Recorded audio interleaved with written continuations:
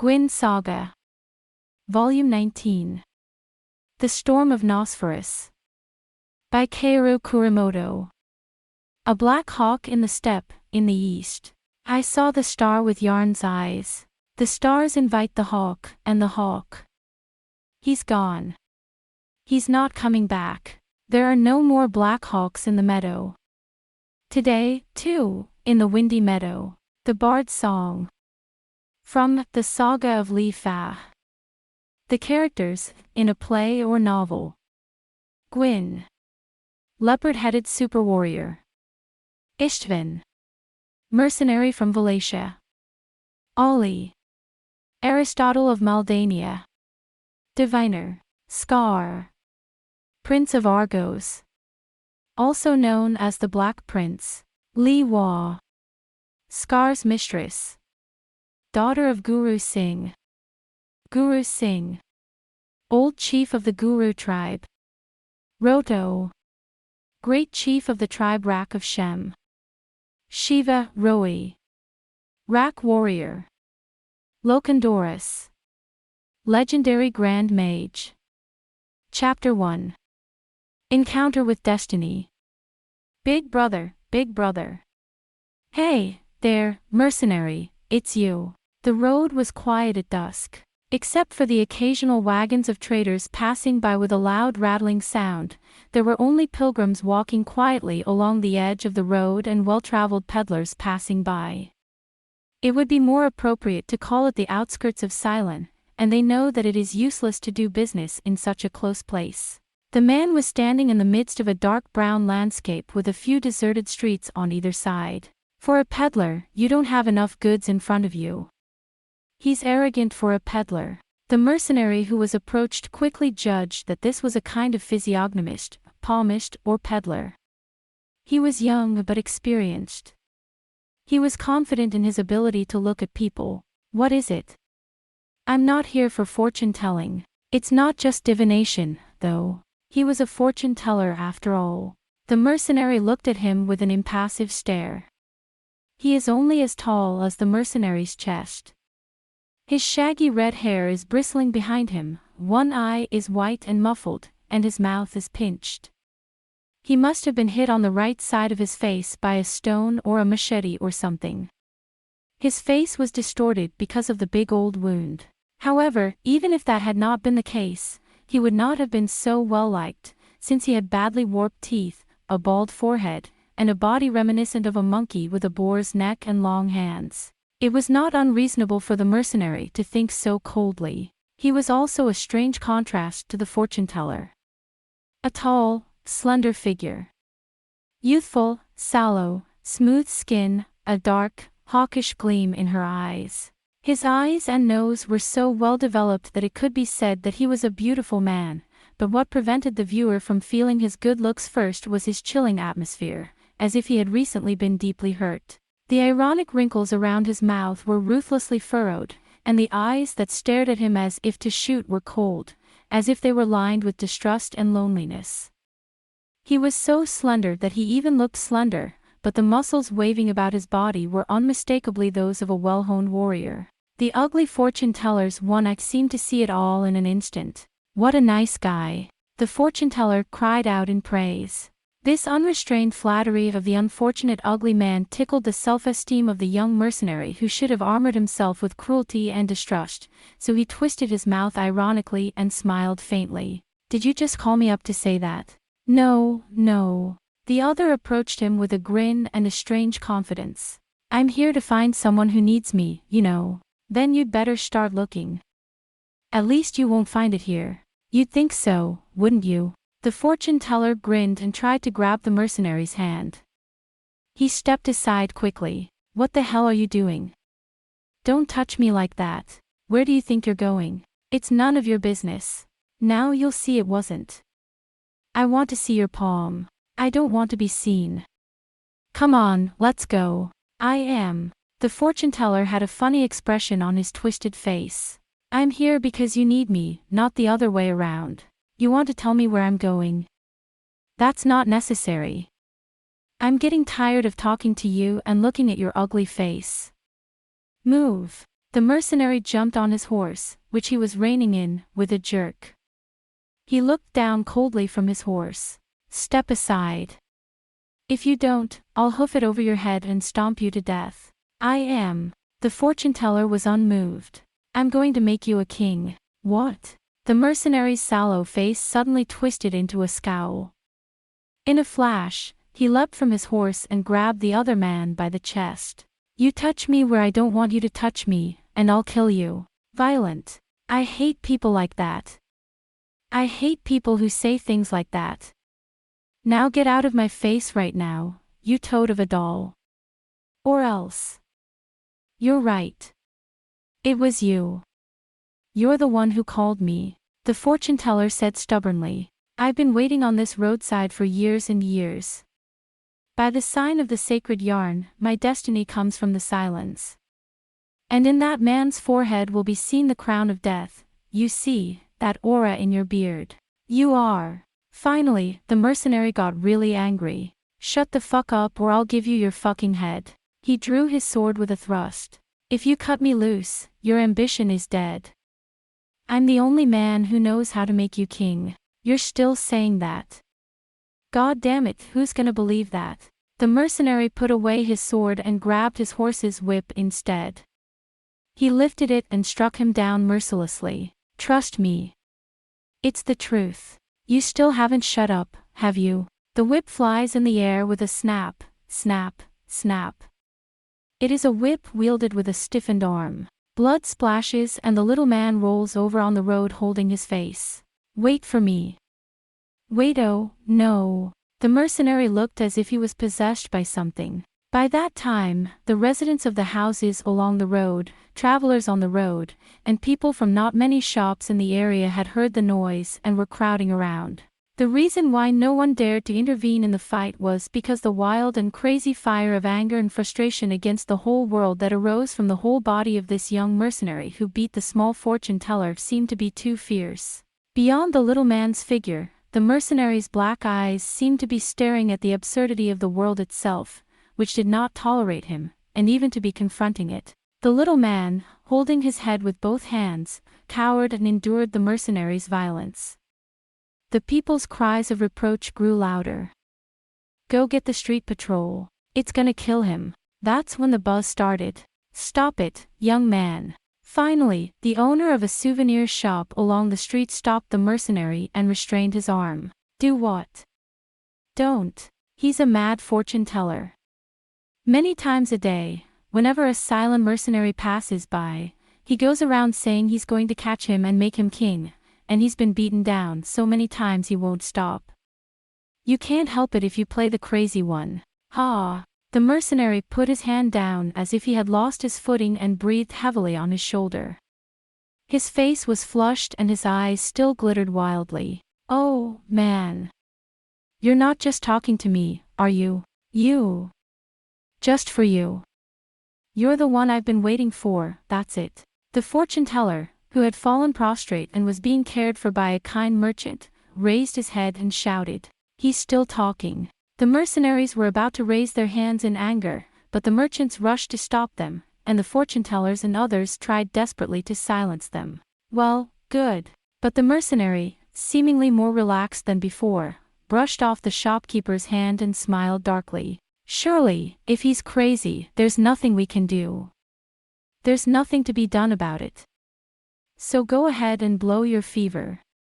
You're a man of ill fortune, and in my right mind, I'd beat you to death. He looks around with a ghastly look in his eyes. Move, move.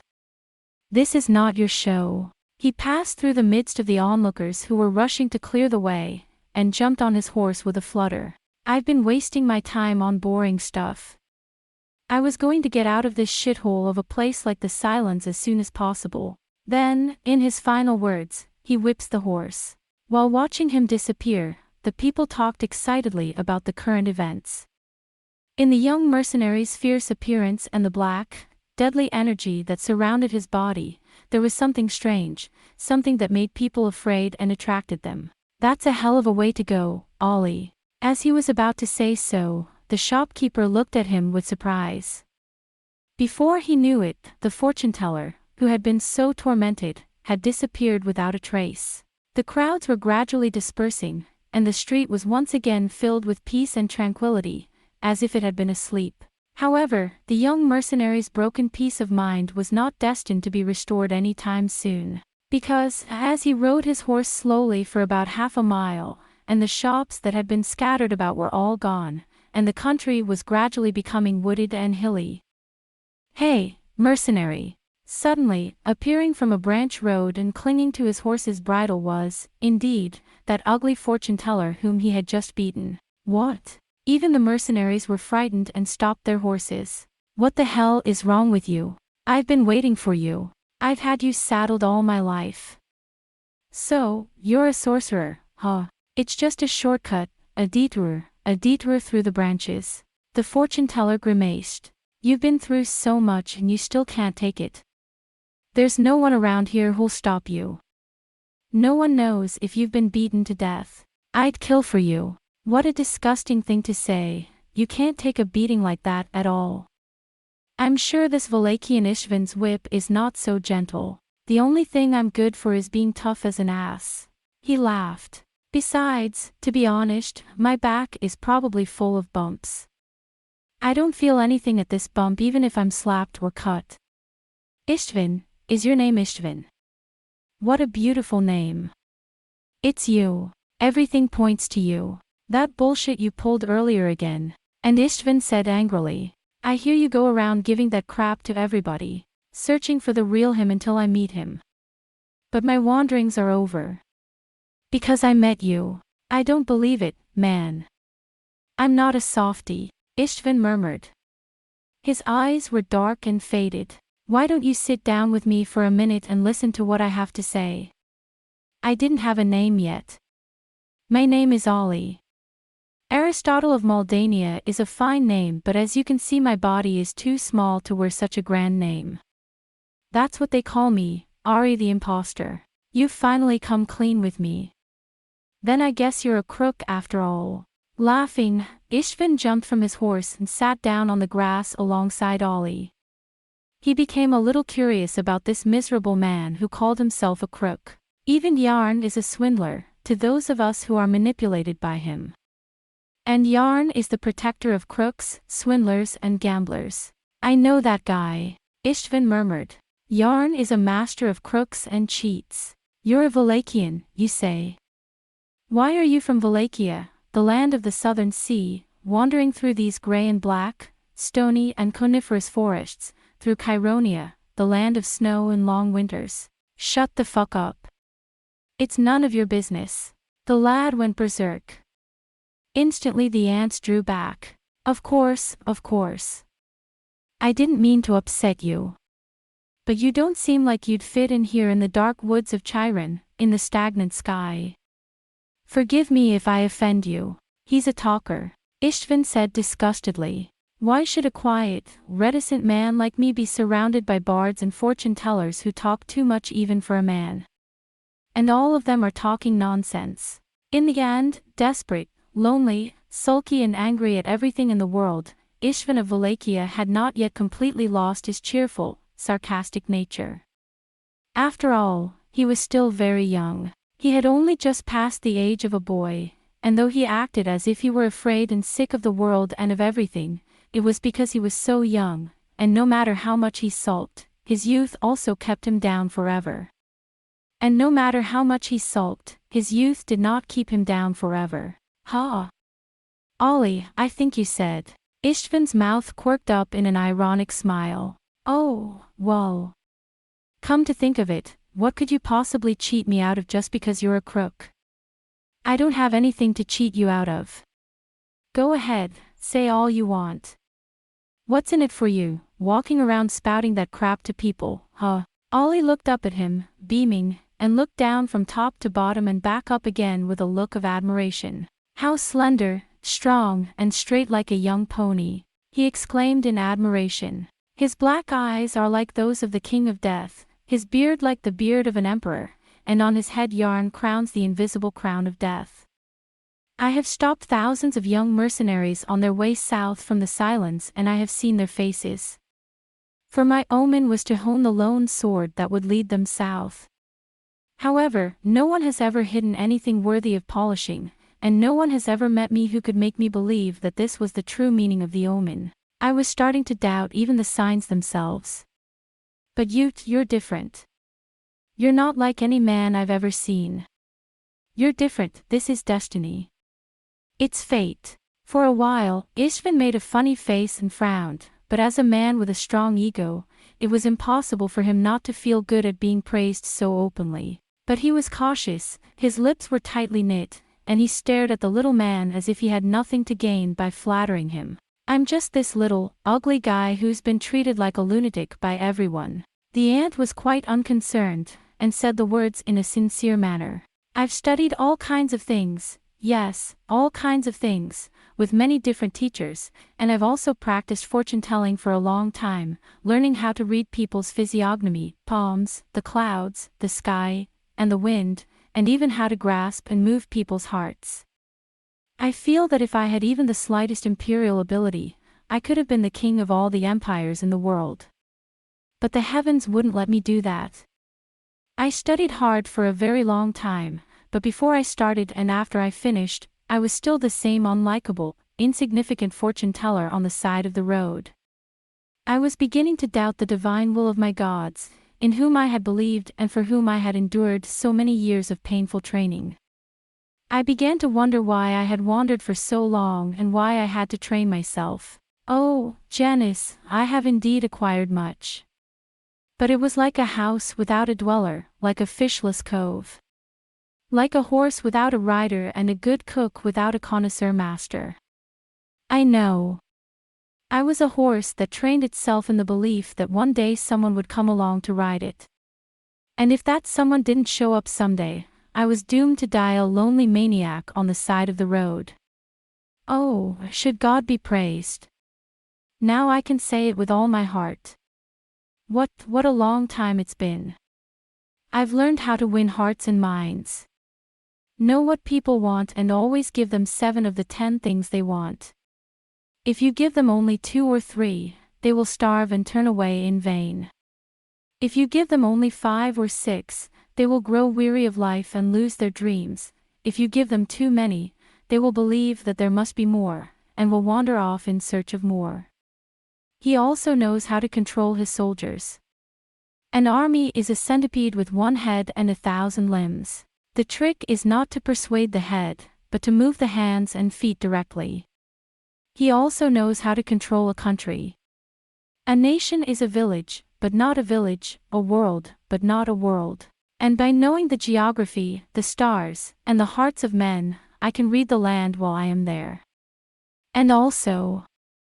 Hey, hey, hey, hey! Istvan interrupted him with a shout. As expected, he was overwhelmed. Wait a minute. This is no good. If you let him talk, you'll talk till tomorrow morning.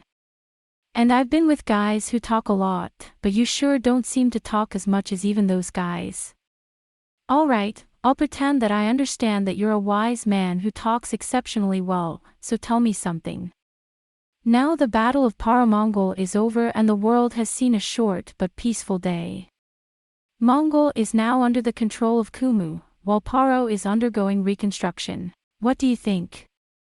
In a world like this, if a ruffian with no army wanted to become the emperor of a country and make you the vizier of that country, would you tell him that you'd make him the king of any country first? And why?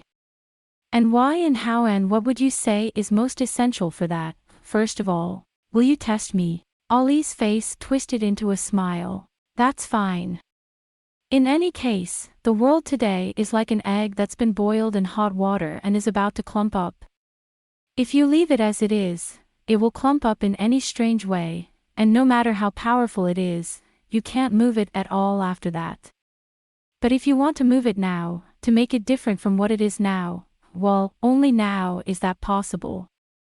And except for now, this world will probably be a turbulent one for a while, and there will be no opportunity for an unknown young man to take advantage of it and rise to power. And even now, the egg is already hardening. There is only one goal. Only one. Somehow, unbeknownst to me, Istvan of Wallachia had stooped down. Yes, just one thing. I'm not asking you to do anything for nothing. I'm not interested in what you can't do, only one thing, only one country, where any man alive today, better a man, any man can be king with a little luck, a little brains, and a little Janus. With luck, a good head, and the blessing of Janus, he could become king. It's just a matter of who's the first to do it. Only one, and it's a fast one. Istvan's eyes narrowed, his voice squeaked, and his breath took on the intensity of fire. He suddenly looked around carefully, even though it was an empty forest, and stretched out his hand and grabbed the ant's collar and pulled it back. Ugh, painful. What are you doing? Just say it. In a voice no one can hear. Where's the one, the only, the only? It's the same if you say it out loud. The ants gasped as their throats were grabbed and shaken. There's no one here anyway. That's not all. Anyone with a fraction of a brain can understand this. And I'm not gonna pretend that I know it because I do. What I'm saying is that up to that point, anyone with a bit of discernment can figure it out, but after that, how to put it into practice, only you, Aurra, know how to do that. Besides, I've had enough of this nonsense, Istvan said in a fearful voice. Say it now. I say. I'm telling you. So why don't you loosen up a little bit? Ollie gasped, ha ha ha. How violent. How violent. It's a Mongol. Mongol. Suddenly Istvan stopped moving as if he had been stabbed by something. He repeated slowly. Mongol. Yes, Mongol. Ollie didn't seem to notice Istvan's surprise. Why do you ask? I'll tell you. First, even 3 babies know the state of affairs in which Mongol now finds himself. The ambition of Grand Duke Vlad, Mongol, who broke the treaty and launched a surprise attack on Paro with the tacit approval of Chironia, was cut short by the counterattack of Aldonairis, Lord of the Crystal, the Black Prince of Argos, and the support of the coastal states, and the unexpected and unfortunate death of Vlad himself from a stroke. If you were to ask me which of these was the greatest cause, I would say the sudden death of Vlad. But perhaps, even if he had not been seen, Mongol would have suffered the same fate sooner or later. After all, the 2 great dukes of Aurra, Kumu and Ulania, who were allies of Mongol, had been secretly plotting against Mongol for a long time and wanted to take him into their territory. And of course, the impatience of Grand Duke Vlad was due to the fact that he already knew that the allies were actually nothing but enemies, and he dared to secure a wealth of national power, human resources, and food supply lines. In other words, he dared to go to Paro in order to face Kumu or Ulania or the alliance of the 2 countries. But in any case, Mongol was defeated, and most of his chief lieutenants were killed, including Grand Duke Vlad, and Grand Duke Mirhol was already killed by Paro's assassins, some say Kumu. Princess Amneris, still young at the age of 20 and, of course, still single, was about to marry Aldonairis, the Prince of Paro under the occupation of Mongol, in a political marriage, but the wily Duke Crystal narrowly escaped the trap that connected Paro and Mongol. Between Mongol and Paro.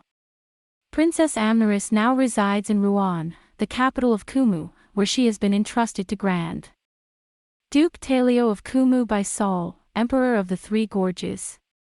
In fact, it's safe to say that Grand Duke Tario will be so taken with her beauty that he will either make her his concubine, or have one of the 3 princes of Kumu, Talo, Talsan or Tarik, take her for himself in order to make Mongol his very own. Unfortunately, Urania has fallen behind and Kumu has snatched Amneris away from her. Moreover, the Grand Duke of Urania has no son of his own who is worthy to take Amneris.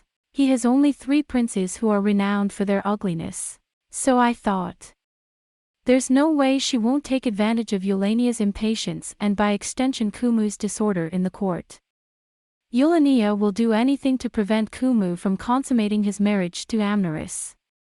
I'm sure she'll even assassinate Amneris. So here's what I think.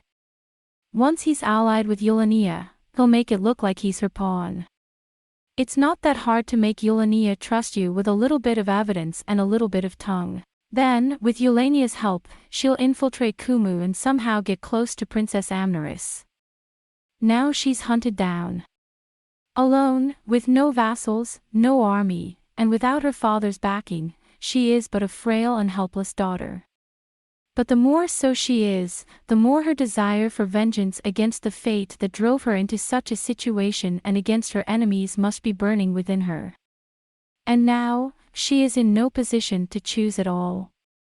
She could be the concubine of the Grand Duke of Kum, or the wife of the Prince of Kum, or she could be publicly executed as the last survivor of the House of Mongol, or she could be imprisoned for life if she is lucky.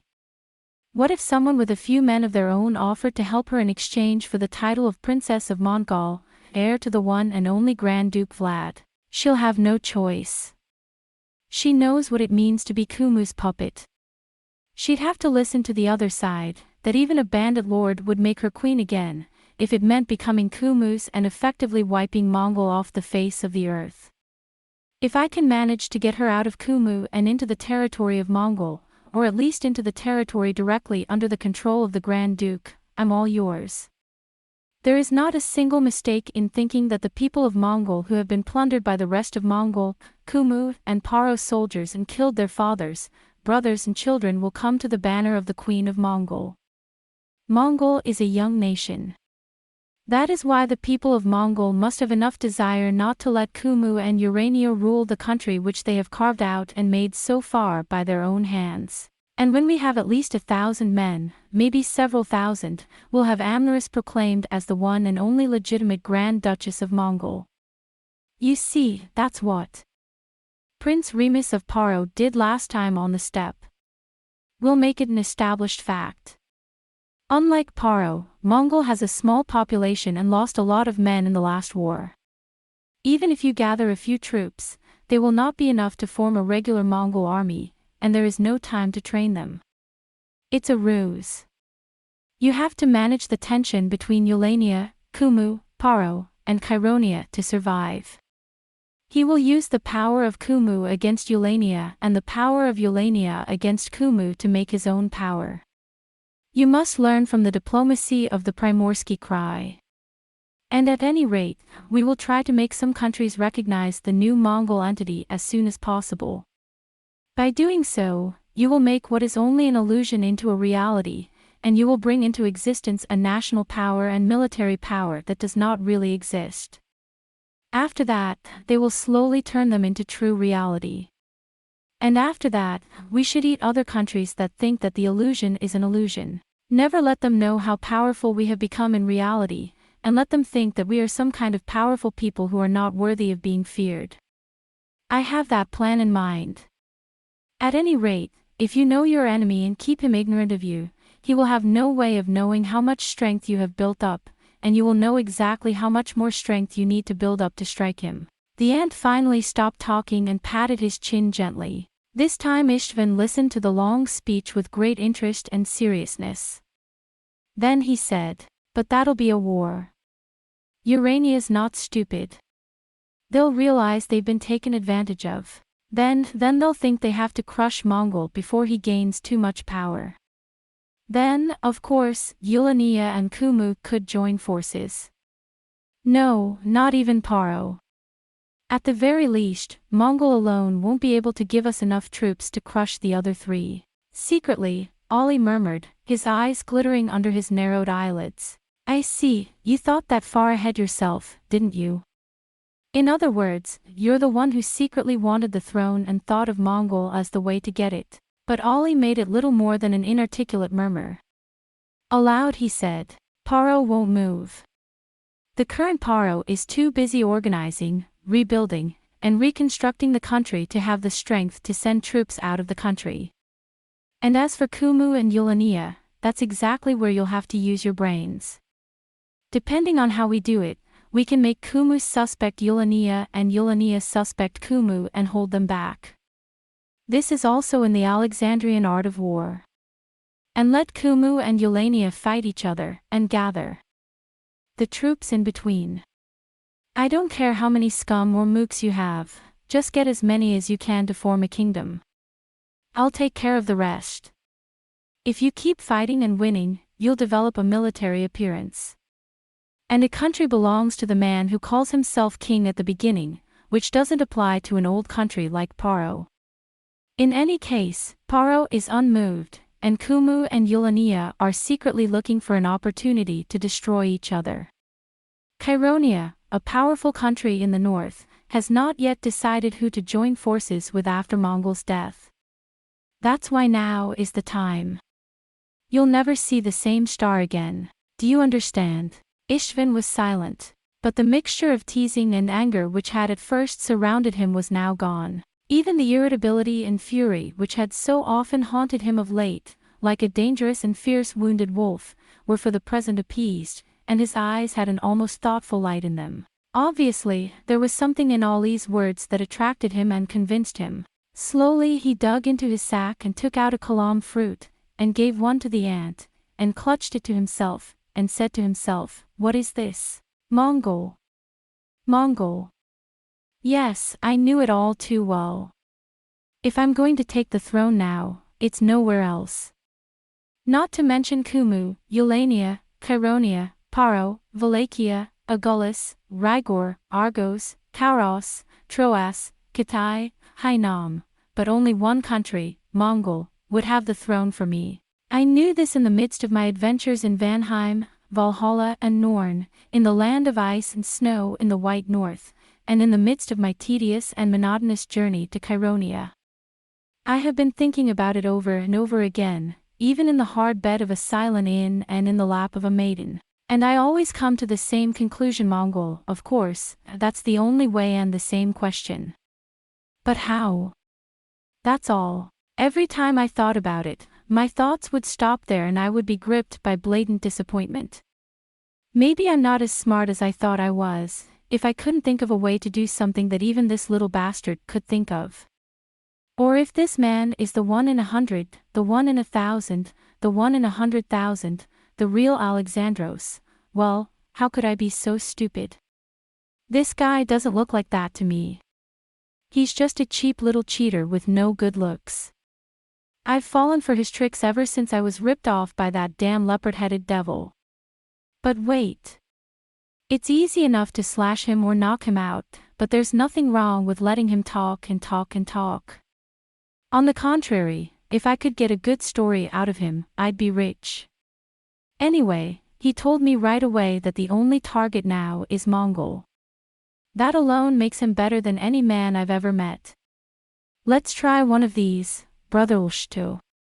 I don't have a single place to go or thing to do anyway. As the thought occurred to him, Istvan asked again, in a somewhat cynical manner. Well, I see now that Mongol is the target, and that any bullseye who can read a rhinoceros at all will surely put it there. So tell me. If you're so sure you're the reincarnation of Alexander, that you're so sure of yourself. Even if Amneris needed the man's help to make himself a Grand Duke, he would never take the man, whoever he was, as a husband, and even if he did, he would never consider giving him to Grand Duke Mongol.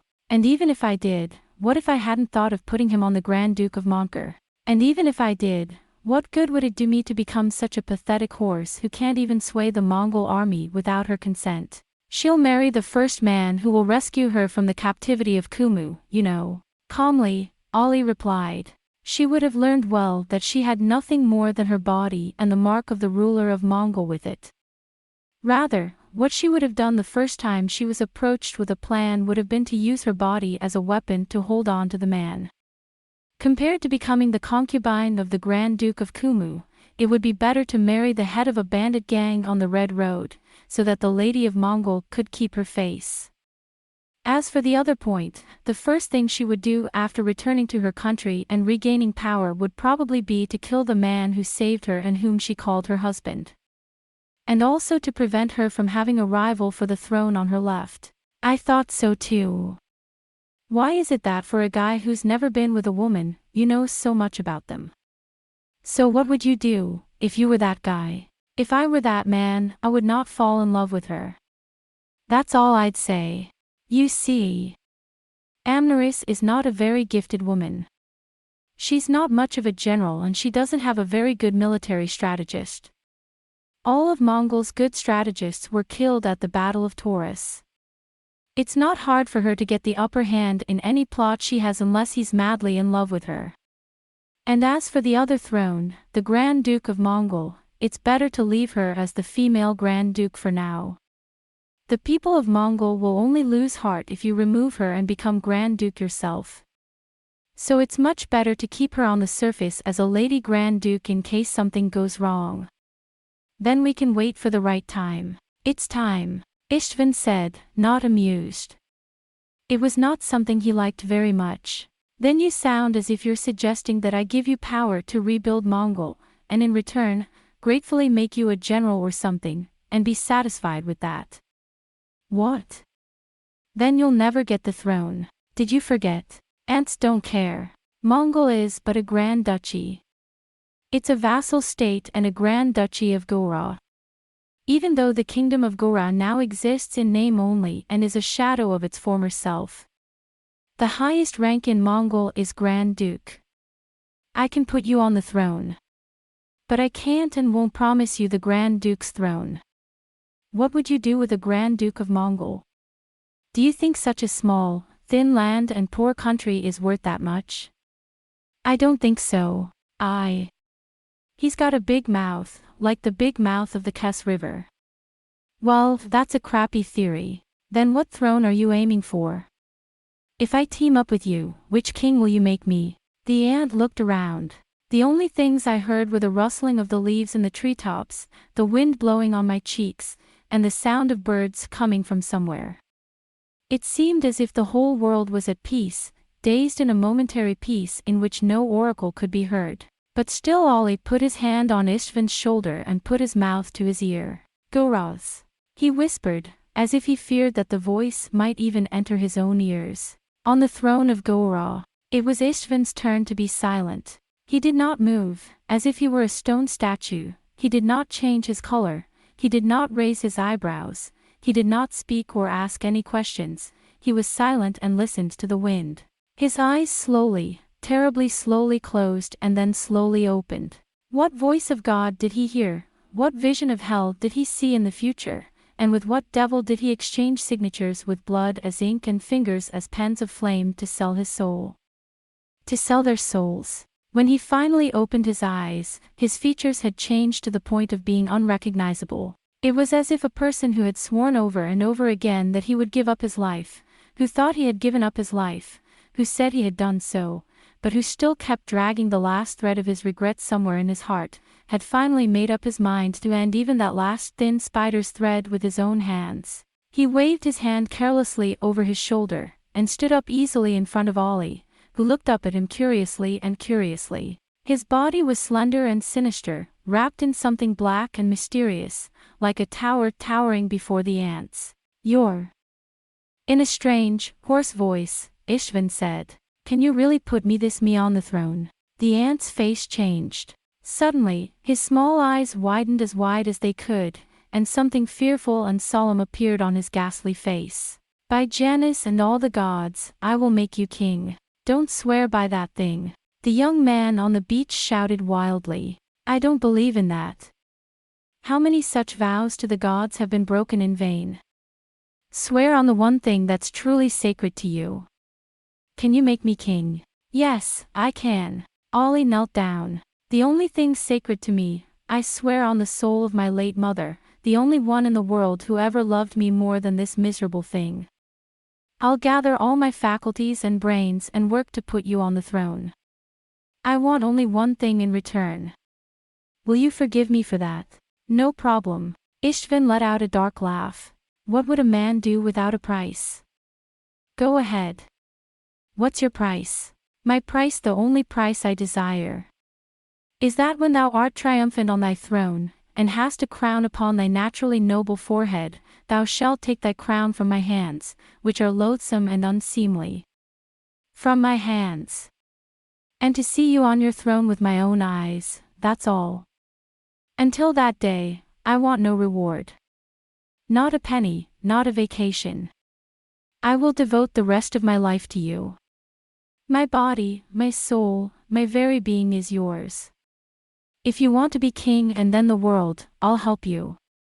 If you want to fight the Dole and be king of hell, I will die with you for that. I am no knight. I have no sword to offer. I offer you my life instead. Istvan of Valyria, will you keep me, Aristotle of Mordania, by your side? For all time to come. Fine, Istvan said simply, and gave Ollie a hand to help him to his feet. Then he grinned as if a new man had come into his life. All right, well, in that case, it might be a good idea to work with you for a while. By the way, what is that thing you said earlier that's missing from the job? It's gold. Ollie grinned as well and said.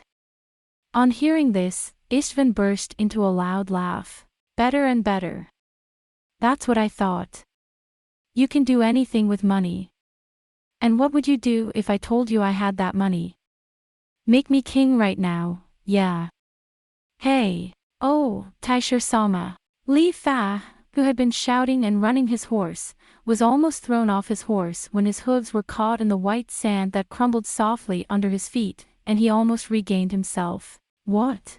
The black turban that covered Scar's head and mouth was covered with white dust and sand.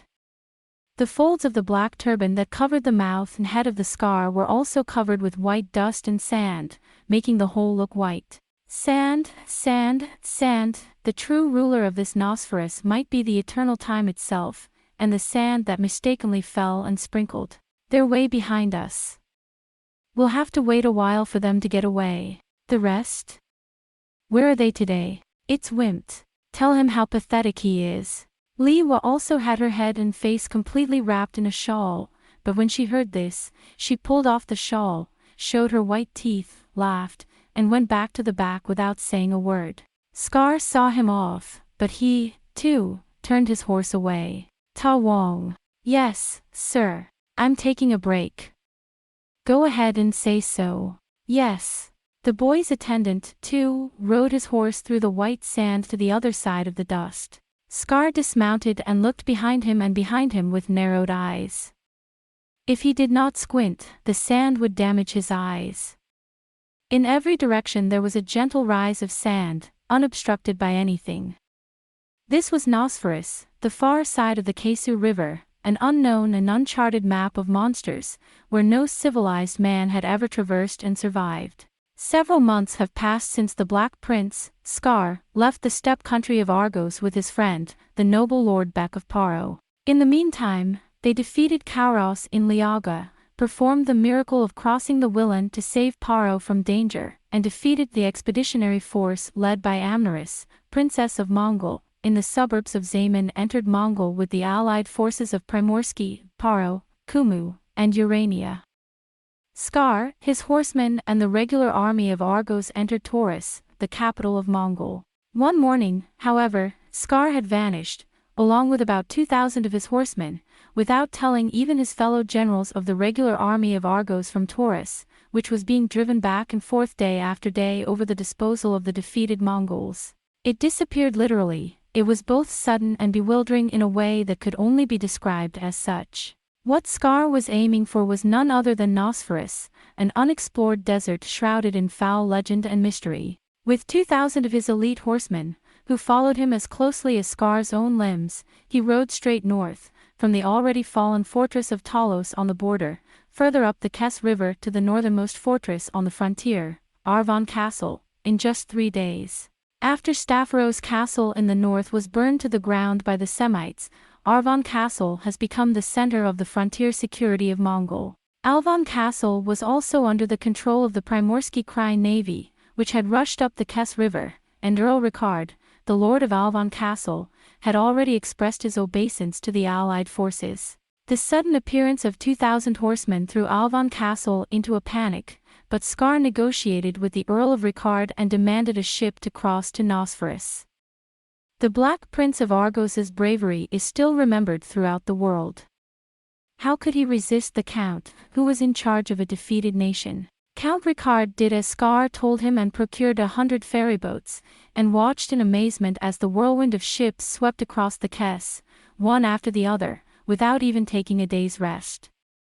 Having been on the banks of the Kess for so many years, he could not help thinking that the Skal who had come all this way and who were galloping off to Nosferus, the land of the dead, and the horsemen who followed them without objection, were nothing but a pack of madmen. It would have been better for him to go away as soon as possible, but this incomprehensible action made him feel uneasy. However, in spite of the astonishment of the Lord of Arvon and his men, the Scar army, which had crossed the river Kess one after another, pulled their boats deep into the shore on the Nosferus side in preparation for their return journey, and, having dipped their tips into the sand, reformed their formation and, after only a short rest, marched straight into the sand. They marched straight to Nosferus, the land of the demons. Standing in the watchtower of Alvon Castle, the Earl of Ricard watched the huge clump of dust move further and further away, until it finally disappeared, and then he said to his aide in a voice that was as strangely weak as ever, "What on earth is that? I can't think of anyone in the world who'd have the need to go deep into Nosferus. I can only think of a bunch of lunatics, no matter what they say. I don't know what a madman thinks, but I know one thing for certain, I'll never see that crowd again." The Black Prince of Argos chose Nosferus as his place of death. That's all I know. It was, of course, a word to which Scar had no access, but if it had reached him in any way, he would have been very angry, and would have banged his saddle blocks and shouted that the Black Prince of Argos would not come to Nosferus to die. Scar had no right to ask for a place to die. And he, or at least he himself, had a serious, time-sensitive reason to come to this cruel land of Nosferus, even at the risk of his own life and the lives of his mistress and his lovely men. At the moment, the only person besides Scar himself who knows the secret is Cameron, the Admiral of Wallachia in the Primorsky territory. Even Liwa, Scar's longtime mistress, and Guru Singh, her father and Scar's second-in-command, were not yet allowed to share the secret. But when Scar, their only and absolute master, who was almost a god, said, "Go," they and their men, the horsemen, crossed the river Kess with Scar in silence, without a word of opposition, or questioning, or even asking why or where they were going. But he did. And if he had told them that he was going up to the palace of Dur, they would have obeyed him in silence, and they would not have repented. That was their love for Scar, not their loyalty, and their trust, not their obedience.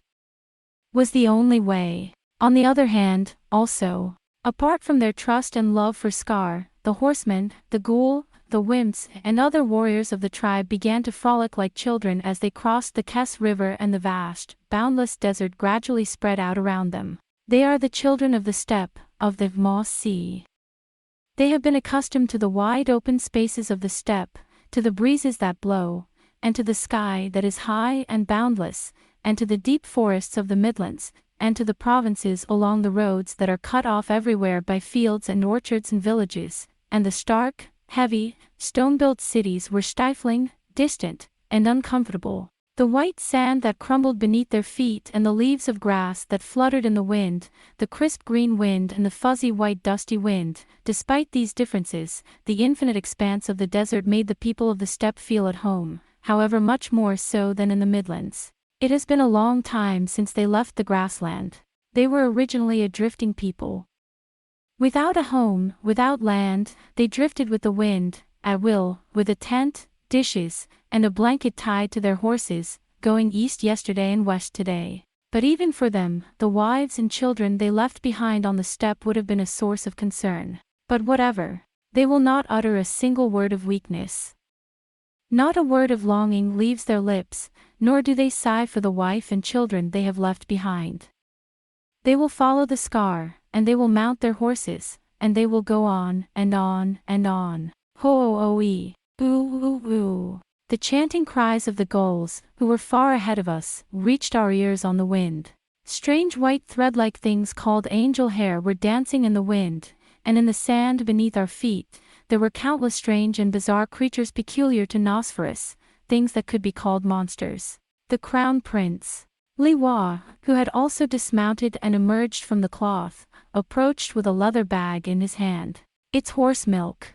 I'll take it," Scar takes it, puts his mouth directly on the mouthpiece of the bone, drinks a lot of the horse's milk in his sack, and gives it to Li Fa.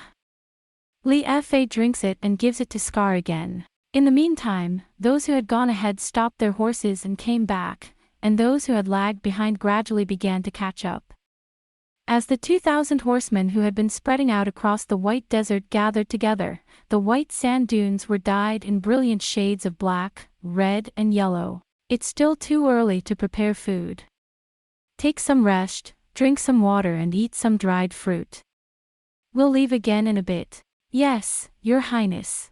I think there's a dust storm coming. Scar looks back at Li Hua and says, the air is fetid. There's dust on the horizon, and it's beginning to get dusty. The sooner wind catches up with us, the better. If it's anything like last time, we're in trouble. Li Fa said worriedly. Thanks to the initial fierce sandstorm that hit the group who were not yet familiar with Nosferus, they were attacked by monsters such as sandhills, sandworms, and rock monsters that came in the storm, and many of them were trapped by the quicksand. Nosferus did not take kindly to these intruders. Even if they had found in the steppe and the desert the same thing, Nosferus had no intention of accepting them as fellow citizens. As they penetrated deeper and deeper into the interior, the weather tended to be more and more unsettled. Gradually the wind rumbled in the sky, the dust flew low, and the withered mugwort flew with it. Scar is silent, his dark, bushy eyebrows furrowed, his eyes narrowed as he gazes through the dust. Originally, the horseman and Scar himself were as silent as the uninhabited grasslands that gave rise to them. Li Fa was close to the Scar, looking up at him with his hard eyes, never taking his eyes off the Scar in order to respond to his request before it was uttered. His dark eyes and the small, cheekboned face of a prairie folk burn with fierce, ardent devotion and love. Wind is slow. Scar's cracked lips moved. Go see who it is. That's when the ghoul youth ran out at the sound of his voice. There's a storm coming, oh. Somebody's screams rang out. Go. The sky trembled, and it seemed as if we had fallen into the desert. The horses were so frightened that they whinnied and jumped out of their saddles and tried to run like mad. Even the fiercest men on the prairie, who were the best horses in the world, jumped to their feet in panic. And then the storm came. It was a pretty big sandstorm. Everybody in one place. Don't scatter. Keep your face to the wind. Close your eyes. You're hurting my eyes. Stay behind the horses and stay close. The cries of the chiefs were often drowned out by the raging wind. The groaning, mournful roar of the wind overwhelmed and battered even the brave men beyond Willen, and they gave up their quest and huddled together, desperately waiting for the storm to abate. The wind rumbles. The sand is lifted up to form a tornado, and it approaches with an ominous roar. In the midst of this darkness, a monstrous creature came out of the sand with a huge mouth, and tormented the horsemen. They were covered with sand, wielded daggers, and had to struggle against a horde of sandhills. At last, however, the storm began to subside. Bluish-purple skies began to peep through the clouds, and the rumbling of the wind subsided little by little, and the people who had been huddled together with their heads covered with blankets breathed a sigh of relief. That's when it happened. From beyond the dust, a small shadow of something rose up in the air. Who the hell are you? Other than the Semites and the Lagoons, two unhuman barbarian tribes, there is no other place in Nosferus that should be inhabited. Even in the midst of this storm, Scar's keen eyes saw it quickly as he grabbed Han Yi's reins and held up one arm to prevent a direct hit of sand from hitting his face as he stood majestically. Instantly, he drew his great sword and gave a mighty shout. Who the hell are you? The next moment, the shadow disappeared as if it had been blown away by the sand. Taisher Sama. There was someone there. As always, Scar's voice is soft and gruff. Anyone? Li Hua looked over at him in disbelief. You don't think that in this hail of sand? The boy squire, Ta Wong, shouts suspiciously. Who on earth would come here? The Semites, sir. I don't know. Scar only replied with a grunt and then slowly put down his sword. However, his eyebrows remained furrowed, as if he was once again reminding himself that he was in this unknown desert, where he could not be distracted for even a moment. The sandstorm has finally subsided, but a terrible night is already approaching. But it was not an illusion of Scar's. A small, strange shadow was moving quite fast on the sand where the storm had subsided. A thin, bushy tail wagging. But it wasn't a beast. As evidence of this, it carries on its back a lance made of the bark of a true tree, a bough, and a water bottle. It is also clad in a fur garment that resembles a bodysuit. With its eyes glowing hazel, and occasionally glancing behind it, it ran through this vague desert as if it were a street it knew well, and then ran straight into the area where the bottom was no longer sand, but rocky ground leading to rocky mountains. And, like a swift black shadow, there is another, smaller form that has jumped down from the top of the rock, cutting a dragonfly. There was a rush and a squeak and a whisper, and soon two of them, were shoulder to shoulder, leaping from rock to rock, and disappearing. All that remained was the cool breeze at dusk, blowing past Nosferus when the hail had finally passed. Resuming their march, the scowl and their horsemen marched onward by torchlight and moonlight until night had fallen. The hurricane was quite large, and due to the monstrous creatures that appeared in the hurricane, more than a dozen people had been injured again, but considering the kind of place Nosferus was, it was rather fortunate that the damage was limited to that level. Scar was still concerned about the suspicious figures he had seen earlier in the storm, but he saw no more of them, and so he continued on his way. After the storm had passed, the air at nightfall was light, the angel hair had been swept away, and the far horizon was tinged red with the setting sun, and Nosferus was beautiful. The Crown Prince. Li Fa is gently walking towards you. What? Nosferus, it's a beautiful place. I can't see Kess River anymore. Yeah, where do we go from here? You know where you're going. Scar's eyes blazed. If I don't know where you're going, you can't follow me, can you? Aha! Li Hua is used to the Crown Prince's tantrums. Without fear, he looked into his dark, tiger-like eyes and smiled. I was just asking. Li Hua is always with the Crown Prince, you know that. Yeah. Scar is in a better mood. He's quick to anger, but he's also quick to fix it. I know. You're with me, Li Hua. Always, Your Highness. Li Hua smiled innocently. Even if I die. Even if the Crown Prince falls in love with another woman and doesn't want Li Hua anymore. But Li Hua will always protect the Crown Prince. You stay with me, Li Hua. Scar regretted his anger. He was a little embarrassed.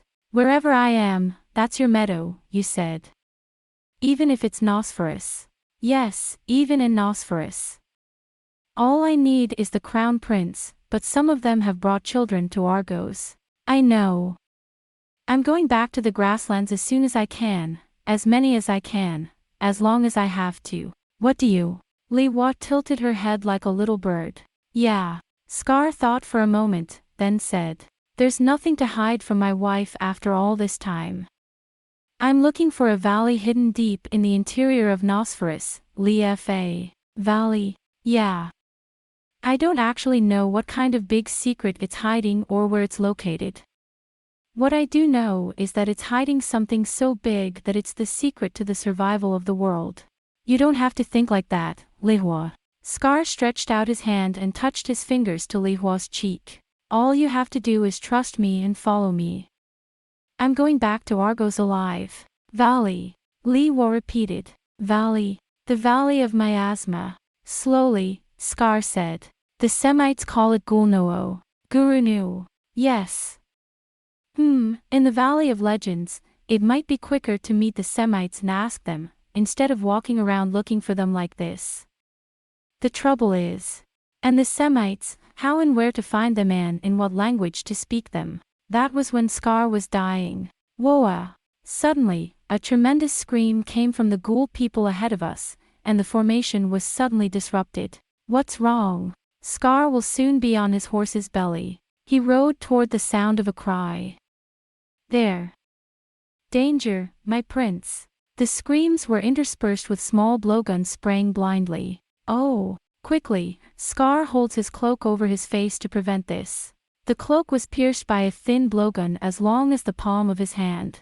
The Semites. The Semites are coming for us. The screams of the guru. Immediately, the horsemen took up their weapons and jumped on their horses, or formed a circle with their horses in front of them. These are the people of the steppe who are fighting hard. They don't need to wait for a command or an order. Ola, alala, I, Ola. In no time at all, the white sands had become a battlefield. The voices of the Shemites and the horsemen are mingled. Small, sinister figures of the servants of death spring up from the sand and surround them. A spray of arrows falls upon them, and the horsemen quickly defend themselves with their leather cloaks. Again. The curtain of war is about to fall, staining the white sands of Nosferus with blood. Uparaparo. Ola, Eeyore. Eyu. All of them were also wandering people, living a life of war and drifting, no less than each other.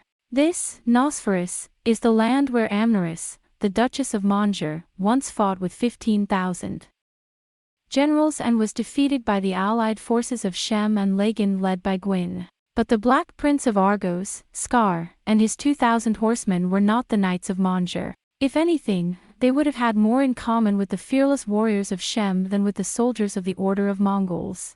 And they were quickly becoming accustomed to the desert, and they did not long for it. Neither the desolation nor the weirdness of the desert hurt them, and as they grew accustomed to it, they found it far more comfortable than the stony cities of the Midlands. Their horses, too, soon learned how to ride in the sand, and how to follow their rider's command, and to ride skillfully over the sand. Paro. They were not daunted by the appearance of the strange creatures that appeared from beyond the dunes. With reddish-brown hair all over their bodies, strange pigments smeared on their faces, and crude but powerful weapons in their hands, these half-monkeys, half-humans, surrounded the intruders with shrill cries and threatened them, but they soon learned that they were a more formidable foe than they had ever known. But it soon became apparent that it was a more formidable opponent than they had known. The Crown Prince. Liwa walked over to Scar, who, as usual, was not standing at the front, but was sitting in the middle of the room with a difficult expression on his face. What is it, Taishir-sama? No. Scar's eyebrows are furrowed in disgust. What's wrong with him? Isn't he the usual prince? It makes no difference. Scar blows his lips lightly. I'm just thinking. What? Well, I wasn't really planning on fighting the Semites. I can't help it if they're coming for me, but if I could. Well, good. For a while, his eyebrows knitted tightly together. He watched the battle as it seemed to be ending in an overwhelming victory for the horsemen, but suddenly, without saying a word to Li Hua, he drove his horse. Ah! Lord Tycho! Li Hua rushes after him. He doesn't even look at her. Enough, don't kill me, Scar shouted. Loud as gold, hardened by battle. Keep them alive as long as you can, don't kill them. Take him prisoner, you understand. Many of these brawls were already over. Originally, the Semites seemed to have been aiming to frighten away this group that was trying to enter the depths of Nosferus, if possible, rather than trying to eat up the Scar army in a single breath. Therefore, when they see that the enemy is much stronger than they expected and that they cannot be repulsed by this small group, they lose their will to fight and try to retreat quickly. And the horsemen, who were in high spirits, pursued him, and, according to the command of the Lord, did not kill him, but sought to seize him by the tail from his horse, and threw sticks at him to stop him in his tracks. All right, that's enough. Don't go too far, or you'll play right into their hands. Scar's orders came immediately. He is the Black Prince of Argos, who has lived half his life fighting battles, from great battles in which many nations fight at the same time to small battles, and knows all about battles. Immediately the horsemen obeyed the word of their master. Still, a dozen or more of the small, hairy Semites struggled, dragged up before their horses by their captors. Surprisingly, they're not much better. Reflecting on the bellies of Li Hua, Gul Sing, Ta Wang and the others who had gathered beside him, Scar grumbled. By this time, the sun had already set over the desert, and the gentle lines of the white dunes had sunk into the deep indigo. I've heard that the Shem of Nosferus is a small but extremely brave warrior race, but I guess half-apes are still half-apes. The troops that had pursued them had returned and begun to form their ranks. Scar ordered them to spend the night here, to light bonfires, and to be on the lookout, and then he brought the Semites before him. More than 20 of the hairy little 8 men were brought in, with their bows and arrows and their magic stone machetes taken away. Scar looked around at these barbarians with great curiosity as he met them for the first time. Do any of you understand what I'm saying? He gets off his horse and walks around in front of the apes, shouting with dignity. The Shemites looked at each other, and one of them, when questioned again, advanced a little. Sukashi. Wakaru. They are supposed to be the same as human beings, but I wonder where their evolutionary path went astray, and they look more like monkeys than humans. But inside he was no different from a man. I could hear his words clearly, though they were slurred. You know what I'm talking about. Scar reminded him. I know. All right, now listen. And tell your friends. Scar said as he walked slowly past the Semites, his whip clutched in his backhand. Listen. I am Scar, Crown Prince of the faraway steppe land of Argos. And these are my people. I did not come to Nosferus to fight the Semites. Do you understand? I'm not the enemy. I'm saying we're not Shem's enemy. The enemy not. That's right. You came at us so suddenly that we had no choice but to return fire to defend ourselves. But I have no intention of violating Shem's territory. You see, I came here to be friends with Shem. Thanks, but we're not getting anywhere. Scar murmured softly. I asked him again. Is there anyone here, Shem, who understands what I'm saying? I want to talk to Shem. I can come and see him myself if I have to.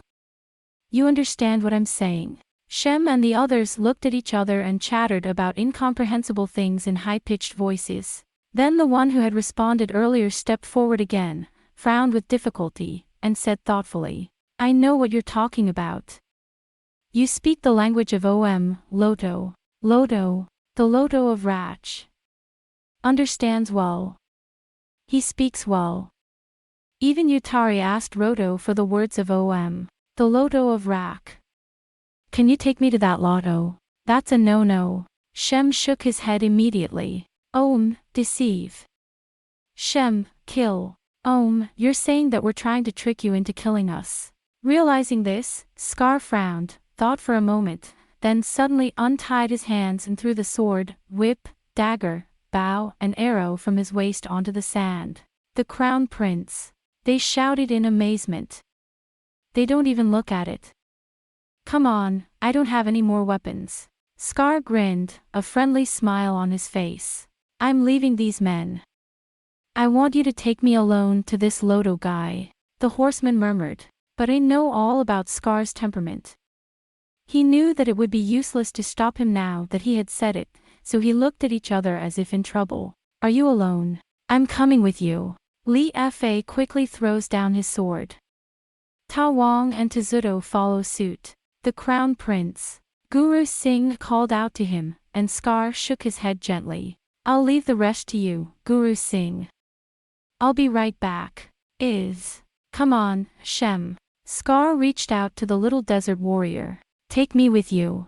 Shem and the others are saying something to each other. It seems that even among their friends, they are divided into those who disagree and those who think it's a good idea. What do you think you're doing? I'm unarmed. If it comes down to it, why don't you just use me as a hostage? Irritated, the short-tempered Scar yells. Are you that lark? No, we're gross. There are many tribes in Shem. Just like us. Scar flashed his white teeth again. We prairie folk and Shem are alike in many ways. We'll understand each other if we talk. I want to find something in Nosferus. That's all. I did not come here to fight Shem or to control Nosferus. You know what I mean. I get it, mostly. But I don't trust ORM. Shem said. Now that you've attacked us out of the blue, we have no choice but to fight you. We wanted to see Shem, to talk to him, to make peace. As you can see, we have brought gifts for Shem. It wasn't a lie. When Scar gave the signal, the little things that Shem would like, which were tied to the 10 horses, were spread out there, beautiful cloths, cheap trinkets, salted meat, and spices. I don't want anything in exchange for this, Scar said softly, as if to say, I just need you to tell me something. That's all. When Shem and the others saw the goods that had been gathered up, they seemed to be visibly moved. But they were still chattering to each other, apparently in disagreement. In the midst of these incomprehensible words, Scar suddenly noticed that a familiar word was inserted. Mongol. That's what it sounded like. Scar jolted to his feet. Mongol, for example. He said. Some time ago, the soldiers of Mongol came to Nosferus and did you wrong. Do you? I have rallied from Argos and defeated his army of Mongols. I'm an enemy of Mongol. That's what I'm talking about. Mongol, you killed many, many Shem. Shem said with a look of enthusiasm on his face. Yutari's father, too, Mongol, killed him. Yutari, is that what you are? Glows Yutari. He said his name with pride. The brave of Shem. So Mongol killed Yutari's father. Then I've avenged Father Yutari. I defeated Mongol and Mongol has already perished. There's no country called Mongol anymore.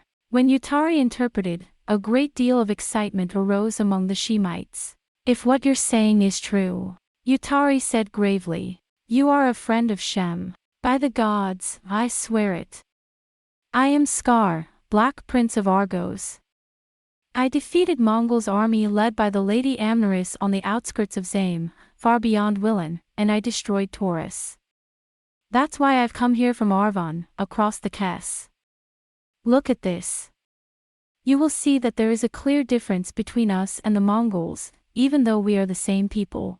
Scar plucked off his black turban and exposed his long, dark, rich hair and bearded, dark face to the moonlight and torchlight rising from the cage. Hair as black as gross. Yutari looked around as if he had noticed it for the first time. They all have gross hair. Black eyes, black faces. Mongol brown as a rack. With faces as white as sand and hair that glistened not monger. Are you OM? Really? We are the people of Argos, the land of the steppe. Scar repeated. The country is so far from Mongol that it would take a horse a month to travel there. Algoth. Yutari repeated, as if it were difficult to say. Okay. Eventually, Yutari hesitantly said. I will take you to the village of Rak. But not all of you, of course. Can I take about 20 people with me? Yutari smiled broadly. For the first time, he seemed to be completely free of doubt. He was impressed by the fact that they were black-haired humans like him. Scar appointed 20 others to hastily accompany him and disarm him before Shem and his men were distracted. Is Rak's village far from here? Ha! Oh. Before, the village of Rak, it was very far. Now it's not so far. A new village. Should we leave in the morning? Will you accept our hospitality for the night? No. Yutari shook his head. Desert, daylight, hot, can't walk Shem, Nate, walk. All right. You say it's too hot to move during the day. That's true. Then let's leave now. Scar is second to none when it comes to haste. The horsemen, who were used to this way of doing things, were a little worried but said nothing. In any case, they believed that the scrolls were not to be trifled with by these half-ape barbarians. Guru Singh, who was left behind, was given a brief warning, and immediately Scar set off with only Li Hua, his entourage, and 20 men. The day is long gone, and night has fallen upon Nosferus. Under a starry sky, the horsemen have spread out their tents, and the bonfires are dying down as they prepare for the night. Shem and his men had apparently cleared their doubts about Scarhi. Mongol, it's gone. Yutari asked in a loud voice as he walked from place to place, trying not to fall behind the horses. Ah. Now Mongol is under the joint gaze of Kumu and Urania. The Grand Duke of Mongol, the chieftain, the king, is dead and his servant is in captivity. For the time being, I don't think Mongol will be pestering Nosferus again. Big fight. It's the Uther. Many, Mongol, Shem, killed. A very big fight. That's what Amneris's march on Nosferus is all about. Scar muttered to Liwa. Kaloi, the great mountain village of Om, killed. Orm was angry. They came across the river. If it hadn't been for Liard, Shem, we'd all be dead. As you can see, this was not a very clear explanation for those who did not know the situation. Scar gave a nod of approval, but remained silent for a while as he rode on. The Crown Prince. Li Fa brought the horse over. What the hell, Li Hua? I can see the mountains. Mountains? Yeah, that's the one. It's got a weird shape. You look like a dog's head. Just as Li Hua had said, the black silhouette in the distance looked like a huge dog lying on its back with its head lifted high. The pale moon was already close to the middle of the sky, and with its chirping and cold light, the desert was white and still, as if the frenzy of the previous storm had been a lie. It is as flat, white and smooth as a calm sea, with many strange and terrifying creatures hidden within. A sea of sand. Scar murmured. Perhaps the thought of a faraway land had soaked his strong chest. That's a long way Argos is. Yes. Li Hua. It's time for you to go home. Aha. Li Hua smiles. In the dim light, her obsidian eyes glow with a mysterious light. Why? The Crown Prince is here. My father is here. All the gulls are here. This is where I belong. And where I'm at, you're at. Blunt but fierce words of love. Li Fa's cheeks flared in the darkness. Even if you end up in Nosferus, you'll still have me, Li Hua. Fine. Li Hua said simply. Besides, Li Hua, I like it here. Oh, yeah. I like it, too. It's nice and spacious here. The sky is high. If only there was grass for the horses to eat. Scar was about to say something. Hanyi whimpered and scrambled to his feet. Suddenly, Shem and the others looked at each other. Horse, crawl, good. Yutari shouted. Hurry up. Get off your horse. Scar shouts.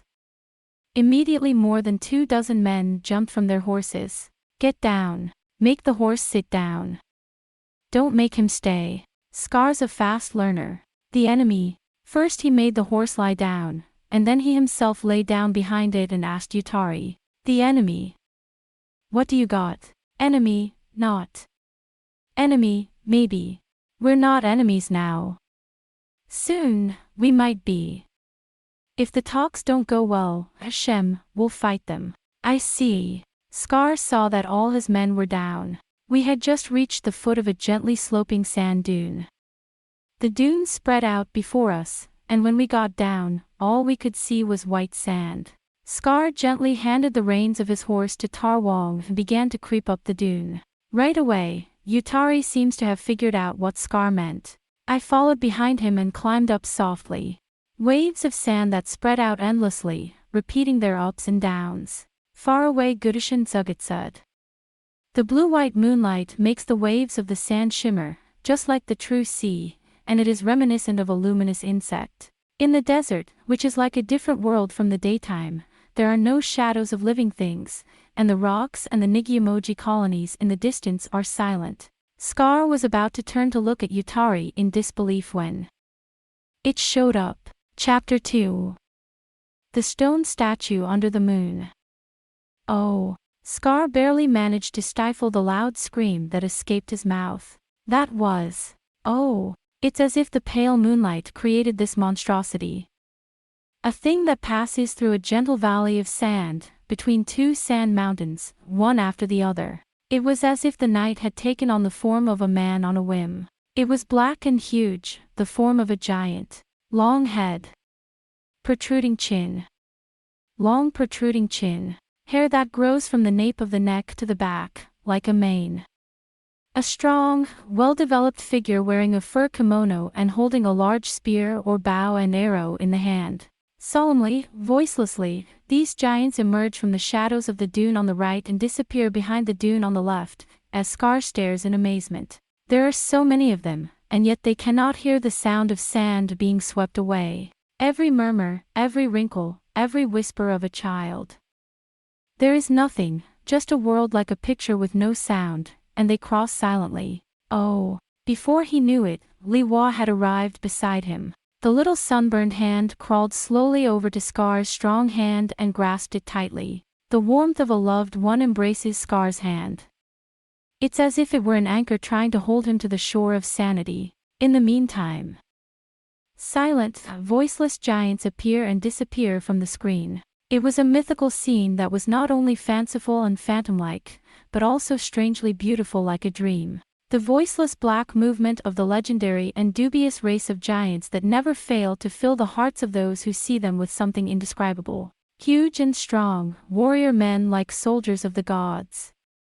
Women, with their long, crinkled hair bristling behind them, as strong as men. Children, small but perfect chicks, carried by women, babies on women's breasts. At the end, several old men with white hair appeared on the palanquin carried by the men, and a group of warriors guarded them as they disappeared into the dunes, but no one moved or spoke for a while. Eventually, a deep, eloquent sigh escaped the lips of the Black Prince of Argos, as if he had finally awakened from a long, strange, deep dream. Who the hell is that? There's nothing anyone can do about it. Not mortals, of course, but gods. Are the gods real in Nosferus? It's not the gods. Yutari raised himself up and answered Scar. Then what is that? That one. When Yutari saw that it had gone, he slowly brushed away the sand and stood up on the dune. His small, hairy body shone as if wet and pale in the moonlight. Ragan. What? Scar's voice is piercing. It's Ragan. What's a laden? A legendary race of giants who live in Nosferus. Giant people. Yes. Ragan. Yutari seemed somewhat mystified.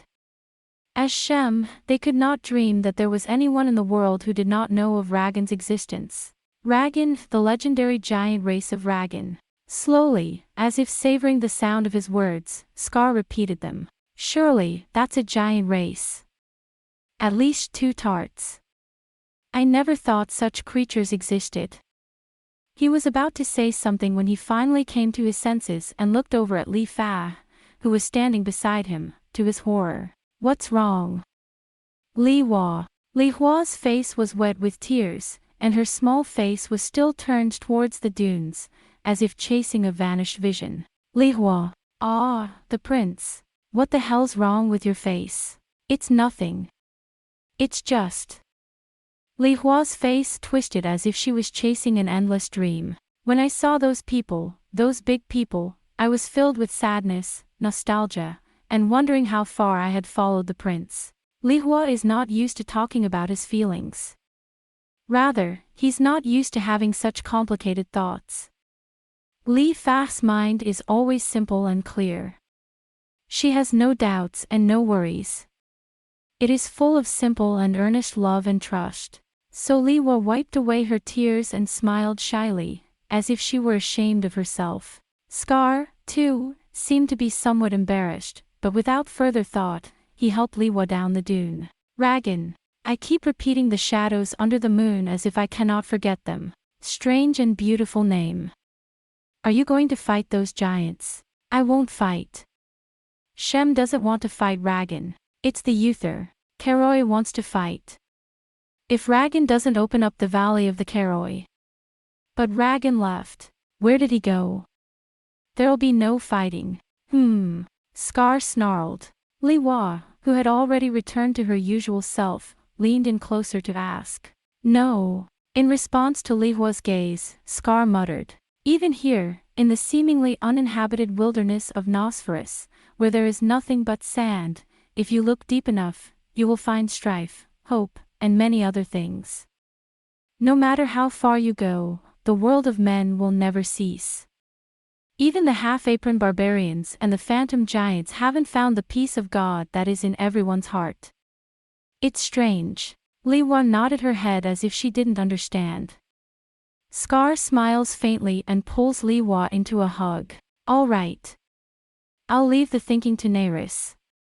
All I need is you, Li Fa.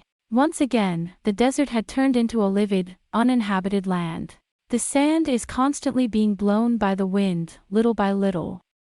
Even when they passed by the valley where Ragan and the others had passed, Not a single footstep of so many had been left there, and looking at the wind-marked sand, they could almost believe that the earlier vision was nothing more than a mere trick of the moon's mysterious power. Scar was very much interested in the matter, but he knew that Yutari's language was not strong enough to make out any further details, and so he did not ask any further questions. Besides, they had to hurry on if they wished to reach the village of Rak before daylight. So they put Shem and the others first, and put the lame and wounded in the saddlebags of their horses, and rode on through the desert, wet with moonlight. Never again did they encounter lagoons or other monsters. Shem and his men had a keen sense of smell for sandworms, sandhills, and most of all, the dreaded desert ID. They were able to foresee these attacks in advance. They hastened on through the unchanging landscape. Fortunately, the brave men of the field and their horses were as strong as Shem and his men, and their strength was as great as theirs. They approached the bank of the Kess, which they had once left, by the light of the moon, which was gradually fading. At length, from a gentle dune of white sand, they came to a flat wilderness of sand and stones, and gradually the stones became large and ragged, and some of them were even rocks. Between the rocks grew mugwort, which grows even when water is very scarce, and apparently even the smell of a watering hole was mixed in the dry air. The angel hare appeared again. "Be careful. That's what Yutari said. There's a lot of crap around here." Crackpot. What the hell is that? It turns into a rock and bites you. When it bites you, you can't get rid of it. I suppose Yutari was referring to the Uwamadoki. Scar had no way of knowing that. He looked wistfully at Yutari and nodded. "Soon, the village of Rak." Yutari says it again. Mako wipe ahead. When he said something in Shem's language, it seemed to be in order, and one of the Shem ran and disappeared ahead of him. After a while, the cliffs on either side of the road became narrower and narrower, and the road began to go downhill. Somewhere, we could hear the murmur of water and strange voices calling out to each other. "Hoi, ee." They must be Shem's guards. "I'll wait here." That's what Yutari said. They stood still there for a while. In the meantime, their voices, which sounded like the chirping of birds, continued. Eventually, I wondered what that signal meant. "Lotho is coming," Yutari told Scar gravely. "How can I thank Lotho? He's a great chieftain of Shem. Do we kneel or not?" That's when Scar asked in all seriousness. "Lotho." Yutari intervened and gave him a hand. Slowly emerging from the corner was a squad of Shem. At the head stood an old Semite. He was so old that all the hair on his body shone like silver, but his eyes shone with intelligence. He came straight to Scar and Yutari and bowed to him graciously. Then he opened his mouth. What came out were the words of a human being, spoken in a stilted but perfect, grave and old-fashioned manner. "Scar, the Dauphin of Argos. Welcome to my village of Shem. My name is Lothier. I lead the tribe of Rock of Shem. I am the Black Prince of Argos." Scar. Carelessly, he dismounted, gave his hand, and called himself Scar. "It is a pleasure to meet you, Lothier. I come from Argos, a land of steppe a million moors beyond the Kess. I am no enemy of Shem. I am the one who defeated Shem's enemy Mongol." And so it is. At Scar's signal, the two boy attendants, Tawan and Tast, stepped forward and spread out the offerings of Shemhi, which they had brought on 2 horses. "This is a sign of our approach to Lotho, king of Shem. We ask you to keep it." Lotho's face lit up. Roto touched the beautiful cloth. "Thank you, your grace, for your service. But I am not the king of Shem. I am only the great chieftain of Rak. So there is no king of Shem. The king is there. Roto is a slow learner, but he is not here. The king has left his kingdom and departed. We have been waiting for him ever since, believing in his promise to return to this land. Well, whatever. Scar looks like he's in some trouble. Anyway, I want to talk to Shem. I want to make a deal. I've come a long way for that. Because of an unfortunate misunderstanding, I have come to grudgingly bear the brunt of war with this Yutari clan, but I have no intention of making an enemy of Shem. I came here to learn about Nosferus. My country is far away and I have no direct interest in Nosferus. So there's no need for you to worry that we're the first to threaten Shem's way of life. Tell us what we must do to convince them that we mean them no harm. If you are not troubled by the word of the Lord, that he has overthrown Mongol, then you have no need of any other testimony. Roto said gravely. I already know how much you care for me as you have put down your sword and come to me. Come to my village and rest for a while. May I do so? Scar smirked. Then I'll stop at Rak's village. It's been a long night, and I'm tired, but my wife and my horse are tired. Maybe the sunrise was coming soon.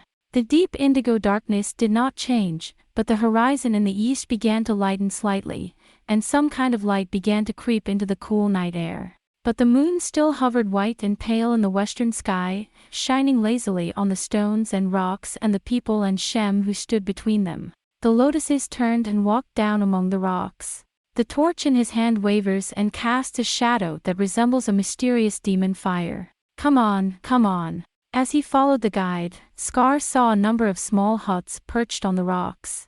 Semicircular houses with walls made of twisted straw and roofs made of twisted clay like a big bowl are built along the valley, with rocks as the back wall. From inside the houses, women holding tiny, hairy babies tightly in their arms, and old men with shining white hair are peeping at us with fearful eyes. Scar, however, was not distracted by the eccentric sight.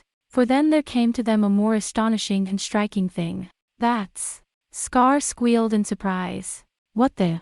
It was a huge statue, about 3 tarts high, carved into the cliff at the far end of the valley with a poor but passionate touch. The rocks here are rather soft, blackish, and mixed with sand.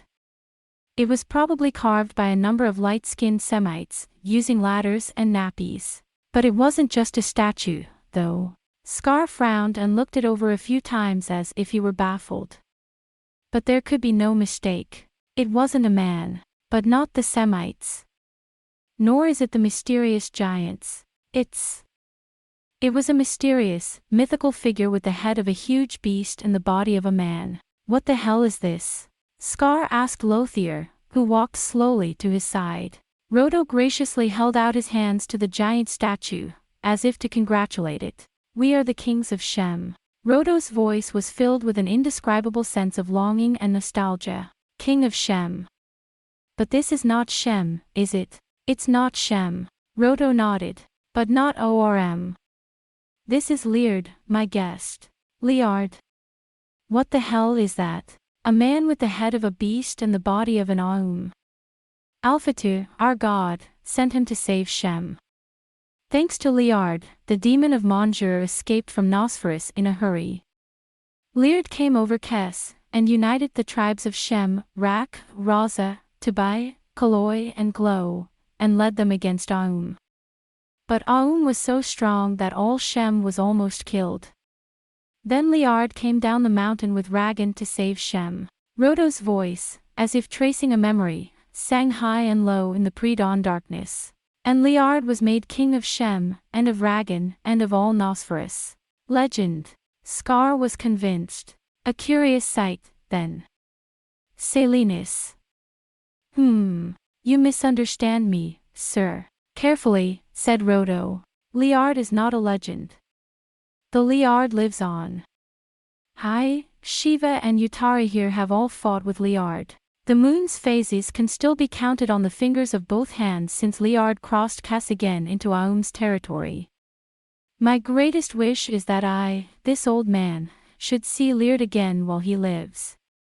And the granddaughter who went with him. Leard said he'd come back. Every time he brought Ragan here, he never broke his word. Rillard will come back. I just want to live until then. Scar looked at Loto, half in doubt, then back up at the statue. Is there really such a thing as a human being? Scar muttered in a small voice. Indeed, I have heard of a masked warrior and a man who never wore a helmet because of illness. On an island in the South Sea, there is a high priest who wears a jeweled lion's head for the rest of his life. But, then, Roto, Are you saying that this monster's head is not a mask, a figment? That's right. Did you really see that guy? We lived with the leopard, ate the same food, listened to his commands, and fought the same enemies. Shoulder to shoulder, Roto said with a little pride. That's the order. Then you'll speak up.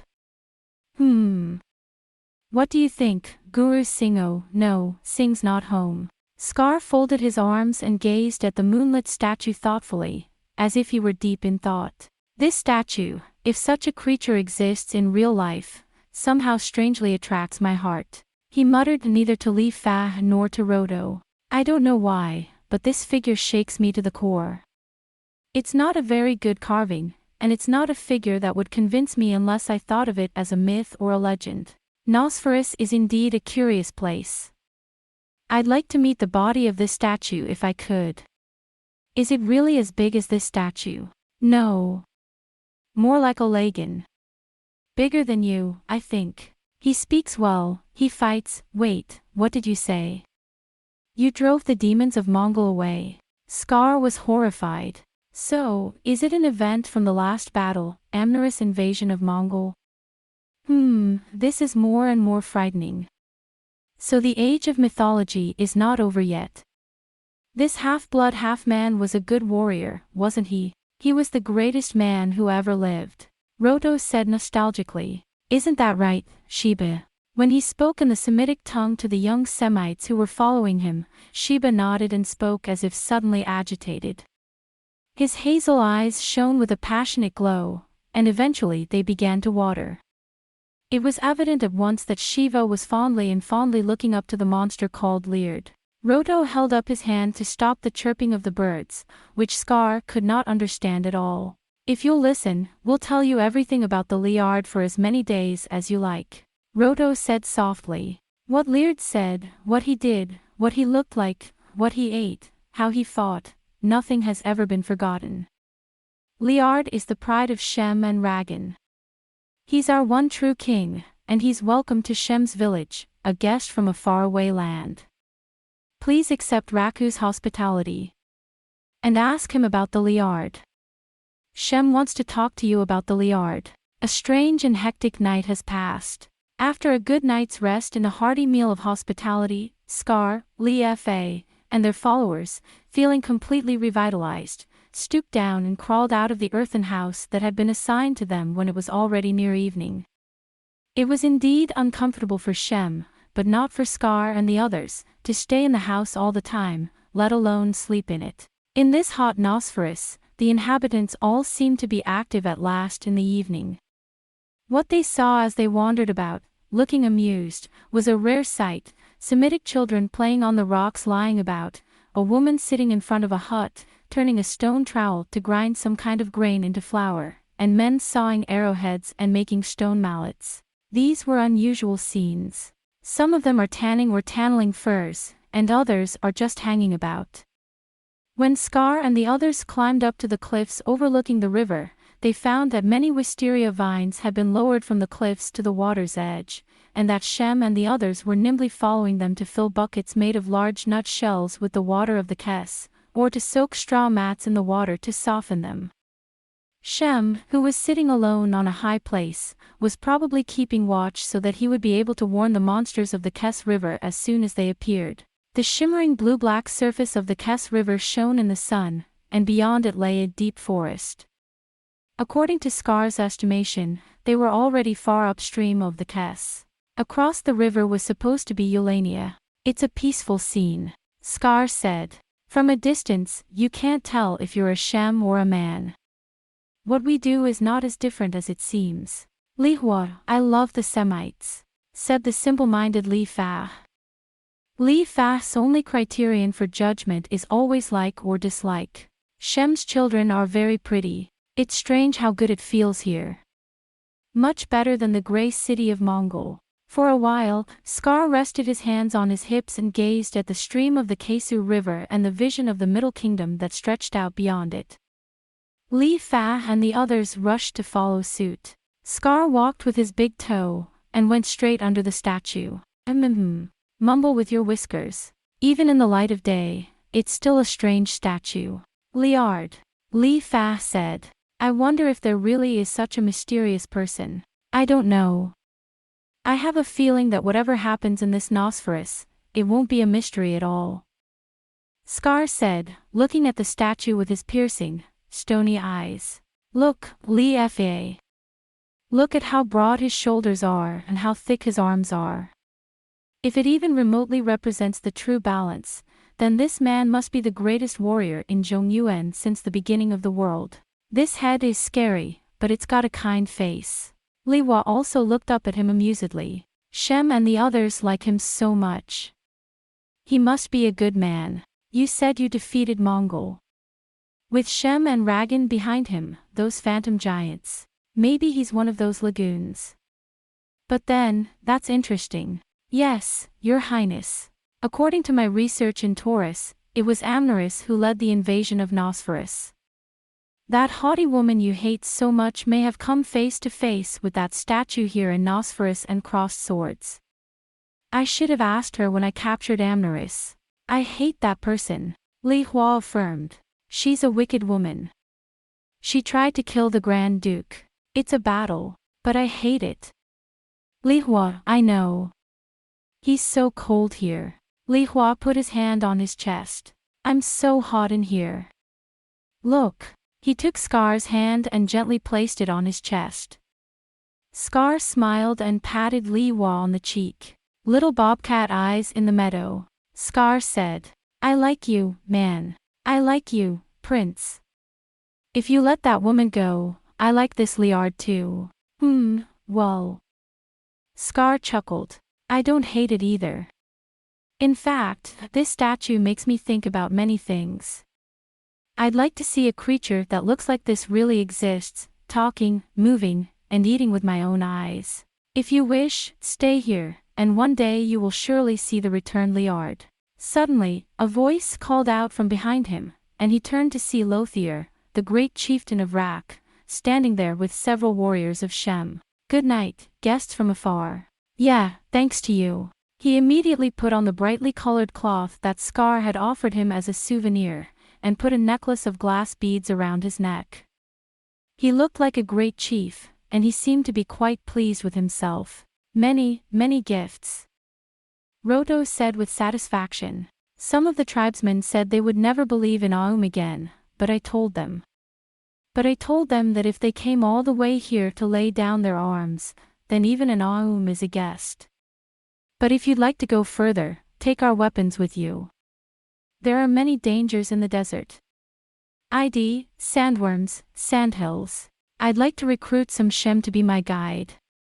Of course, they will be paid well, Scar said. But before I go any further, let me ask you a question or two because the story you told me this morning is so strange. This statue is not only Shem's, but also the king of the Phantom Lagan. That's right, my lord. He is the king of Shem and Lagan and all of Nosferus. I saw the Lagan yesterday in the desert. Yutari told me they were on their way somewhere. Or it could be a war between Shem and the Lagan. There will be no war. No matter what the Othari say, Roto affirmed. Why not? So, when Leopard left Nosferus, he united us, Shem and Ragan, and told us to work together to keep the peace in Nosferus until Leopard's return. That is why we, the chiefs of Shem and the two chief masters of Lagan, Dodo the Brave and Ka the Wise, have tried to live together in harmony, keeping the word of Leopard. But still, a Lagan is a Lagan and a Sem is a Sem, they're very, very different. They eat different foods, they speak different languages, and they're different sizes. And the thing is, while Lagan wants to go into the desert, we Sem always choose a place not far from the Kess. We want the waters of the Kess and the fruits and branches of the trees on the other side. So, realizing that it was impossible for them to live together, Lagan established a new Lagan village on the side of the Dogtooth Mountain, and Sem decided to live around the White Stone Field. But before the moon had waxed and waned 5 times, Ragan and Shem were no longer on good terms. Raku always obeyed Leopard's words and got along well with Ragan, but Karoi and the 2 tribes of Glow led by Yutari are very violent. They thought that if Ragan, who was much bigger and much stronger than they, was near them, they would one day be enslaved by Ragan. And they thought that if Ragan was around, he would take all the food Nosferus had left. I spoke to him many times, but Yutari and Gauro, the chief of the Karoi, refused to accept me. So they talked, and it was agreed that Lagan would go deeper into Nosferus if that was the case, and that he would not show himself to Shem again until the day the leopard returned. And so Lagan left. Shem doesn't know where he's going. Leard will be saddened to hear, but it can't be helped. Shem and Ragan are too different. It was wrong for them to live together. It's been said that Ragan is a phantom, a man in waiting. And Ragan would disappear and wait for Leard. If a guest came to Nosferus a day too late, he'd never see Ragan. There are no more lagoons around here. FOMO. Scar groaned. He didn't know what to say. In fact, everything here is so different from Nakahara, isn't it? And then he said, by the way, this Leard, you say he's gone. Where did he go and what was he doing there? The king of Nosferus has left his kingdom. Did he go to war with his army or did he? It suddenly occurred to Scar that this Leard might be the one who had set out to discover the secret of Gulnoo, the valley of miasma to which he was aiming, and he cursed and asked him. But Lodo shook his head. He brushed the sand from under the statue's feet and rubbed the stone skin. Leard went over the river to the land of Om. This Sheba accompanied him. She went to the mouth of the river in a boat from the lower Kess. With the pearl of Paro and the black man. What did you say? Paro, that's what they called the Aum boys and girls Leard had with him. My granddaughter fell in love with the Aum princess and followed her out of Nosferus. Scar brushed his beard, as if he didn't know what to think. Sheba said something. Roto nodded. Suni was glad to follow Linda. The Leard would send them back to their country, and they would search for their birthplace, and then they would surely return to Nosferus, and so on. Linda. Scar frowned. Boys and girls. Paro's pearls. No way. Leard will be back. Ignoring Scar's bewilderment and doubt, Roto repeated. Leard will not be happy where he is not in this Nosferus. It doesn't matter where he was born or what. They say the sooner the Leard comes back, the better. Leard is not like any other Orm. Ka, the wise man of Ragan, called Riad the messenger of Akula. Ka said that Riad came from Gurunu. Gurunu, you say. Scar sprang to his feet and ran at Lodo. And he apparently forgot the suspicious half-truths that had been attached to the story. It was too far-fetched, of course, to connect his cousins, the Dauphin and Princess of Paro, with this leopard-headed monster and Shem of Nosferus, and Scar had gone with Lord Beck to fight against the Kaurians, and the arrival of Linda and Remus in Argos had been told to him later by a messenger. He was only told of the arrival of Linda and Remus by a messenger. He had not seen Guin with his own eyes, nor had he heard of any of the wondrous adventures of Linda and Remus, who had turned to the steppes and immediately set out on the great adventure beyond Willen. After crossing the Willen and appearing in the Middle Plains, he marched northward and fell into Taurus. He rejected Aldo Neyris' request to attend the coronation of Remus, and entered Nosferus as if in hiding. In the midst of his days of battle and adventure, he was originally of a nature that did not care about trivial matters. I must have misheard something. In any case, it's not a big deal. Simply decide that and don't dwell on it at all. Now you say Gurunu. What are you talking about? You jumped straight to the center of your interest. It's... Roto seems lost. Is that a taboo? Is it something that should not be spoken of? Scar cuts to the chase. No, sir, it's not. It's just that it's very hard to put into words. Gulnoo is the so-called Valley of Miasma, isn't it? Isn't it? Oh, Roto seemed to be surprised. Do you know? Gurunu. I am, Chief. I've come all the way across Kess to find out more about this Gurunu. It is safe to speak now, Scar said. Roto let out a loud cry of astonishment, and when Roto spoke, the Semites behind him buzzed. How did you come to know Guru Nu? Well, that is Taurus, the capital of Mongol that we conquered. A mage in the royal palace there told me that Mongol army invaded Nosferus and its purpose was that Gulnoo. According to the mage, something exists in Gulnoo that should be called the secret of the root of this world. I want to know about it. If possible, I want to know where that Guru Nu is, find out what it is, and see with my own eyes the secret of the roots of this world. I don't want to do anything about it. I just want to know. When you're born a human being and there's something you don't understand, it's not strange that you want to know about it. Roto looked up at Scar's face for a moment, wondering what he was thinking. His wise eyes flicker as if he is slowly chewing and examining Scar's words. Gulnoo. When he finally spoke, Roto's voice sounded more solemn than ever. Have you come this far to go to Gulnur? Is it true? Oh. It's true. Scar nodded again and again with great strength. What is it? Where is it and what does it control? According to a document in the archives of Grand Duke Vlad, Gulnoo is a mysterious place where dead birds and beasts lie for many moats, where no trees or plants grow and where no man can live. The report concluded that it might be a large, killing stone. What is even more strange is that the creation of Guru Nu turned Nosferus into a desert like the one we see today, and the people and animals who live there, like Shem, Laden, Edo, and Sandhills, became something special that cannot be found in any other region. Is there anything in this world that has that kind of power? I am a man of the steppe. I don't believe in the absolute power of magic. There's always a reason for things to be the way they are. What is it that made Guru Nu possible? What is it that makes it possible for it to have power elsewhere in the world or to fall into the hands of someone with ambition? That's what I'm trying to find out.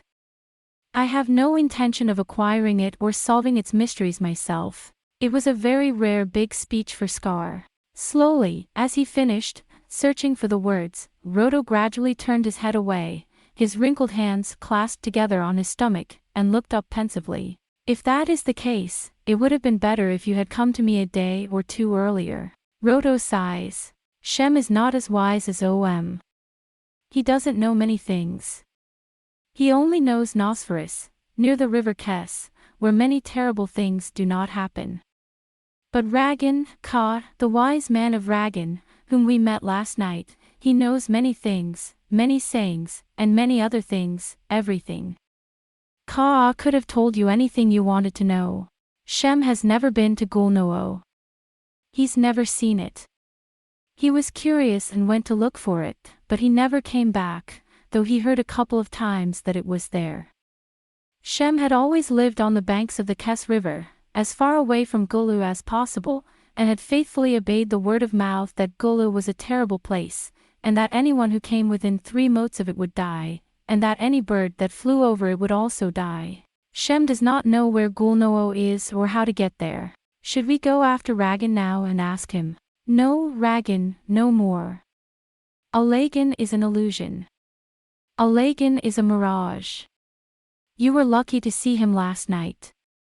They say if you don't want to show yourself, you'll never find him even if you try. And they say Ragan runs 100 motes a day. I don't even know which way he went. I don't think Lagan's around here anymore. So, what do I do? I don't know, sir. Does Shem not even know in which direction Guru Nu is? It's a little obvious. Roto thought. Our guest gave us many gifts. And he said he liked Liard. So you're Shem's friend, or at least Rock's. So I'll tell you the old saying. Either way, the number of people who know about Gulnur is dwindling. At this rate, everyone will forget. Roto sat down on the stone and crossed his legs like a small, meditative, monkey statue. May I? There are many sayings about Gulnur in Rak. One of them is, when Urdian is blowing, don't go towards the sun. This way to the sun, yeah, that's northeast.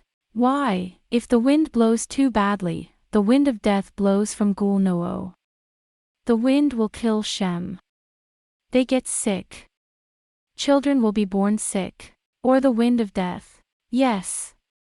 And don't drink water blown in by the wind from Guru Nu. You'll die of blood poisoning. Normally the wind blows that way. That's why Gulunu's wind never comes to us. Only when the wormwood dies for the second time does the wind blow from Gulu. That's why you mustn't go beyond Guda Mountain at that time. If you stay here, the mountains will block the wind of death. And there is another thing Shem said. Gulnur created Nosferatu. So one day, Nosferus will return to Gulunud. And when that happens, everyone who lives in Nosferus will die. But then, the whole world will be Nosferus. I spoke with Ka, the wise of Ragan. There was a saying in Lagan. There's a similar saying. That Gulnoo is a big ant hell, swallowing sand little by little. Slowly, Gulnoo devours the entire world, but when Akula's messenger appears and leads Ragan to the promised land, Gulnoo's evil ends and he becomes good, Ragan's protector. Ragan says the messenger of Akula is Leopard. Leopard will reveal the secret of Gulnur. Until that day, Ragan wanders the desert. Ragan doesn't live in the same place for long like Shem. Lagan lives closer to Gulnur than Shem. Ka said that if he stayed in one place for a long time, the wind of Gulu would drive him crazy. Kor has 6 fingers. That's because of Guru Nu's wind, says Kor. Guru Nu is scary. It has great power. You shouldn't go to Gurnix. You shouldn't think like that, sir. You're good people. Don't let Gurnix eat you. Roto kept his mouth shut and chanted Alfedo's name. It was the day after that. The crown prince. Lihua came to see me. I'm here, guys. Got it? Scar was waiting for Guru Singh, who had 200 of his 2,000 horsemen waiting for him on the banks of the Kes. Shem's village is full of gulls, Lihua says with a laugh. Scar hurriedly ran outside. The crown prince. At the bottom of the slope near the entrance to the village of Shem, there was a crowd of horsemen. Guru Singh, leading the way, knelt graciously at Scar's feet. The women and children of Shem hide themselves in their houses in fear, and look out with their eyes only. The untimely intruder disturbed the peace of Shem's village, and secretly Shem and his men feared, and even feared, that the scrolls would finally reveal their hidden nature and come against them. The warriors of Shem were running about behind the hut, and they were shouting at each other. Scar was unconcerned. He walked over to Guru Singh and nodded at him. The rest of you, is putting it together. Same place. Is. All right, Lotto. Lotto. Yes. Sorry for the delay. My men have finally arrived, as I was saying. It's a shame for Shem and the others to have to stay so long with so many. We'll leave here soon and head for Gulnur, but before we do, there's one thing I need you to do. Whatever you need. The horses are tired from walking in the desert.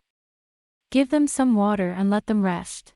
Well, then, are you sure you want to go? Oh, of course. That's why I'm here. If you'd like, I could use some directions. I have always suspected that going to Guru Nu was just a pretext. Roto is a slow learner. You came to us unarmed, having received many gifts.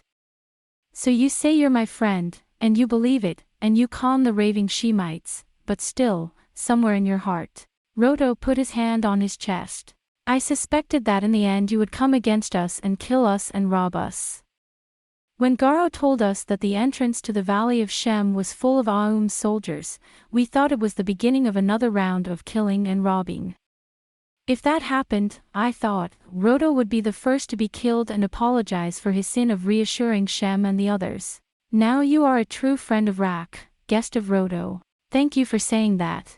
Smiling, Scar patted Loto on the shoulder.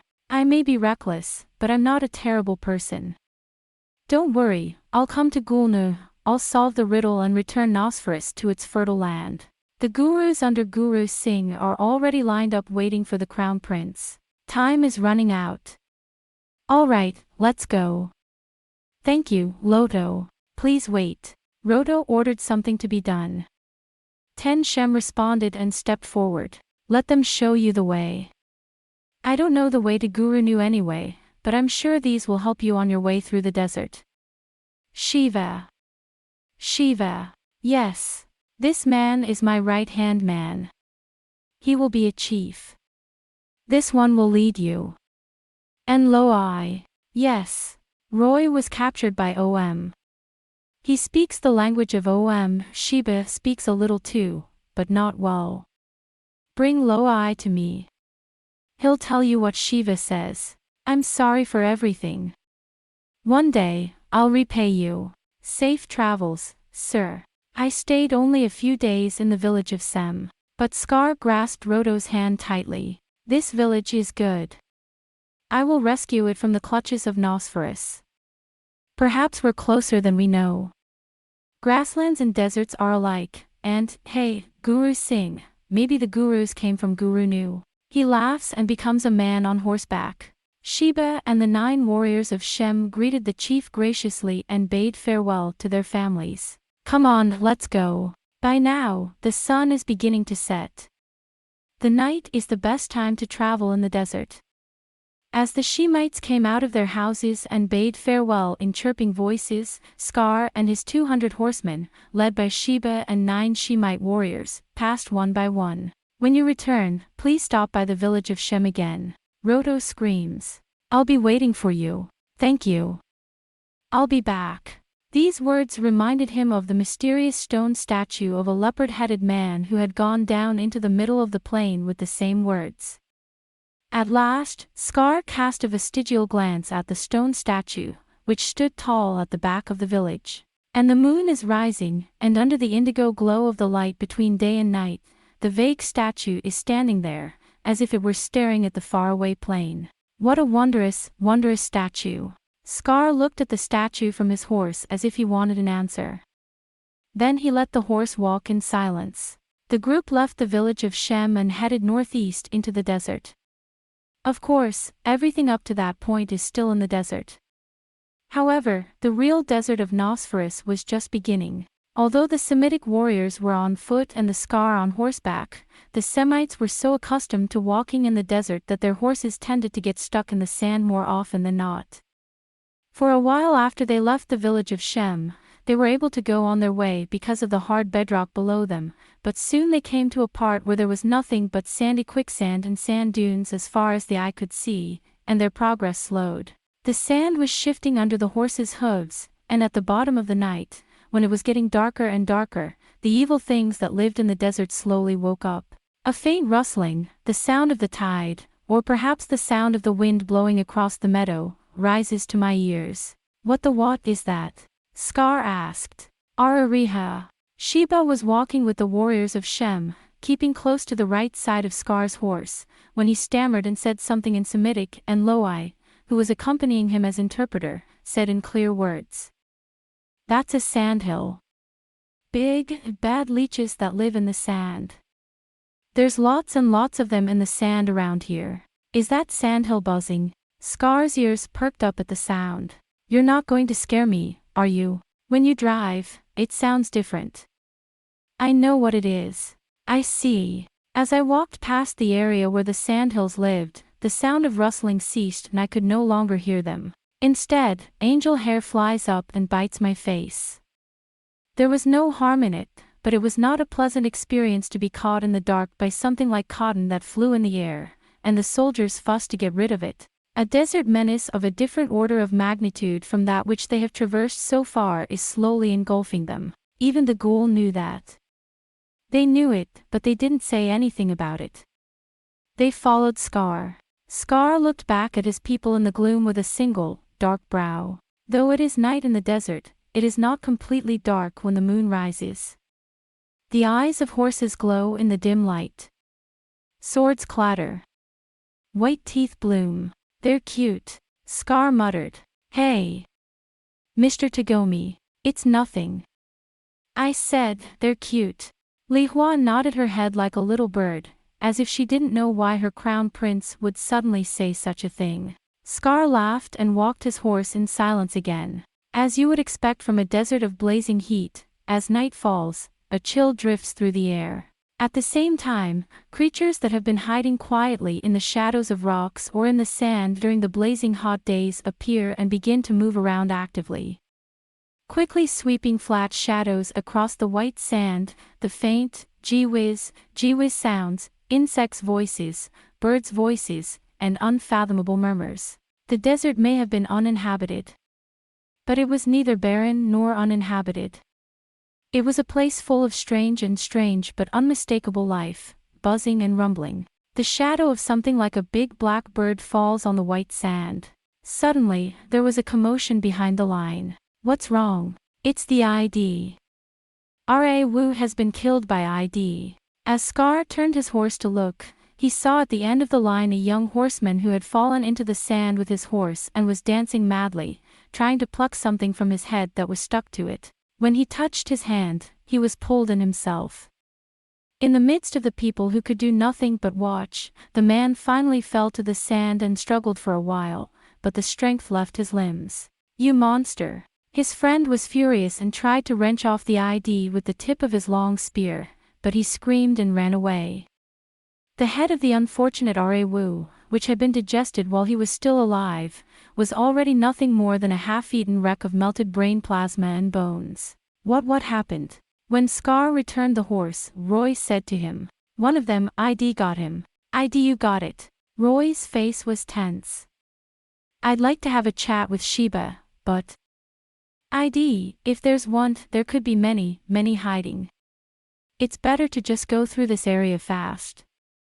It's good to run." "All right. Ta-1, send word." "Yes, sir. Run. Hurry up. Ito's coming." Under the order, the 200 platoons suddenly increased their speed with a cry of fear. "Run. Run." It's not all fear of the ID, necessarily. The horsemen are the best horse riders in the world. They are happy to be able to gallop their horses as far as they like under the moon, and the sound of whipping and spurring their horses is heard everywhere. The sound of sand being puffed, the whinnying of horses, the cries of people. With a shout, the 200 horsemen rode into the night. "Shiva, Roy. Come on, jump in the saddle of my horse. Let's get the others on." Scar stretches out his hand and pulls Shem and the others up to the front and back. Li Fa, Ta Wong and the rest of the entourage follow suit. Dodo. They were a group in the moonlight, making a noise, kicking up sand, and running away. The white sand dances in the air, and the things that have been sleeping in the sand wake up. Only the moon embraces them with a pallor as bright as that of the grassland, and illuminates the desert with its wet light. How long did that brisk, whirlwind-like gallop last? Wah! This time, there was a scream from the group leading the way. "Watch out! Watch out! It's Ryusa! Stop!" Scar screams without pause. However, some of the horses that had been standing ahead of us had already stepped into the horrible quicksand. "Taishir-sama!" Li Hua screamed. "Ta Wong is. Stay in front of me, Li Hua." With a shout, Scar gallops his horse and pulls rope from the saddle on the horse. "Shiva, Roy, stay back." He grabbed the rope in both hands, swung it around, and threw it toward the horses, who were now screaming and nearly swallowed by the sandy prison. "Ta Wong, Gulo. Hold on. My lord." Tawan struggled to get back up, but every time he did so, he was swept away by the sand. The other two disappeared with their horses into the sand, and only the tips of their feathers and spears peeped out ominously. They, too, vanished after a while. Guru O clung desperately to rope. However, his hand slipped and he sank. Glory to the Black Prince of Argos. With a final exclamation, his hand shot out onto the sand stream, and as if in desperate agony, it was thrust away and disappeared into the sand. Ta-1. Oh! Ta Wong was about to give up the ghost. But he regains his footing and throws a rope, which falls close to him. Enthralled, Ta Wong grabs it. "Don't let go. Hold on tight." Scar screamed and jumped off Han Yi. "I'm gonna get you out of here." "No. Master, no more." "What are you talking about?" "Listen, don't let go. Just pull me up."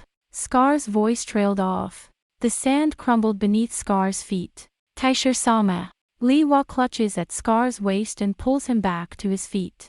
It's not safe. Cut it out, you idiot. Get back here. Sand, crumble. Back up, now. How can I let Tarly Wong down? Get out of the way, you idiot. But the scaffolding was too fragile to pull up Ta Wong. One step, then another, and Scar had to scramble backwards to keep his footing. And look. Ta Wong suddenly pulled his hand away from rope. Scar is flipped over backwards by the recoil of the rising rope. Fuck you, what are you doing? That's enough. Master Mr. Scar. Ta Wong looked at Scar with sad eyes. Goodbye. Have a safe trip too. His voice was lost in the sand. Ta Wong's slender figure is also. Ta Wong. Scar exclaimed. Ta Wong. Li Hua, who was clinging to his waist, tried to pull him back with all her strength. No, Taisher-sama, you can't come forward. Ta Wong. Scar fell to his knees. Taisher-sama. Guru Singh is on his way. 6 of them were killed, one by Shem. What? Shem, too. Scar came to his senses. Who's that? Guru Singh said the names of those who were swept away by the quicksand. Scar knows the names and deeds of all the warriors of his 2,000 bannermen. Oh yeah. Scar bit his lip until it bled. Nosferus. A moaning voice comes out from between clenched teeth. Do not underestimate him. It's a greater foe than 10,000 or 20,000. This is a war, Guru Singh, a great war. Joy. Let's go. Resume march.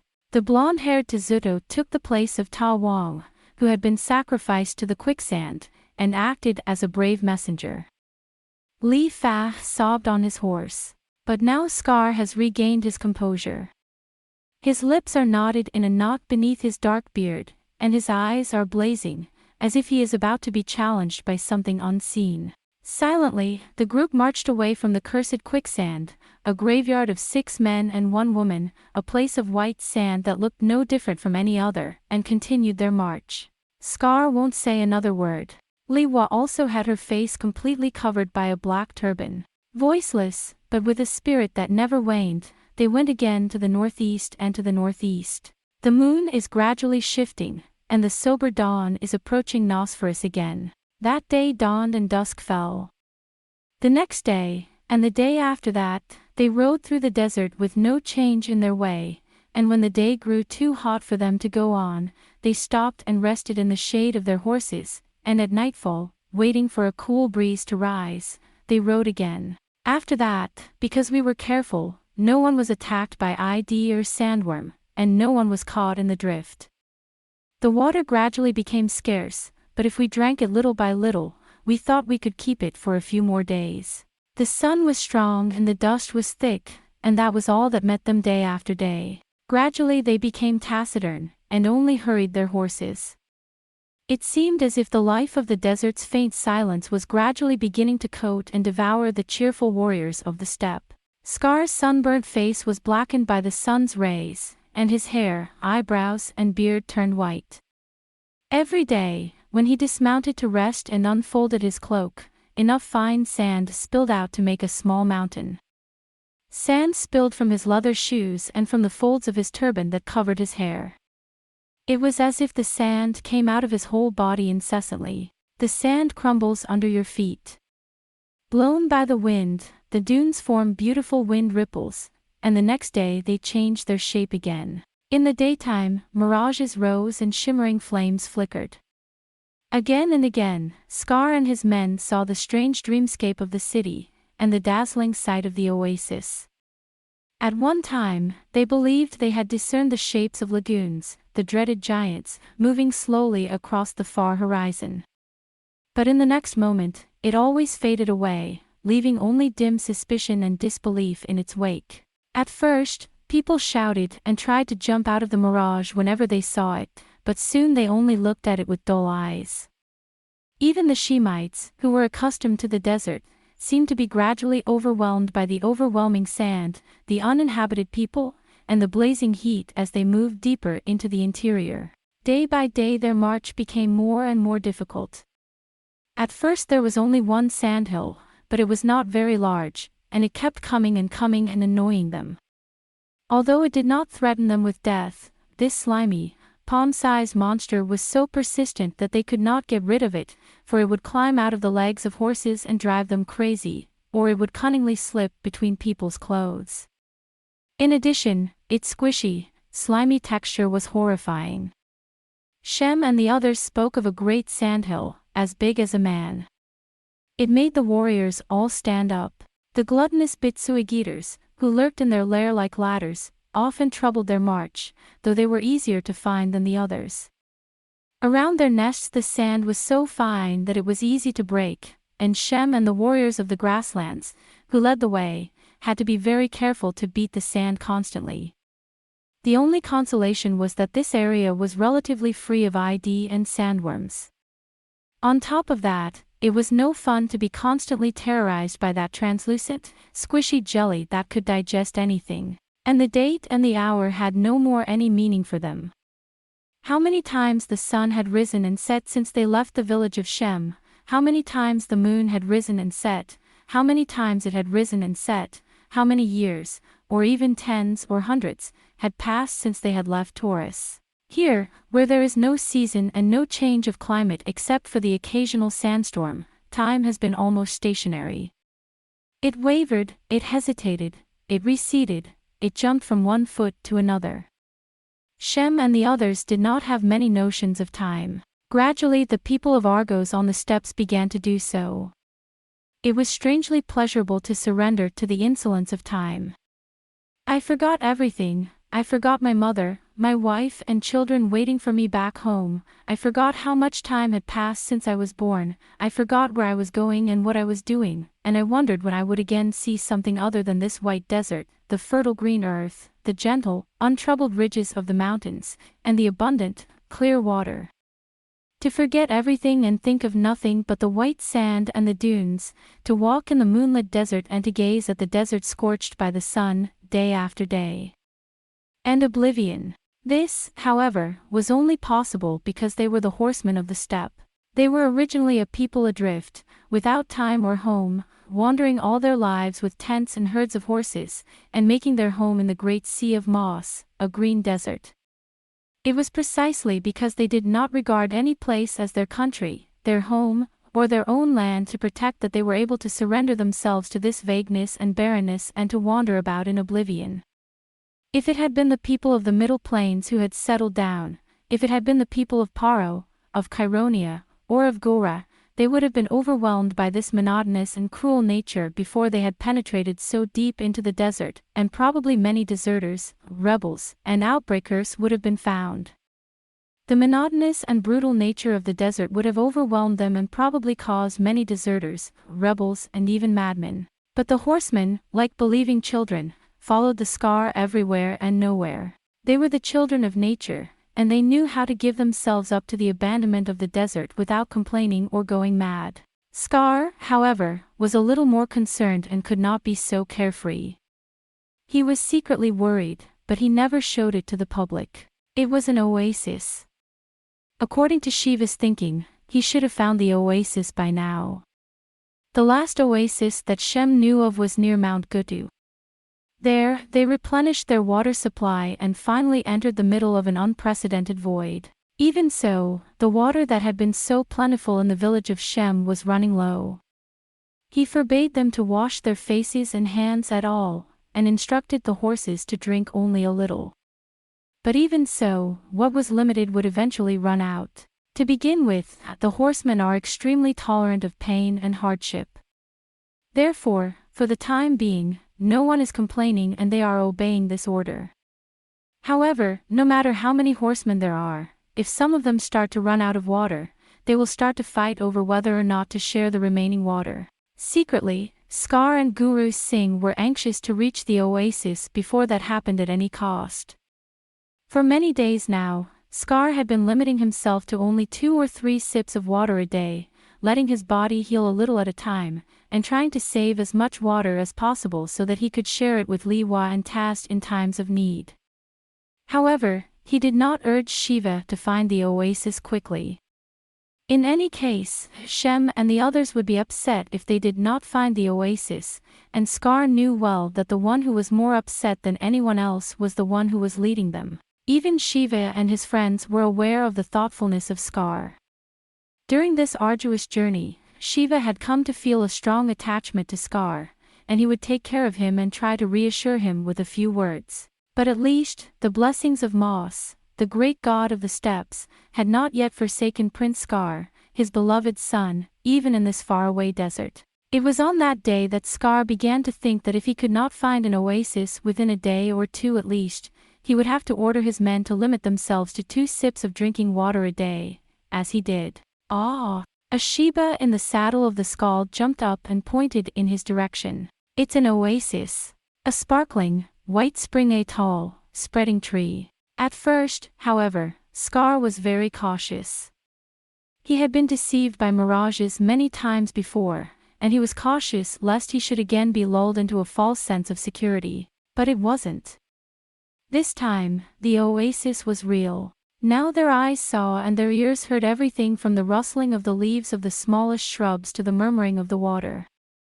The smell of the water, the most wonderful smell of all, flared their thirsty nostrils, and their chapped lips gasped for water. As they drew nearer, their cries filled the silent desert. Water! It's an oasis!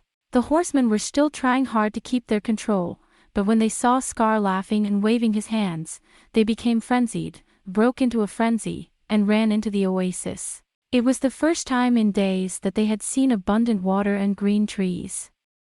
They shouted and ran, one after another, stripping off their cloaks and their leather shoes, which had protected them from the fierce sun. With only their footsteps, they plunged into the water with a splash.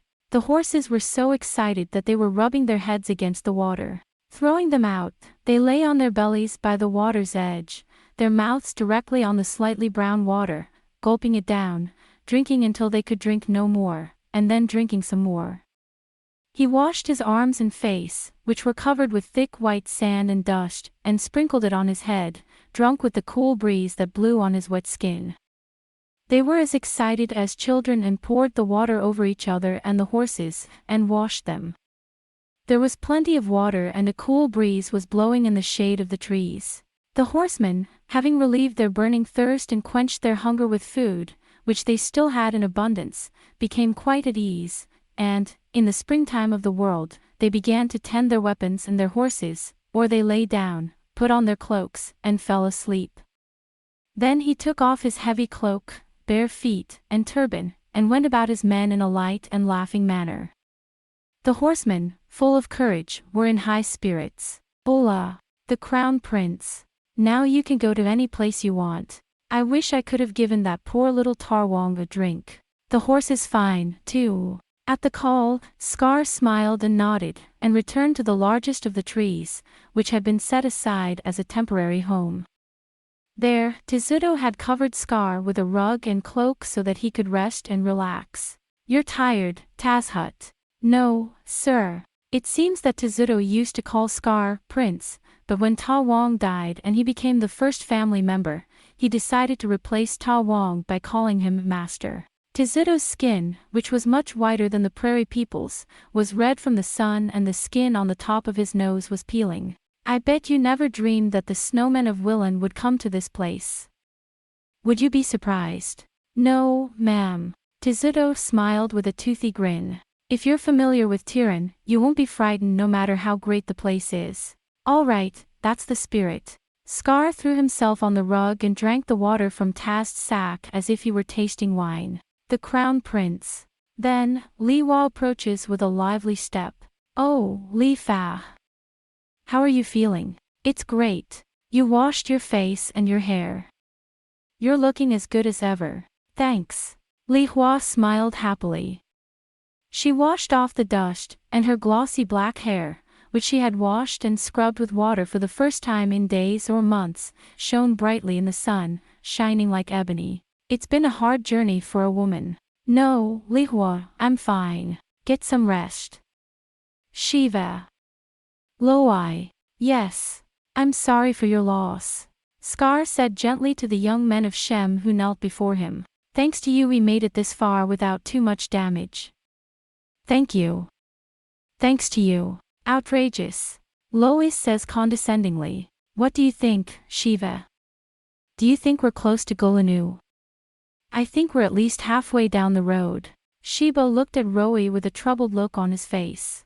I hope so. That's a very sloppy way of putting it. Shiva, Guru knew up to, I don't know, how much, there is. Shem does not know where Gurnu is.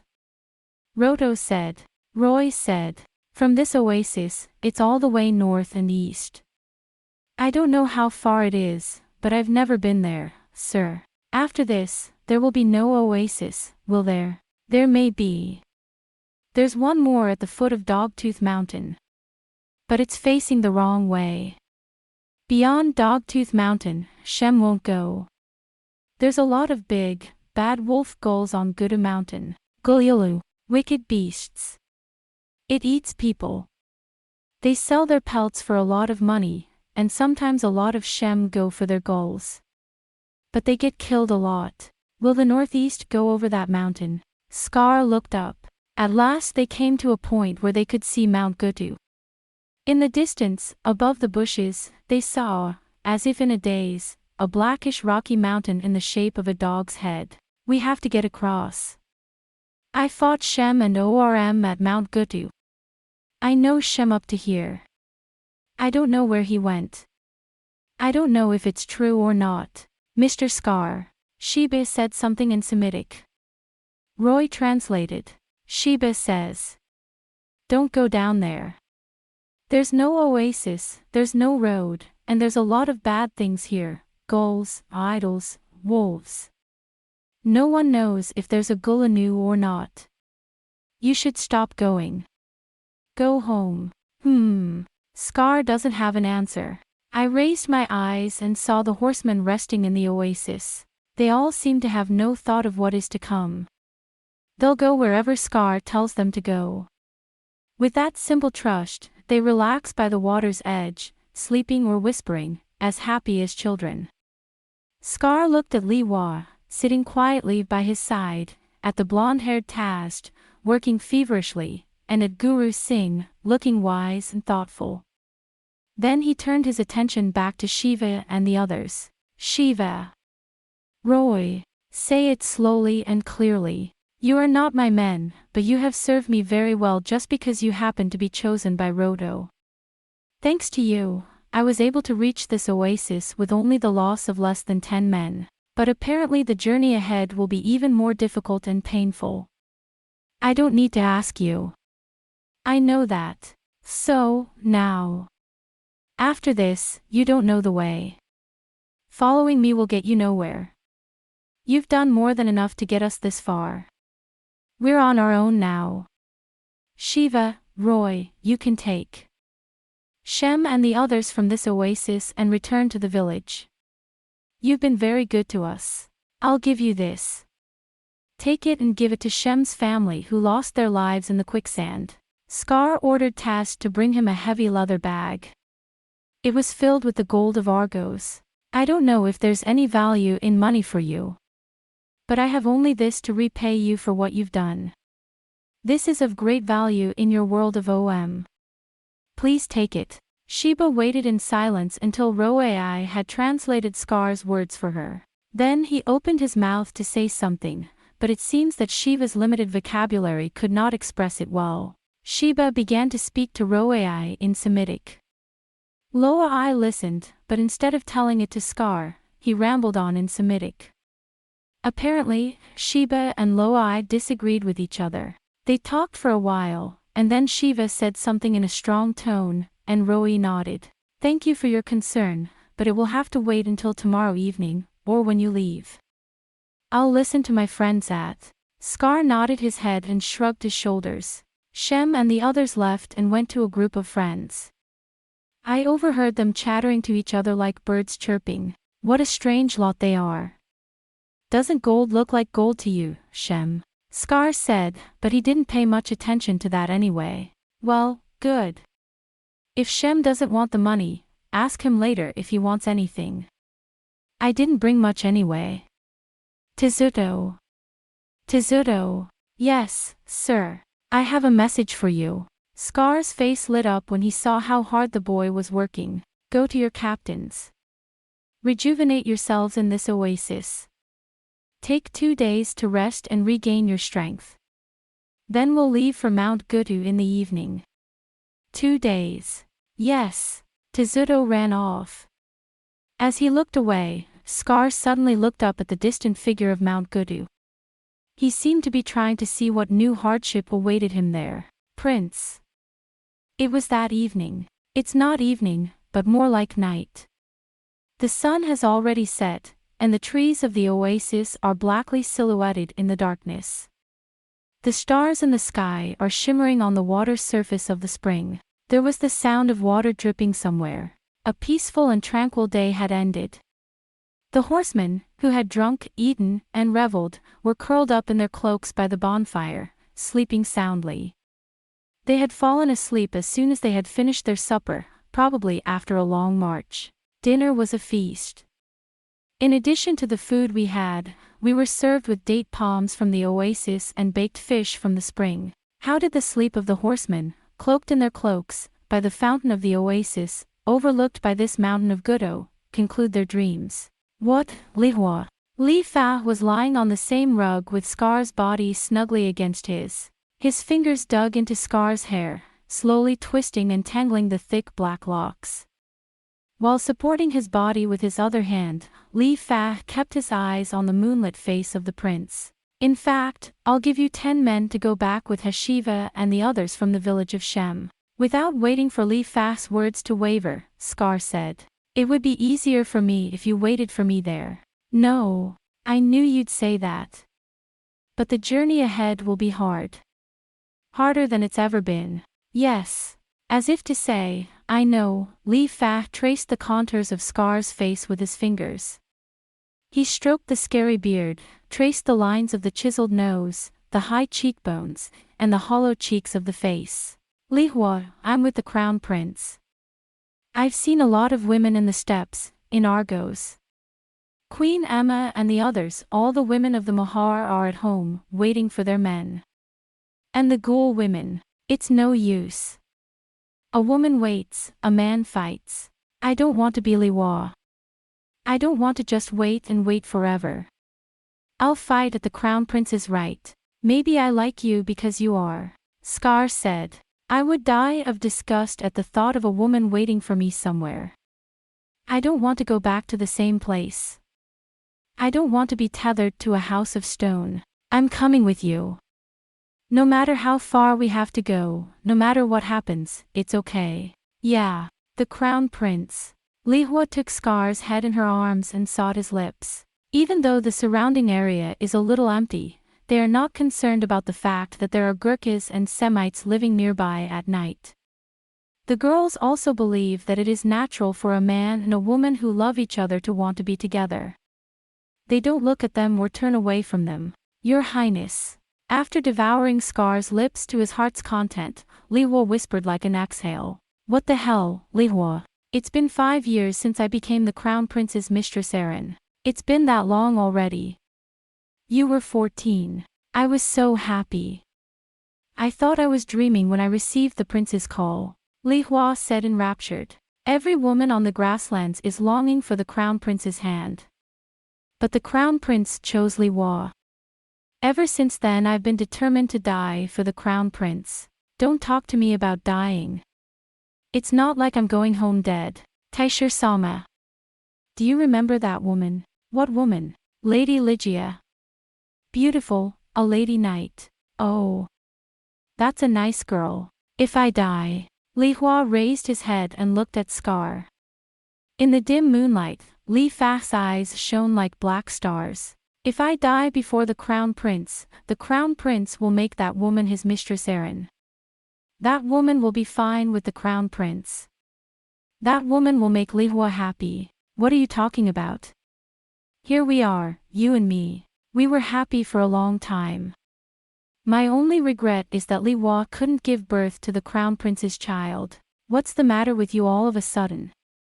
It's not a good sign. I don't know why. I don't think I've got long. I don't think I'll live to see the grasslands of Argos again, Lihua. Lihua, don't talk like that. I'll send you back to Shem's village. No. I'm the Crown Prince's guardian angel. Crown Prince. When I die, my soul will surely turn into a white bird and come to see the Crown Prince. I will protect you as your soul. Lihua. I'm gonna be pissed. How far we've come. I'm with the prince. I'm with the prince. Lihua murmured dreamily. He fell obediently into the thick chest of Scar's hand, but his eyes were still fixed on the oasis and its faraway Gudashin, on the darkness of the angel-haired desert, and on the far, far distance. Li Fa. Don't get away from me. Scar hugged Lihua and whispered. A voice as hot as his breath hit Lihua's tiny earlobe. You're half my body now. Don't say die. I don't want my country, I don't want my home. I just want you. Such as this, in the distant desert of Nosferus. Lihua muttered, as if Scar's voice had fallen on deaf ears.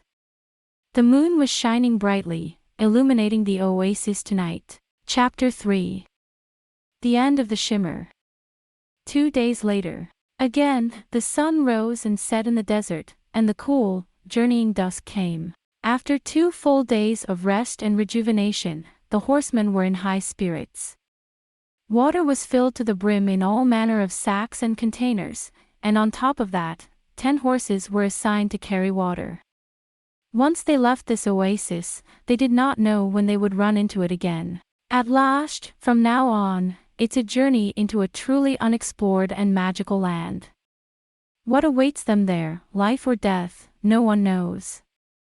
Whether they knew it or not, the horsemen were not the least bit daunted by the prospect of an expedition far more terrifying than any they had ever undertaken before. Your Highness. Quickly, let's go. Now you can go to the Nosferus crossing, or even to the end of the Corinthium in search of the doll.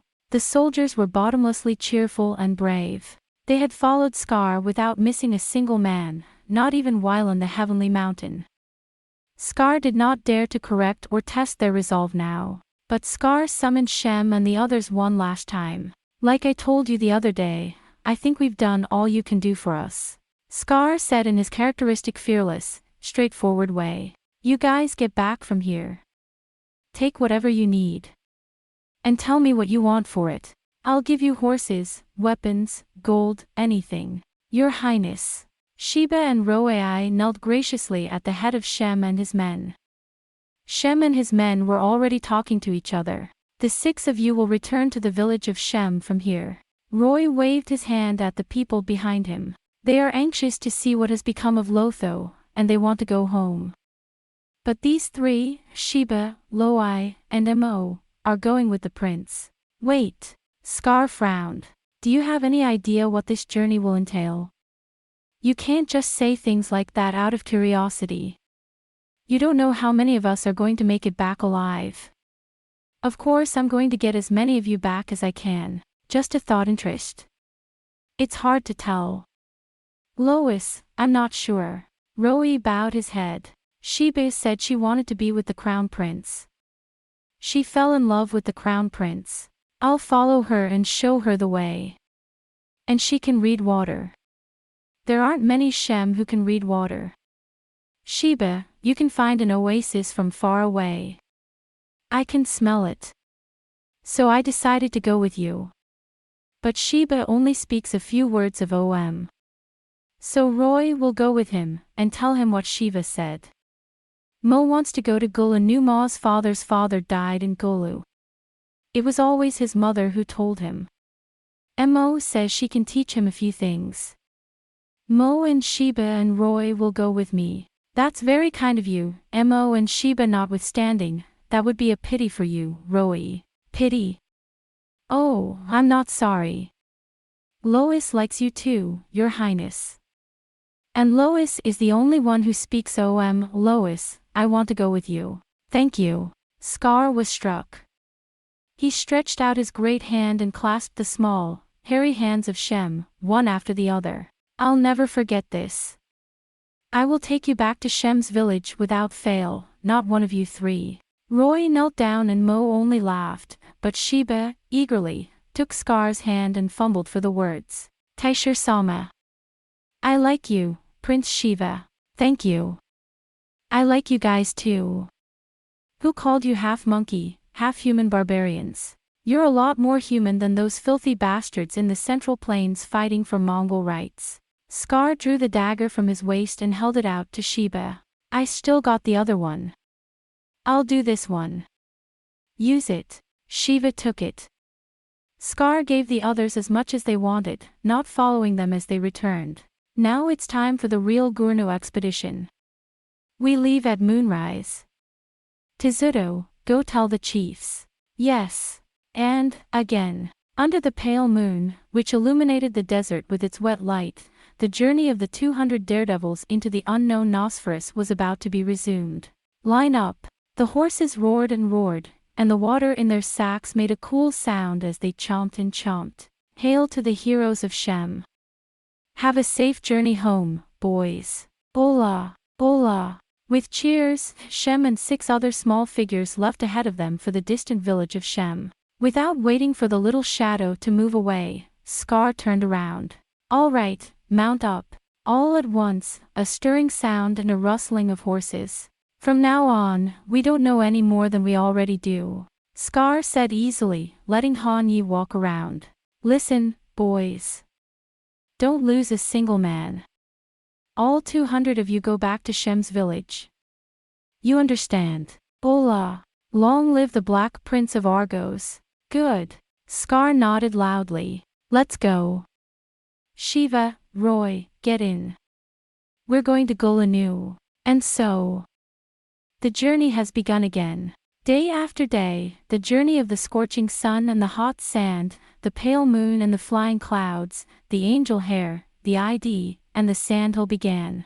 This time, however, it didn't last very long. Not 3 days after they left the oasis, Mount Gudu, which had been but a black shadow, suddenly increased in size and rose up in their path, clearly dividing the smooth horizon. As this happened, the desert became rocky again, as in the vicinity of Shem's village, and rock moss and mugwort began to grow. The horses happily ate the rock moss, but they had to be very careful, for the rocks here were often covered with Japanese knotweed, or pakuri, as Shem called them, and they were always on the lookout for something to eat that they might accidentally touch. And once we entered the rocky terrain, we could no longer march at night.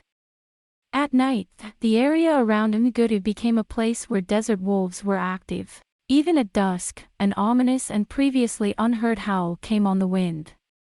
The horses were so frightened that they would have frightened the riders away, and the riders had to beat their necks, lick the salt, and pull on the reins to calm them down.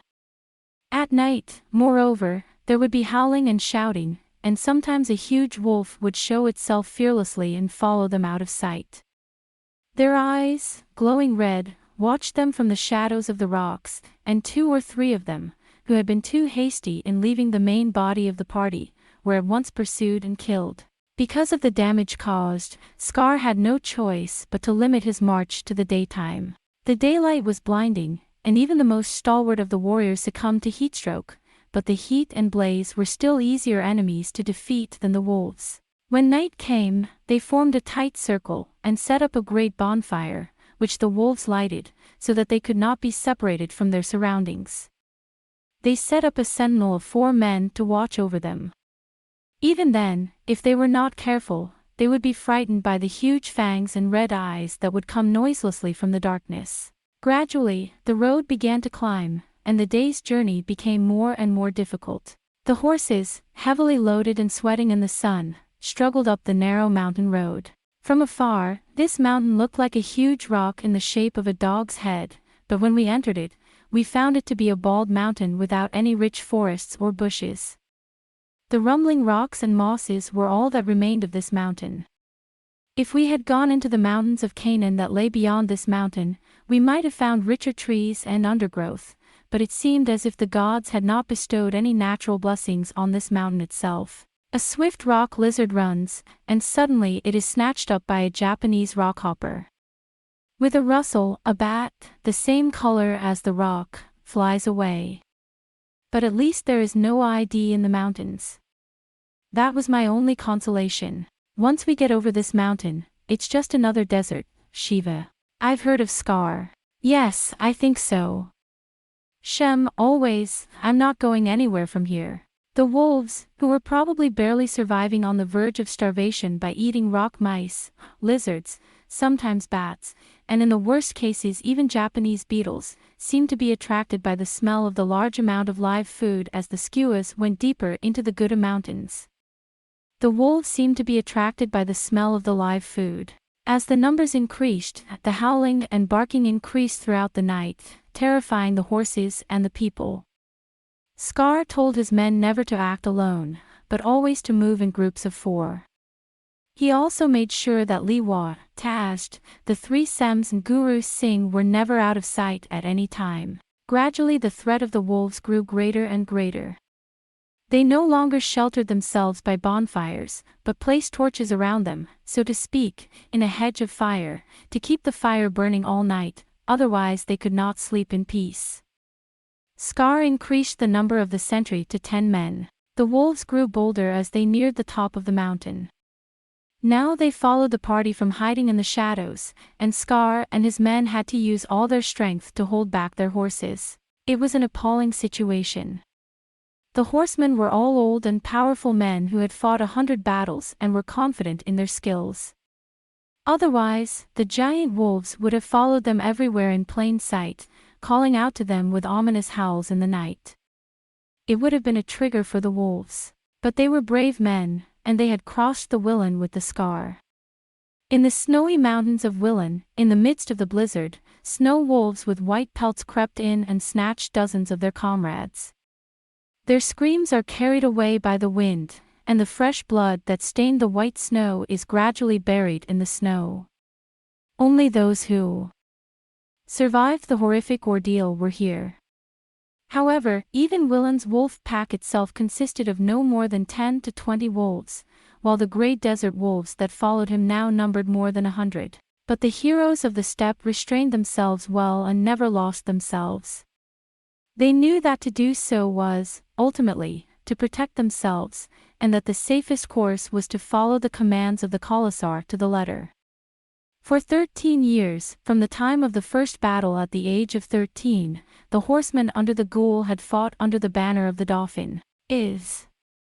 Scar himself had also endured the ordeal with great difficulty. As the commander-in-chief, Scar, with the lives of Liwa, a fragile woman, and 200 cute subordinates on his shoulders, has even more worries than his subordinates, who think they can just trust him and follow him.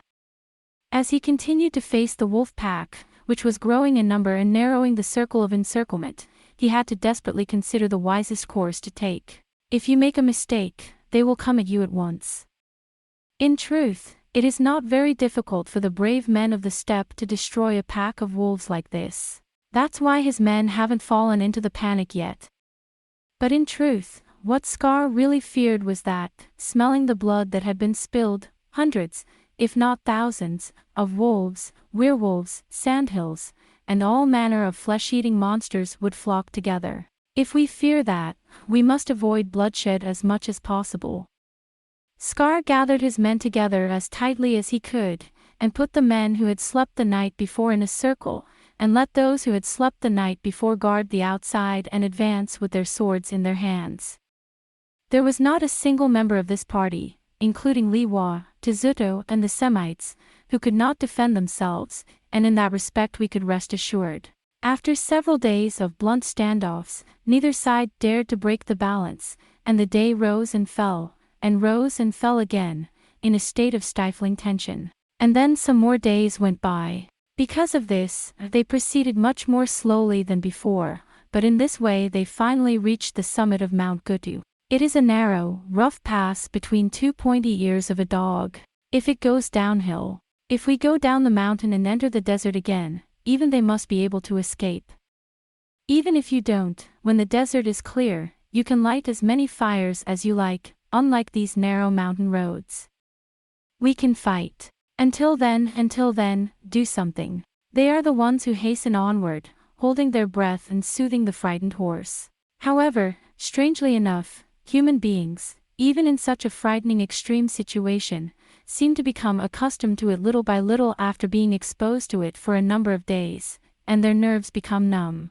At first, the horsemen were very tense, but gradually they began to regard the wolf pack as if it were a group of rocks around them, or a group of Japanese knotweed lurking there. Of course, they did not let their guard down, but they did not become unnecessarily frightened or afraid little by little.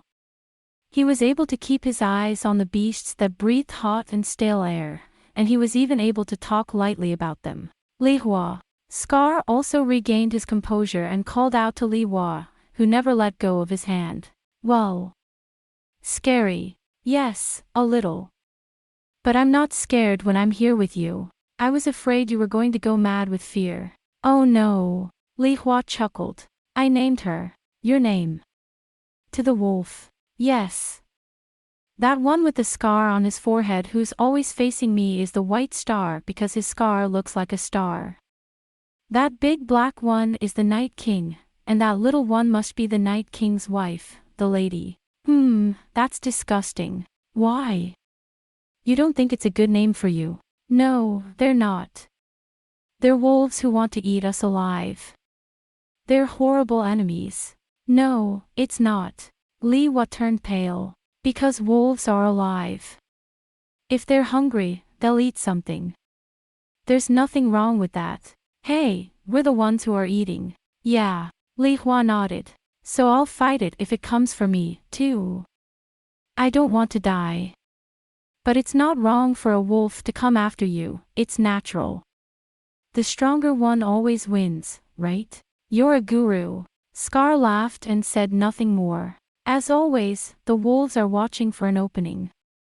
Under their ghastly gaze, the squirrels hasten onward in silence. After the pass, the road descends sharply, and the landscape beyond is revealed to Scar and his friends for the first time. But it is still nothing more than a vast expanse of desert with no barriers on all sides.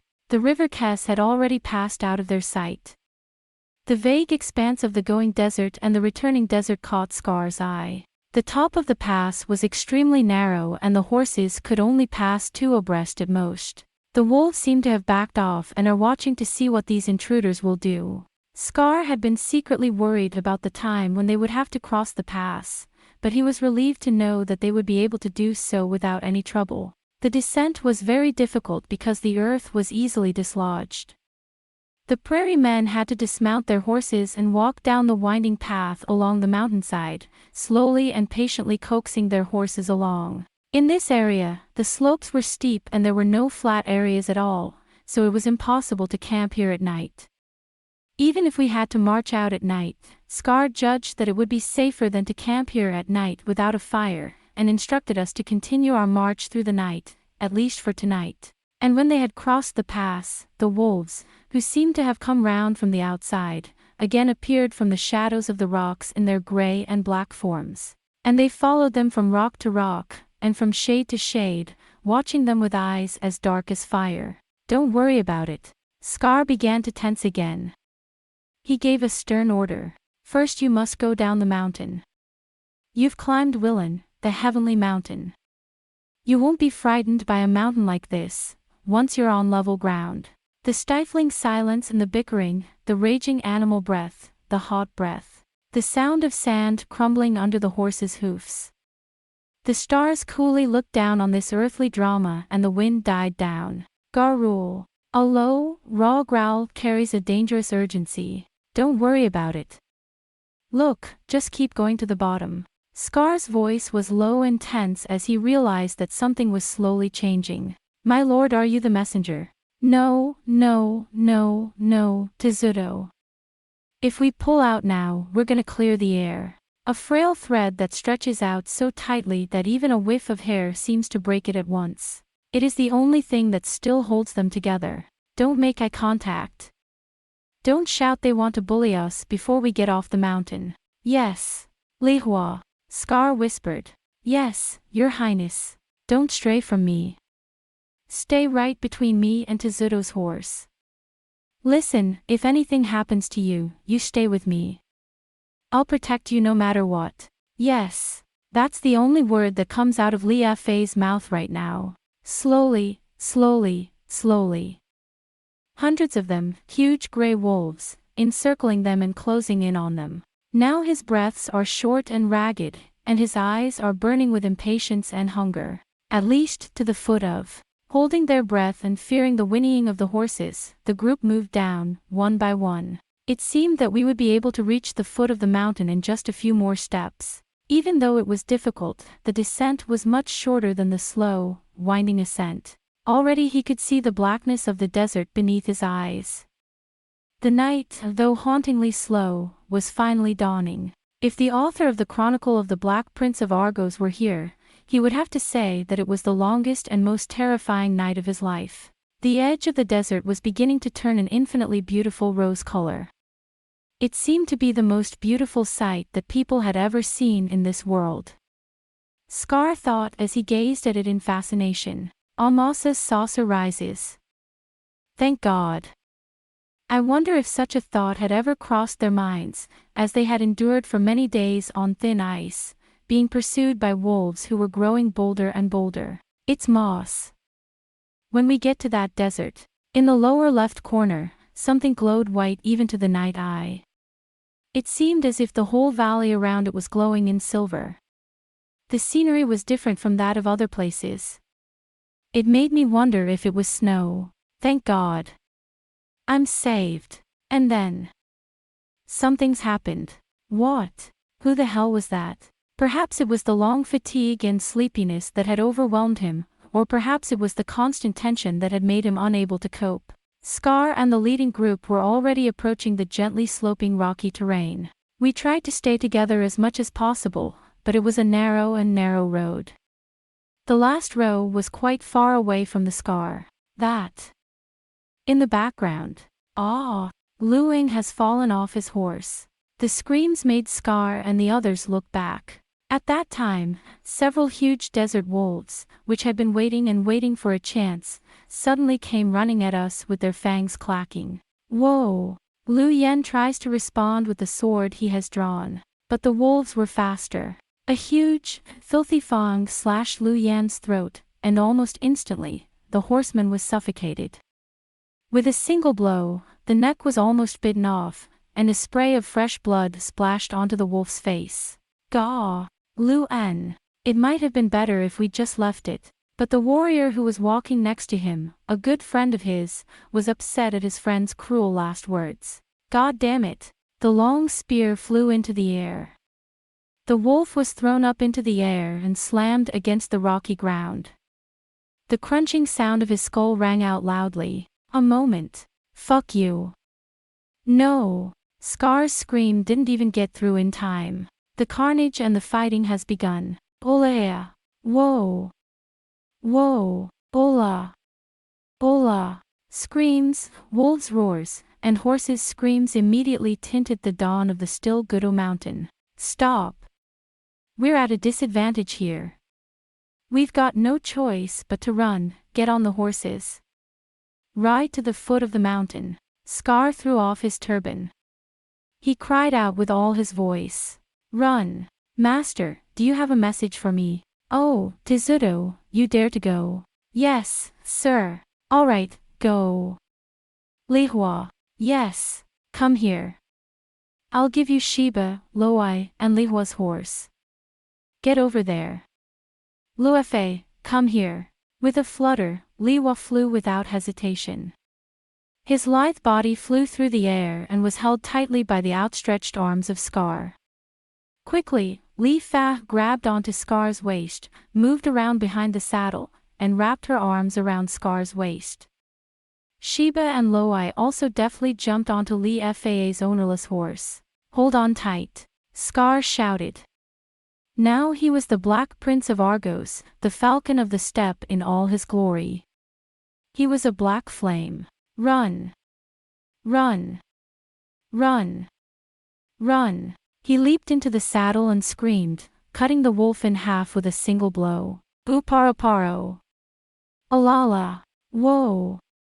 Whoa! Everywhere, the wolves broke their silence and fell upon the humans they saw as their prey. But at least this one had fangs of steel. A horse that has lost its master runs wild and mad, but they are out of control. Tezuto cries out in a loud and faithful voice. Run! To the base, run! The enemy is not a man, but a beast. Scar reared his horse and roared, stabbing at the neck of the man who had pursued Tezuto's horse from behind. There's no shame in showing your back to a beast. Don't let the wolf kill you. Run, run to the flat. Hola! Dodo dodo! They are running for their lives, hiring horses and lambasting wolves. The horse continued to roar like a madman. The black earth crumbles beneath the horse's hoofs, and the rider is thrown off as the horse topples over. As he rolls over, unable to regain his footing on the slope, a huge, dank, gray mass rushes toward him. The one who had no time to draw his sword tried to drag his opponent's jaws up and down, even though his hands were wounded, and when his fangs were sucked into his arms and legs too late, he screamed and struggled to pull them away. The screams of those who roll down the slope in pairs with the wolves cease only when they are plunged headfirst into the white sand of the salt valley, which is almost like snow. From the mouths of those who have been bitten in the throat come horrible cries that will never be heard again. From the mouths of those whose throats have been bitten comes a horrible cry that will never be heard again. The horrible sound of a wolf, dragging the prey it has already killed and beginning to devour it, chewing away flesh and bone. Drunk with blood and drunk with the feast of flesh that they had at last found, the wolves roared and rode about like madmen. Those who had not yet found their food roared, shaking the earth, and chased after the horsemen and the horses who were running without their masters. The sound of clawing fangs strikes the ears with a horrible freshness, and the tremendous smell of hot blood mixed with the stench of fur stings the nose. Lihua, bury your face in my back. Yes, your highness. Stay with me.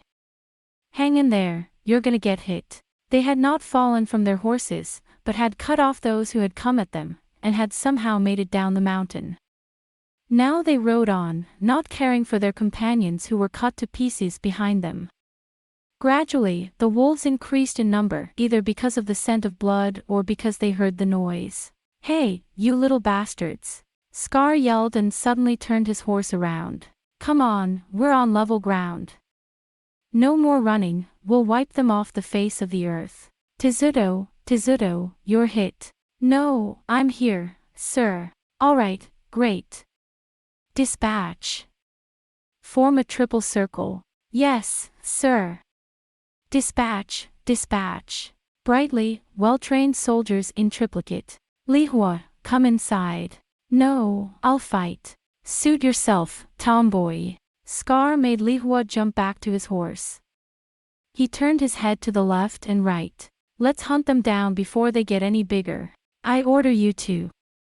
The horsemen, who had been running for their lives, immediately showed their true colors. They, too, are wolves of the steppe.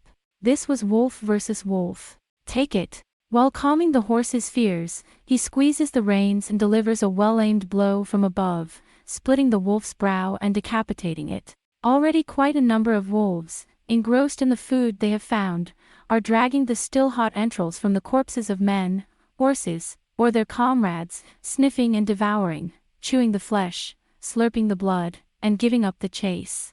Otherwise, the increasing number of wolf packs would have prevented even the horsemen of Scar from losing their spirit. But not only that, but the shallowness of the beasts, they began to fight each other over the flesh they had stolen, or, excited by the scent of blood, they began to terrorize their wounded brethren. Khan! Gaw! The screams of the terrified wolves and the roars of their rivalry echoed in the Rocky Mountains.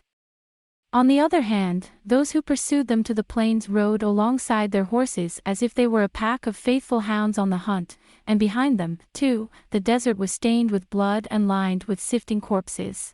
Those who come after them will be caught up in the smell of the blood and devour it. Grab your bow. And seeing that, Scar quickly instructed. Just hurt them. Let the smell of blood make them fight each other. They calmed their horses and changed their swords to bows and arrows on horseback. When the arrow strikes with a whoosh, whoosh, whoosh, the others rush upon the one who continues to bleed, and sink their fangs into his hairy neck and bite off his slack-skinned throat. God damn them. Scar laughed out loud. They're just like men. Come on, let's shoot some more arrows at them. In time. The war situation was becoming clearer. Gradually, the pack of wolves, which had seemed so numerous, became fewer and fewer, and they did not come at us so much as growl and run after our horses. Behind them, corpses, blood, and mutilated bodies lie scattered about, and wolves huddle around them like hyena crows scavenging for carrion. Gluttony and sandworms rise up from the sand, smelling the blood. All right, get your men together. Scar saw that the time was right and ordered Tast and Guru Singh. Lihua, are you okay? Of course. Shem, someone's down. No, Your Highness. Well, that was a hell of a wolf hunt, although I think we might have been the ones being hunted. Scar laughed and rewarded himself with a large drink from the sack of horse milk he wore on his hip, which he had been careful not to drink since coming to the desert. Tast, count. I counted them. There's about 140 of them. What the hell? 60 men down. Scar cursed. They're not stupid. They're fucking stupid. He said it simply, but there was something poignant in his voice. Guru Singh, save your name for later. You died with honor. I'll have to tell my family about it when I get back to Argos. But, well, for all that racket, that's all we got out of it. In truth, it was Scar who knew better than any man the true severity of the ordeal he had just endured. He lifted the sack and let the earth of Nosferus suck some of the wine. Go home to Moss. They were called low by the way of the horsemen. At last, this terrible day has dawned, and the world is in a glorious rose and crimson morning glow. Good, Scar said. They may still come after us when they've devoured the bodies over there. If not, don't let him come to you. Let's give it a few more days. The voice suddenly disappeared as if it had been cut off. Scar, in a rare moment for him, got a stick. That's voiceless. He turned around and looked at the mountain he had just escaped from. In the morning glow, a large silhouette stood on a huge rock near the foot of the mountain. A huge, unimaginably huge, silvery white, infinitely old wolf. Everyone believed it for a moment when they saw it. As such, it was a statuesque, motionless, beautiful, and mysterious figure. Its silvery white form, without a single speck of color, was bathed in the rising sun, and at first it was red, but eventually it became iridescent. With the nape of his neck slightly turned up, it is as if he is looking down from beneath the rock at the horrific feast of blood and flesh that is taking place in the desert below, and at this morning at the end of the carnage. What that was. A moment later, when Scar let out a moan from his spellbound lips, the figure took a great leap and disappeared from the rocks. There was no evidence that it had ever been there at all. It was as if it had disappeared into the air, or as if it had been nothing more than an illusion, a mirage, created by the mischief of the morning air on the rocky mountain. What the hell was that? Finally, waking up from his fright, Scar shouted, "Did you see that, boys? Did you see that, Lihua?" "I saw it. I'm sure." Every voice, every eye, every face is stunned. What a huge... Scar snarled. And Shiva looked up. He began to speak, slowly at first, then more and more passionately. Roy rushed to translate. "That's the Wolf King of Dogtooth Mountain, that's what he is," says Shiva. Roy said. His voice, too, had a strange and pious sound, no less than that of the horseman. "The Wolf King of Dogtooth Mountain. Yes. He guards Mount Gutu. Some say he's lived so long, the moon waxed and waned, even the toes of all the Shem in the village couldn't count. He guided Riyadh when he went to Lagan and crossed the Doghead Mountains," said Sheba, and Riyadh told him, and Lotho told him. Liard again. Slowly, Scar said. "It's as if the whole of Nosferus is filled with the remains of the realm, the living miracle, wherever it goes. Liard is at." Scar waved his hand to stop Shiva from chattering away. "Well, okay. But it's funny. If he's telling the truth, it's as if I'm walking in the wake of that leopard here in the vastness of Nosferus, following in his footsteps. Could it be that there was some kind of past life relationship between that leopard and the Black Prince of the Steppes, Scar? Could it be that there is some kind of story that is beyond human knowledge, and I am unknowingly following in leopard's footsteps? Is that what you're saying? Suddenly, a strange chill ran through Scar's strong body. What's the matter with you? Scar muttered a faint laugh. Now I feel as if Moss is up there counting my steps. There's nothing in this world that's as easy to believe in as witchcraft and divination and the prairie folk. He shook his shoulders as if to brush something off and said, "Well, okay. Let's get a move on. There probably won't be too many more of them coming our way, but we'd better be careful. I want to be as far away from Dogtooth Mountain as possible by nightfall tonight. But we'll keep going. I'll let you get some rest then. Until then, you ride like hell. Collect the horses at the end and chase them. A replacement horse will be invaluable if your horse is killed.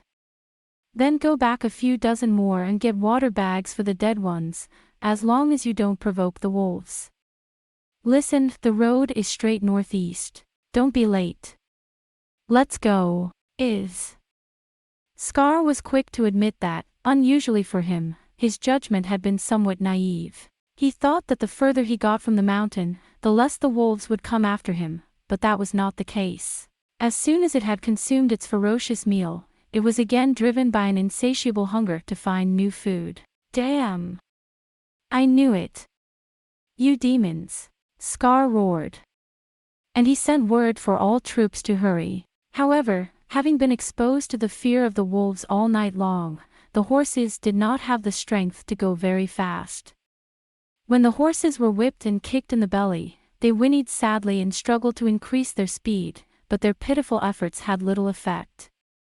The horses were so exhausted that some of them collapsed, vomiting white feces. Their bodies were drenched with sweat and they were shaking incessantly as if they were convulsing. The wolves, on the other hand, were full of power and were driven by a bottomless greed. The abundance of meat that they had found for the first time in many years did not make them satiated, but rather made them aware of the depth of their hunger. In spite of the desperate efforts of the horsemen, the wolves appeared on the horizon, howling as they drew nearer and nearer. Scar contemplated stopping his horse to intercept them, but as they passed through the mountains and entered the desert again, a new problem arose. These were the usual desert monsters, such as ids and sandhills. To spill another blood here would be to call the monsters to their knees, and to invite another and more serious threat that could not be ignored. So Scar restrained himself and ordered his horse to go on. And again, that chase, that strange and unbearable tension began. However, it was somewhat different from what they had seen before.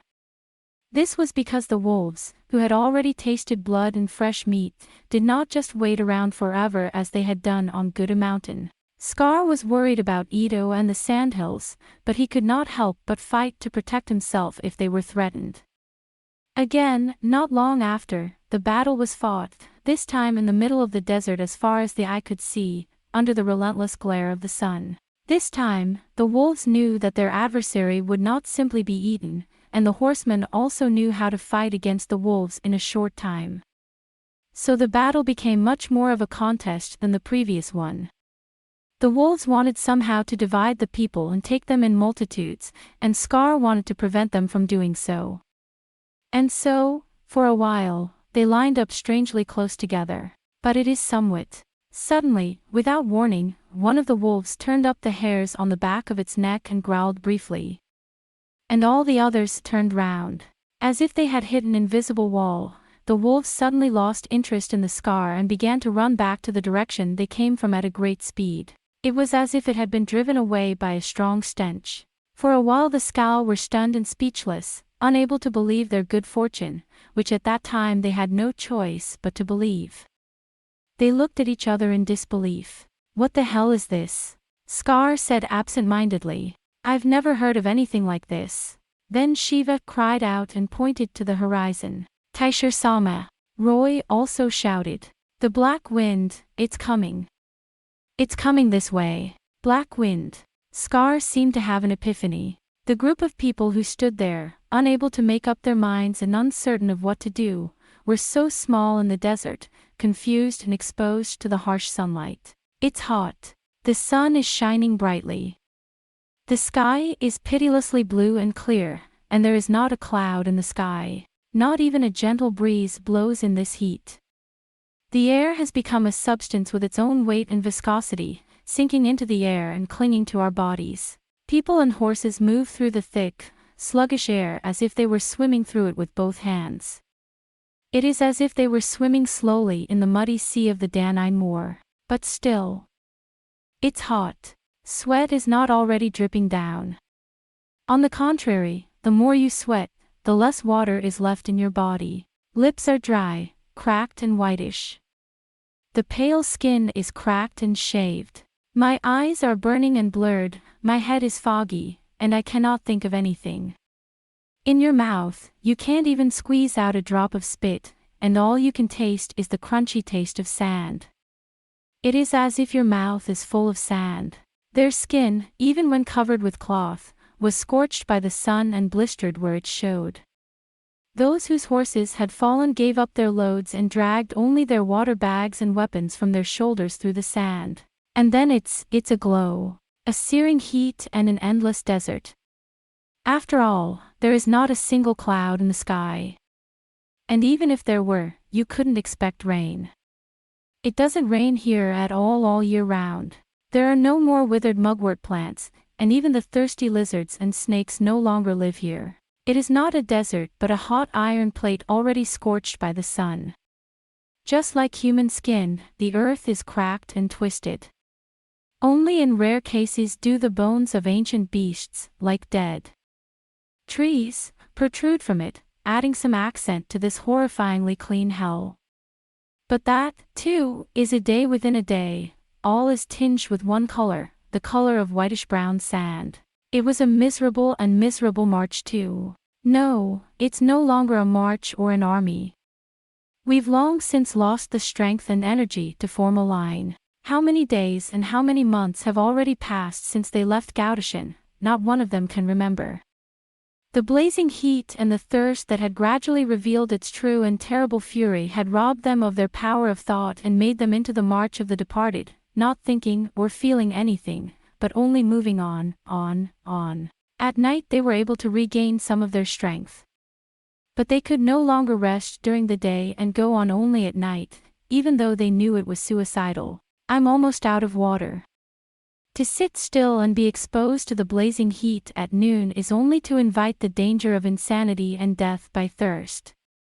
It is better to seek an oasis in vain, going and coming and going, resting and resting, endlessly and lazily. To remain still was to die a slow and painful death. He could not help madly searching for the oasis.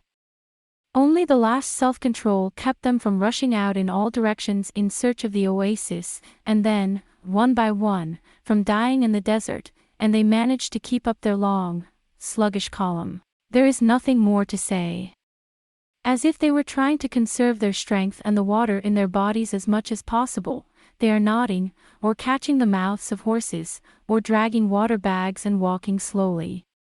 Forward, that thought alone now covers their minds, blinding them to everything else. Fortunately, there are no more drifters in this area. The number of monsters has decreased drastically. On top of that, every time I wonder about Scar's mind, I feel a renewed sense of anxiety and distrust. That time, that's right, that time. Scar's strength surpasses all the other horsemen. He's tough as nails. And he has the sense of responsibility of a commander. He alone, at least, still had the power of thought and judgment. That time, as he walked at the head of the group, unable to speak and staggering along, taking Han Yi's shoes to care for her, Scar was reminded once again. Now, even its shadow is no longer visible. They managed to survive the wolves' attack and reached the foot of Mgutu, but the wolves persisted in their pursuit. Suddenly, as if by order of something, they all turned to the right and ran away from something with great speed. Thank God. Rather than that, they all looked at each other with a sense of deception and a fear that something new and more serious was at stake. That's when, wind! A shout seemed to dissuade them from that fear. The black wind. I don't know if the wolf went back because it was afraid. I don't know. But even if that were the case, there was nothing strange about it. It was a strange and never-before-seen phenomenon. On the far horizon, the wind stands and blows toward us. There was color in that wind. A distinct, sinister black. So even they can tell them apart at a glance. The sand was blown up underneath it, and the wind somewhat resembled a small tornado. Scar and the others looked at each other. That was. Scar looks back at Guru Singh and opens his mouth. But there was no time to say anything. The wind was already rushing against them with a great noise.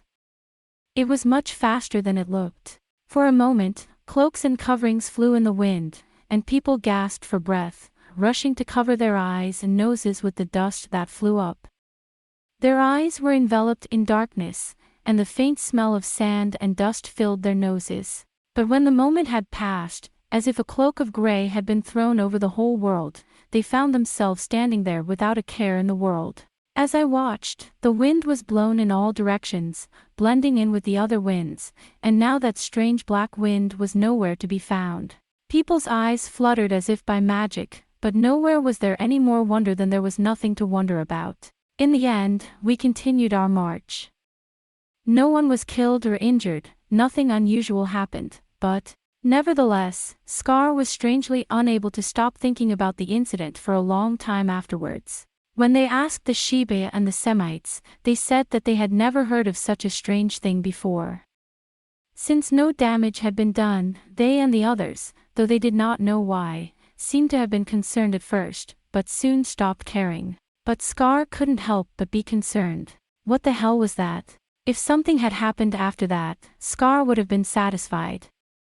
But nothing happened, so why did the wolves, who were more sensitive than humans, and who had lived in this area for a long time and should have known the nature well, run away without leaving any regrets for their first meal?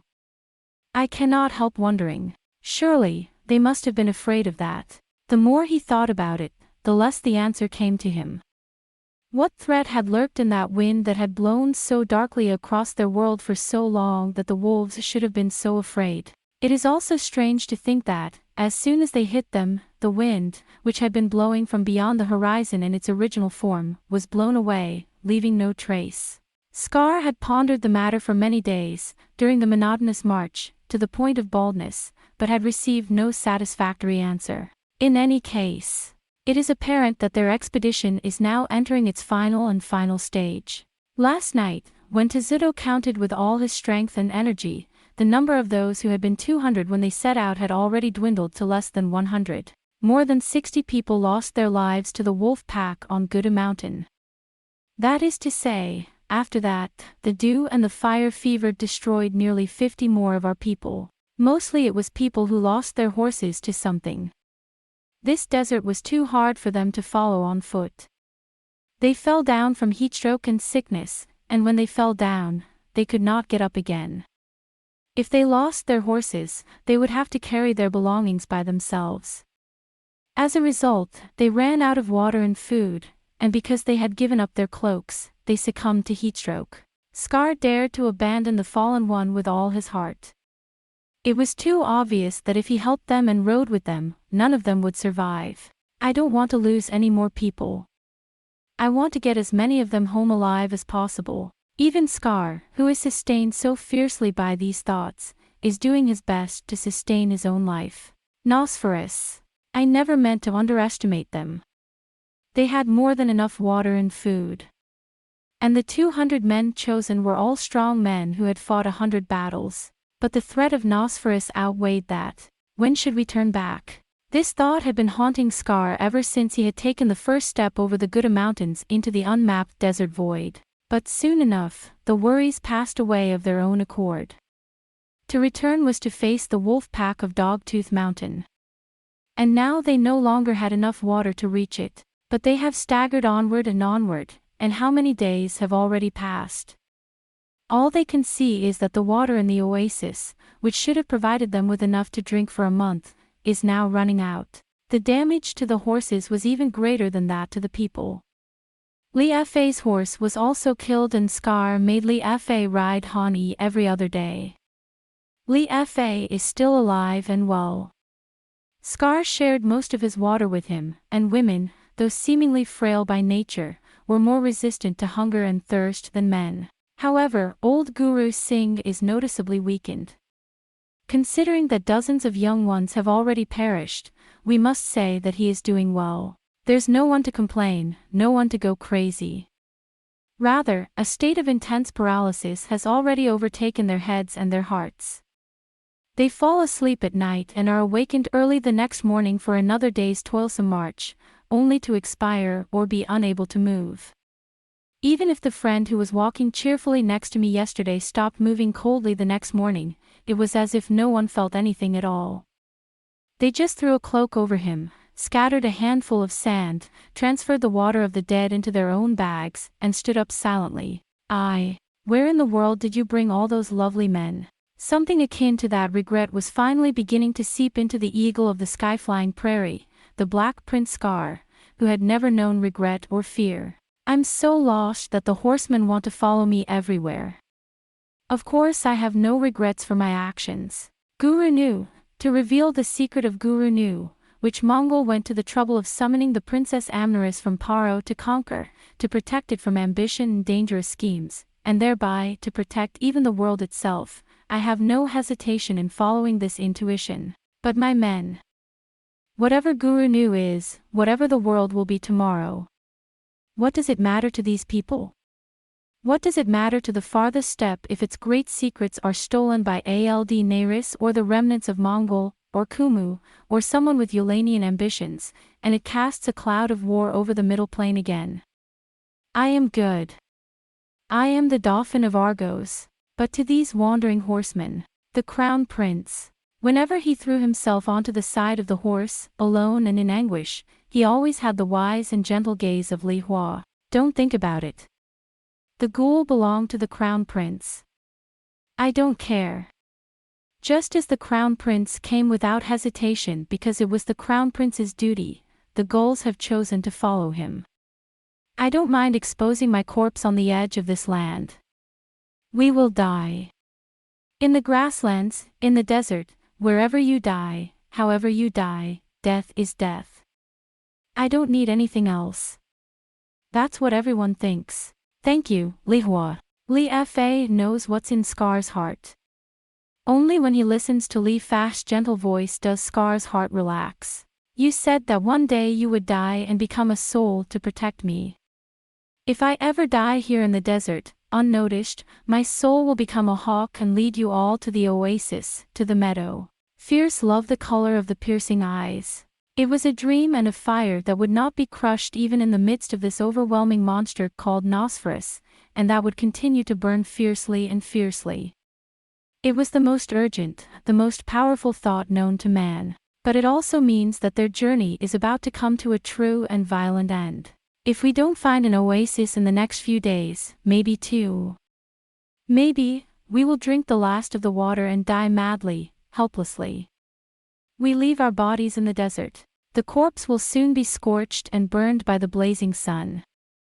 The sand will cover it and soon the bones will glow a washed-out white like the white animal bones we saw on the way here. If anyone were to visit this land hundreds or thousands of years from now, no one would know from the white skulls scattered to the winds, their clothes tattered, that they were the last of the Black Prince of Argos, Skal, and his horsemen. Even if they had known that, they would never have known for what purpose they had ventured so recklessly to the farthest reaches of this fierce land.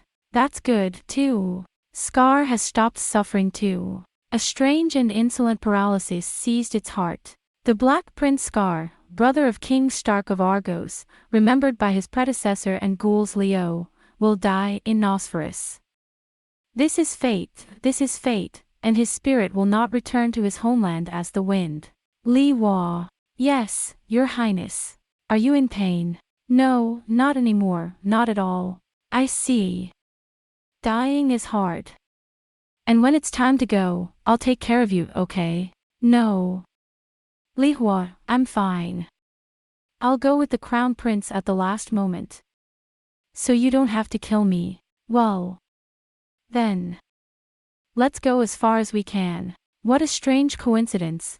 It seems as if it were hundreds of years ago that we left that green meadow. He fought against Kauros, destroyed Liaga, and crossed the heavenly mountain Willan to Zame. They plundered Taurus and crossed the deep forests of Mongol. He crossed the Kes River and stayed in the village of Shem, where he encountered strange statues and the visions of the giant race. And now, beyond the Gudo Mountains, of Argos hail, Black Prince. With muffled voices, the heroes of the Gauls fall from their horses and collapse on the burning iron plate. This is for my wife. I handed over the mementos to those who were still healthy, and waved my hand, asking them to leave them behind. There is no more water in his body to shed the tears that well up in his eyes. A madman, knowing that he is a lifeline, puts a dagger to a horse's neck and sips the blood that flows. His face has grown pale and black. Lips that are so dry they can't even moan. Eyes swollen and puffy and blind. Scar knew the end was near. Thank you, boys. You've been with me all my life, my last fondness, the madness of the Black Prince. At last. He was nearing the point where he would not be able to move in the morning. Most of the survivors' water had run out. We can't eat food without water. Where are we? Is Gulanu near? But what an amazing place Nosferus is. This miserable, now dying funeral procession of the dead. On the blue-black faces of those who are already half dead. The sun is still shining. A cruel white flame. Now the giant sun shines down, even with a tingling pain in its skin. It's like being burned alive. And the heat of the fire never abates. A shimmering shimmer stands on the horizon. All along, the shimmering shimmer has been warping and flickering the horizon. Like the wandering of blurred eyes. And the mirage had ceased to move them. Li Hua. Yes. Come here. Yes, Your Highness. Look, man. I love you. The prince. Drink this, everybody. Scar held out a leather bag. I think I'll have a sip or two. You can all drink. No. Li Hua, I don't want it. Drink. And when you're feeling a little better, give me a little nip. I want to hear you laugh again. Taisher Sama. Not even Scar knows how many are left alive. A line of people in distress stretches back and forth. Still, the flickering shimmer of the sun and the endless sea of sand, this horrifying landscape remains unchanged. The prince. Oh. Tast, are you okay? Taisher Sama, messenger, shall we go? Enough. Come here. Scar made Han Yi sit down. He put a cloak under him to keep him warm. A loyal one, a healthy one. He gently slaps Han Yi on the neck. Han Yi's nostrils are gently pressed down, and his big tongue licks at Scar's face. His usually clammy nose and tongue are clingy and pitiful. However, only the big, gentle brown eyes were moist and lustrous. At the end of the day, you're still with me. Scar knew he could take no more steps. Even the Black Prince had finally run out of strength against the dampness and heat of the fire. His legs would not go up no matter how hard he tried, and once he sat down, he could not even raise his body. It was as if the dusk had already passed, and I felt nothing. A stupid life. It's a stupid way to end. This is what I've always dreamed of. Scar thought rather happily, his head hazy. Slowly, Li Hua and Tast came along from both sides. Taisher Sama. Pull yourself together. I'm fine. I can't hear you. My voice is already scratchy. Li Hua, Tezudo. You've done so much for me. Did not more than 100 survivors drop out and die one after another? I could hear nothing more. Not the sound of sand being pawed, not the whinny of a horse. The desert is about to return to its primordial silence. The desert was a cleaner of corpses, more sure-footed than wolves, more sure-footed than idols, more sure-footed than gluttony. No wind. Tonight or tomorrow afternoon. I'm robust, so it's gonna take a long time. Well, there's only so much time to ponder. It's funny. For 26 years I've never paused, never slowed down, never thought about anything. Li fa. Li wa. Li fa. The silence. There's no sign of anything moving anymore. Occasionally, the prostrate body is lifted up without effort, but it falls down again with a thud. A horrible, overwhelming silence. A primordial, uninhabited, deceptive silence. I don't know. In the midst of that tremendous silence and daylight, a gust of wind blew. It's a small, hot breeze, but it's not common in the stagnant, deadly desert. The wind. Scar, who had been half in a state of disbelief, looked up, as if, as a farewell gift to us who are dying. Salam alaikum. A sound like sand spilling into the wind began to be heard. Without the wind, the sand will not flow. Then, Sheba lifted his hairy head as if he were dreaming. Sarah, Sarah, Sarah, Sarah. The sound is still going on. Now Sheba pulls himself up. He sniffs. A few more times. Smooth, smooth, smooth. Gentle and nostalgic sound. Infinitely sweet and flattering to the ear, cool, lonely sound. At last. Sheba jumped up.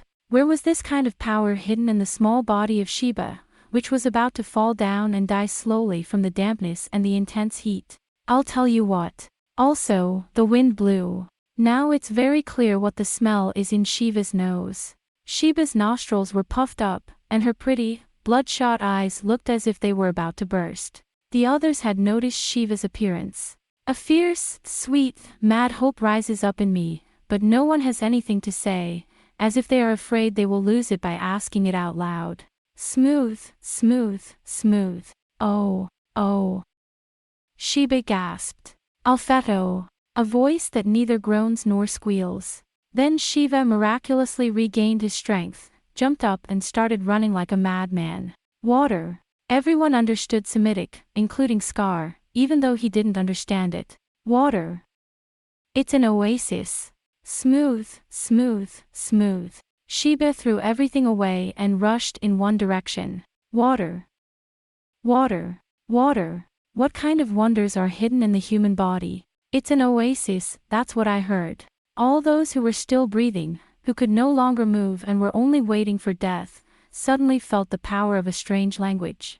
Water. Water, oh my. Water. Screaming. And they ran after Sheba, and Scar, and Liwa, and Tazd, and the others and the horses.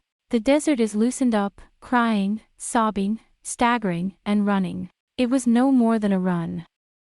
Not long after, it appeared in the middle of the empty desert, as if it were another of Nosferus's amazing tricks. The Sheba had already jumped in and was engrossed in drinking with its mouth full. The others, too, were eagerly diving in and sipping directly from their bellies. It was a much smaller oasis than the oasis at the foot of Gudo Mountain. There were no jujube palms or shrubs, and only a few short gray grasses.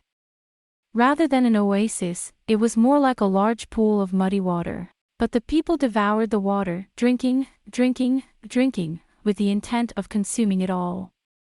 Every single cell in their bodies was thirsty. His throat was gurgling. There was nothing to talk about, so he continued to drink. Just.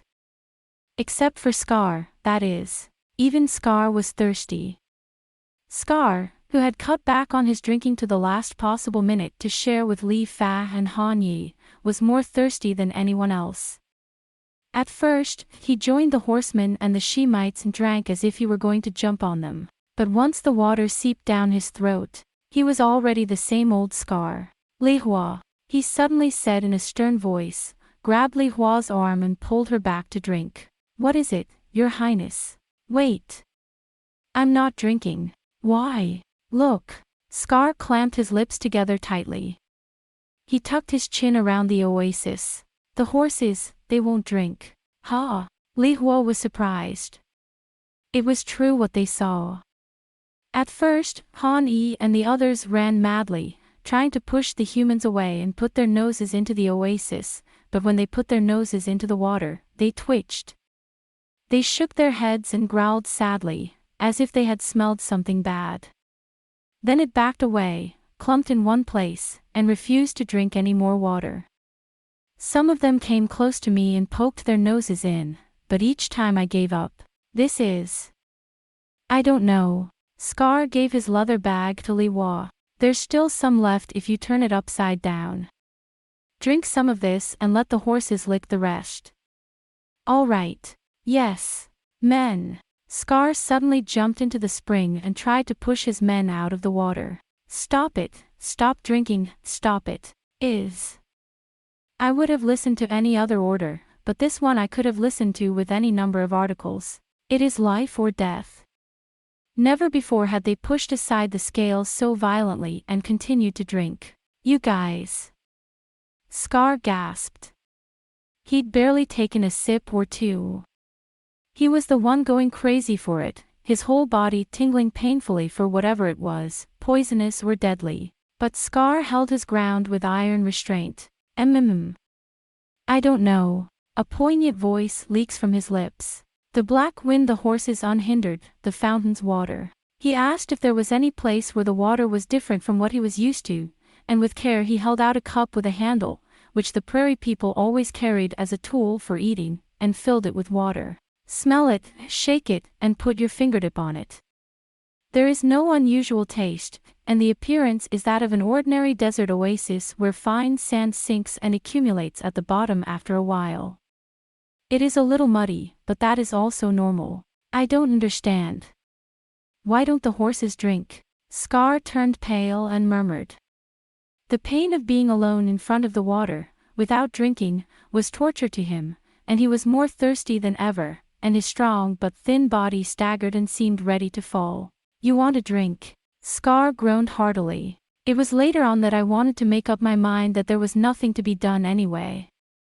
Would I drink a lot and suffer the same fate as my men? Even if I survived, there's no way I could make it back to Argos on my own. If all you have to do is endure this burning pain and prolong your suffering for a few days, drink or don't drink. It was when Scar looked down at the cup in his hand, lost in thought and anguish. Whoa! A sharp cry escaped his lips. Scar's cup is of pure silver. It was smooth and spotless when I took it out just now. When I was drinking water, nothing happened. But now, when I look, the inside of the cup, where it had been filled with water, was blackened and corroded. This is water. Scar's face has changed. Don't drink. Immediately, Scar jumped back into the crowd, screaming. He pushed everyone out of the water. Don't drink. You'll die. It's too late. They were all looking at Scar in a daze. By now, they had devoured it to the point of exhaustion, and had just looked up and begun to wash their hands, feet, and scalding faces. Oh! Scar's body trembled. It's too late. Boys, is everything all right? He yells at them. They looked at him in astonishment. I'm fine, Your Highness. Oh, man, he's back. 9 lives. I've never tasted anything so good in my life. Everywhere. Scar was about to say something when he stopped talking. Li Hua came close to him, looking worried. Li Hua. How much have you had to drink? A little. I hardly drank at all. They pushed me out of the way, so I didn't get in the water. Are you okay? Don't worry. The prince had a lot of water in his sack. He gave it to the horses one sip at a time. Tast. Yes. Tizuto is a man of great courage. The look on his face pierces the heart of Scar. You drank, too. Yes, I drank it. It's good water, sir. I see. Scar put his hand on Tizuto's golden head. That's a long way from. Ha. No, nothing. Tizuto is a boy from the village of Willen, who has come all the way to show us the way. Unlike the horseman, he has white skin and blonde hair, and his skin is sunburned and blistered to a pitiful red. The crown prince. Li Hua said with concern. Are you okay? Apparently. Scar could not stand and fell on his knees with dismay. His thirst had reached its peak and there was still a spring full of water in front of him even after drinking so much. If you don't drink, you die. Even if you drink, you don't know if you'll live. To hell with going, to hell with coming back. But Scar wouldn't drink. He had the temperament of a tiger or a hawk. He could die fighting the draft, but he could not drink it knowing it might be poison. For he had something equal to the horses of the prairie, half wild and strong, who, though driven mad by the drought, could not help dipping their toes in the spring, and he had a wildness that was closer to the horses than to the horsemen. Scar closed his eyes slowly. He knew he would never be able to stand again if he lay here with his eyes closed. The horsemen are now full of courage, filling their sacks with water, eating their food, and resting in their cloaks. My lord. There are 51 of us left. And Shem 3. 51. Is it better than I thought, or is it too tragic? But Scar was no longer able to think. The sun was relentless in its assault on the thirsty black prince of Argos. Li Wa. His voice was faint and weak. The mad dash to the oasis had left even Scar with no strength left in him. When I'm dead, go to. With Shem and Guru Singh as your captain and go to Shem's village. Scar gave the final order. At least he thought he did. But in reality, he had no voice. Scar's head hangs down over his chest. Taishir Sama. That's when. If it hadn't been for someone's shout, Scar would have fallen into a coma and never woke up again. An unbelievable scream brought Scar to his senses. Someone's coming. They're coming this way. What? Oh, Scar. His tremendous mental and physical strength is the reason why he has been called the Black Prince of Argos. Now faced with the agony of death, he opened his eyes and raised himself up with the last of his already exhausted, even more exhausted, strength. Oh, Taishir Sama. Li Fa Tast. Wake me up with support. Scar's eyes were glazed over as he stared at her. The horizon wavers. The shimmer seems to create another horizon on top of the real one. Or maybe I'm just blind. Wobble, wobble, wobble. A shimmering fire. The sun is shining brightly. There is still a little time before sunset. The world trembles and wavers. The white of the desert, the invisible heat, the blue of the sky, and nothing else accentuates the world in any way. That thing. Tizuto shouted, his eyes squinting as he pointed to the end of the shimmer. At first, Scar couldn't see anything. And then, in the wavering air, a black dot or a short black stick, stretched out, slowly rose up. It swayed and became slowly larger. It's heading this way. Stay alert. Guru Singh shouted instead of Sukhar, who was too weak to speak. Take up arms.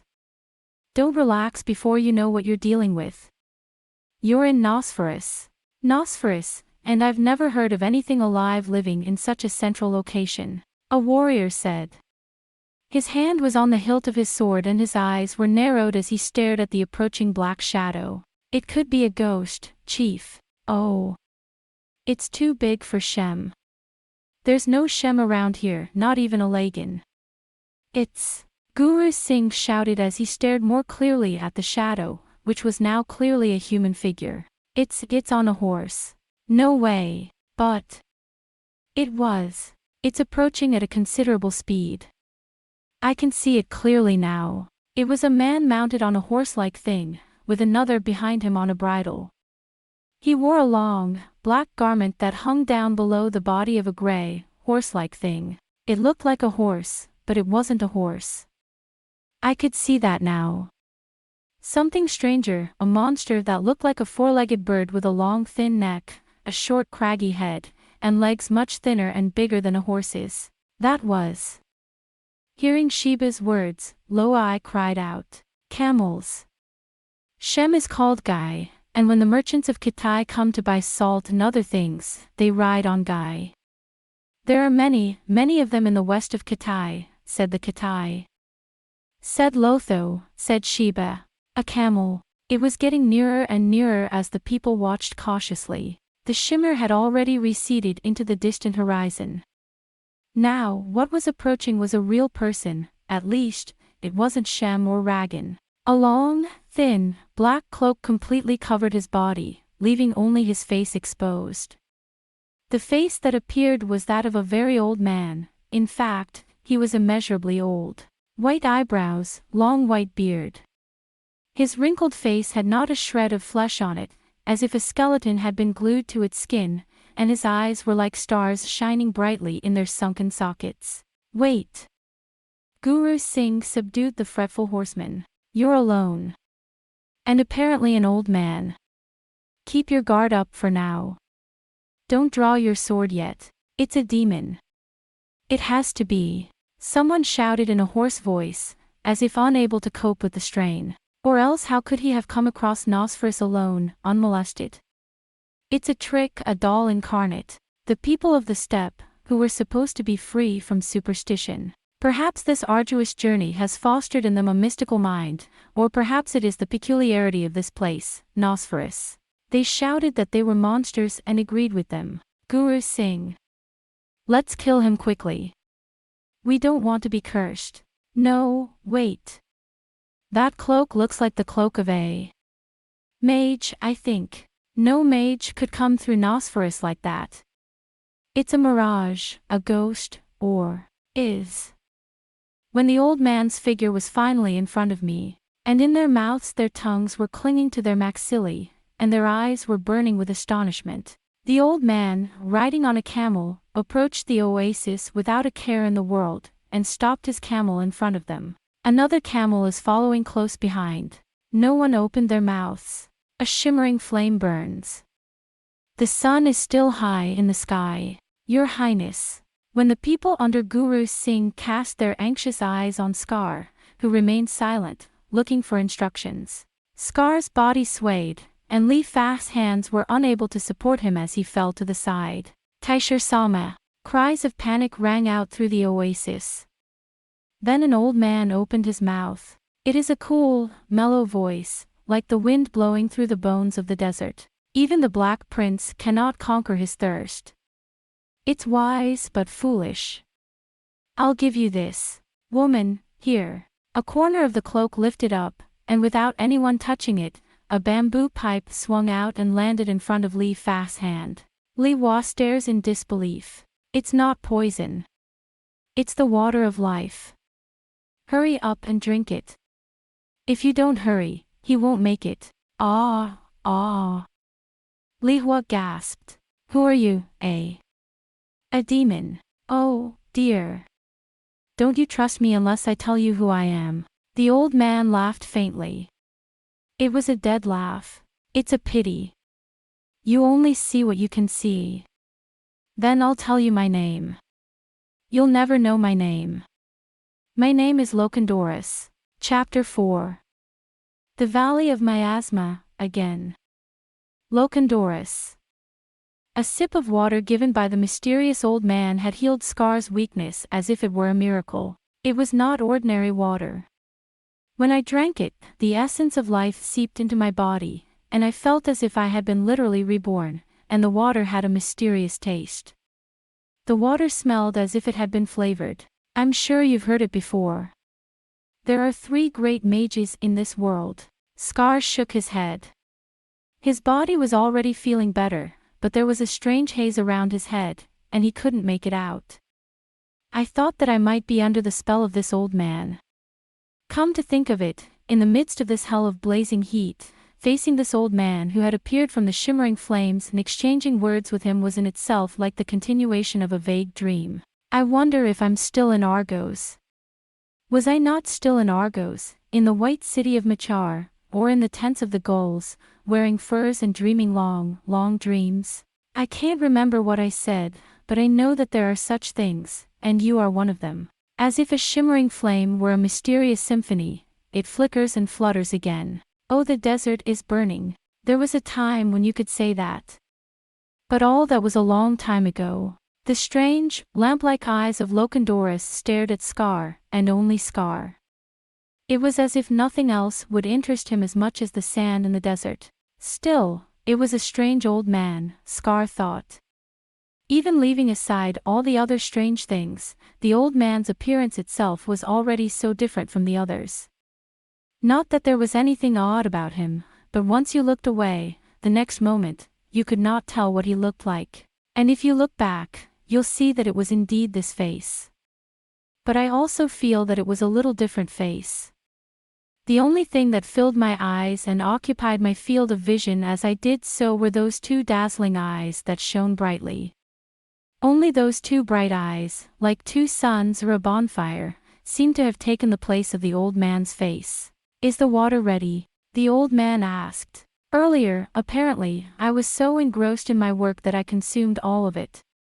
I'm sorry I did that. I thought it might interfere with your future travels." When he picked up the bamboo tube, Scar was startled. "There's water in it." As soon as he uncorked the bottle and saw that it was full of water, Scar gave it to Li Hua. "Drink up, Li Hua." Li Fa kept silent, looking at the old man with some anxiety in his eyes as he drank and gave it back to his master. Scar shook the bottle, made sure that it was empty, and then corked it. Then he gently uncorked it and groaned again. The water was again full of water. "You're a witch doctor." Scar blows his whiskers and yells. "You're a witch's hand wife. It's not witchcraft. It's not witchcraft." Soothingly, Locandorus smiled. "People of the doubting step, this is no sorcery, no handmaiden, no phantom. In the first place, I'm not even a mage. In that sense, I'm completely different from the dark priest Gracious and the great mage Agrippa that you've lined up earlier." "I'm not a mage," he said. Scar sniffed and expressed his disbelief.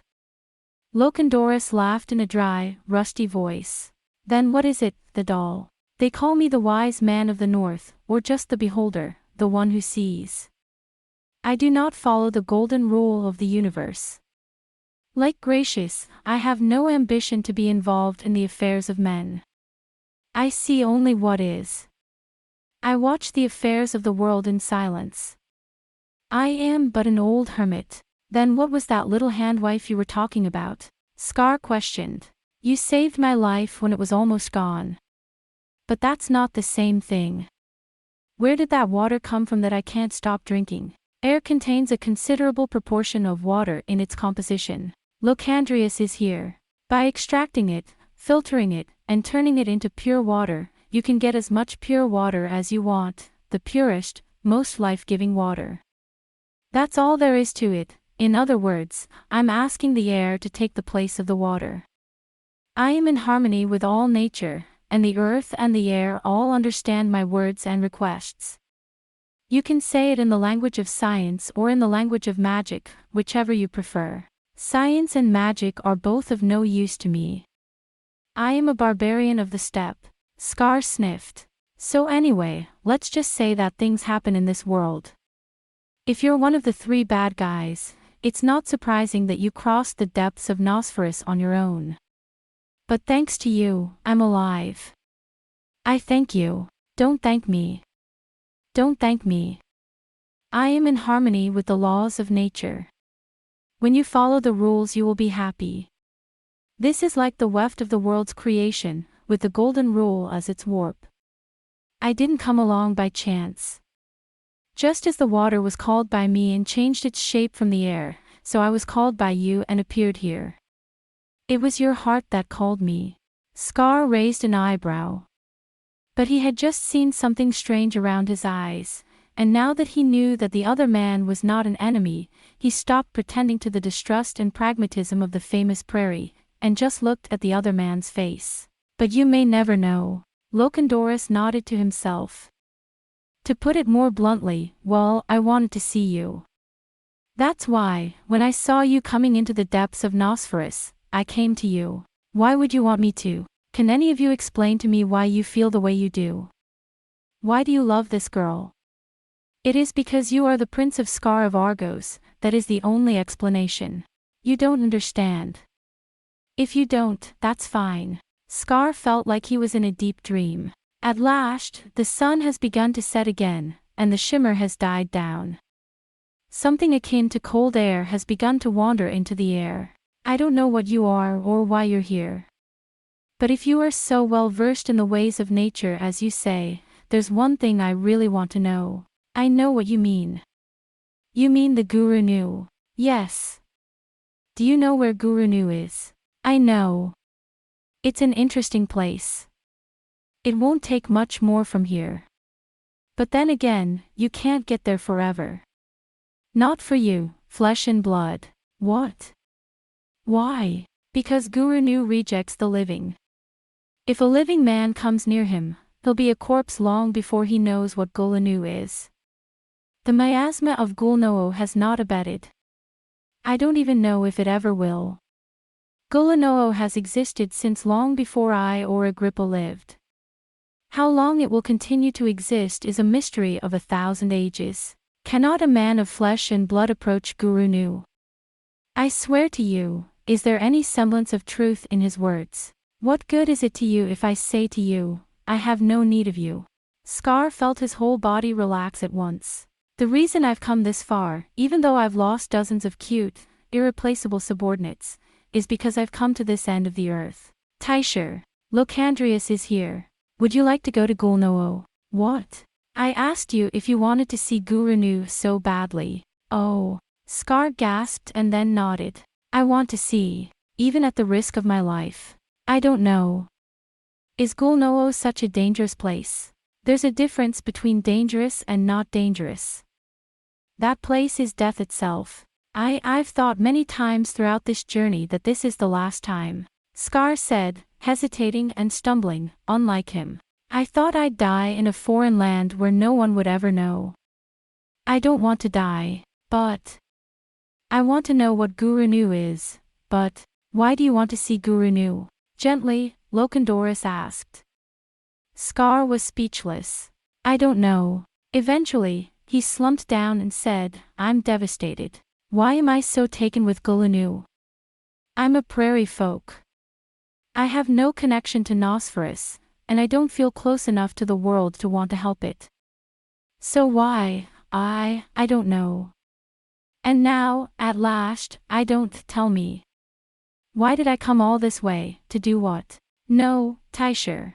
Locandorus dismounted and stood up, and the rug that had been draped over his camel flew by itself through the air and spread out on the sand. There he invited Scar to sit with him. That's what we call destiny. Fate.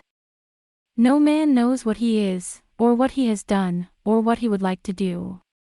Therefore men call to Janus, pray to Janus, and pay money to the sorcerer. It is the work of fate that has brought you, Prince of Argos, to the faraway land of Guru Nu. All things are based on the two functions of calling and rejecting. Either you call them together or you reject them. One calls and the other rejects. There is only this in all relations. There is nothing that can interfere with this work. The desert sun is unobstructed, so once it dips, it disappears into the infinite horizon at an astonishing speed. Prince, why don't you order the heroes of the grasslands to roast the flesh of the dead horse and eat it to satiate their hunger? Locandorus said. Scar, astonished that he had lost so much of himself, called Tast and ordered him to spend the night in this oasis. At first the gulls looked on in amazement and dismay, but soon became bored, for most of the words of Locandrus were not familiar to their minds. When they heard the order, they gladly began to divide their work into 3 groups, one to fetch the dead horse, another to dismember it into a huge lump of meat, and another to build a fire. Oh, pity, pity the human form. Locandorus muttered something strange. What? He waved his head as Scar listened, somewhat aghast. But you want to see the secret of Guru Nu with your own eyes. Even if it touches your life. You must touch life. How about that? You want to see it? Yeah. Scar says he's miffed. Be honest. You want to live, that's fine. Locandorus chuckled. I have come to show you the way to Guru Nu. What the fuck? Don't panic. I'm probably one of the few people in the world who could go into Guru Nu and come back alive. I don't know if I can call myself a human being. And I'm very interested in Guru Nu. And the human interaction around Guru Nu has been of great interest to me over the years and has amused me. You are one of them, you are called by Guru Nu. Perhaps showing you Guru Nu must be the beginning of some new relationship. Just as the death of that wretched, conceited Kalmor prefigured the coming civil war in Paro. Well, good. Anyway, you want to go to Guru Nu, don't you? Oh, yeah. Okay, let's go. Right now. Okay, give me a minute. Let's get everyone. They cannot go. You alone must go. What the hell? As you can see, Locandoris quietly showed 2 camels standing in the desert under the rising moonlight. There are only 2 camels. And, in any case, they've only followed you.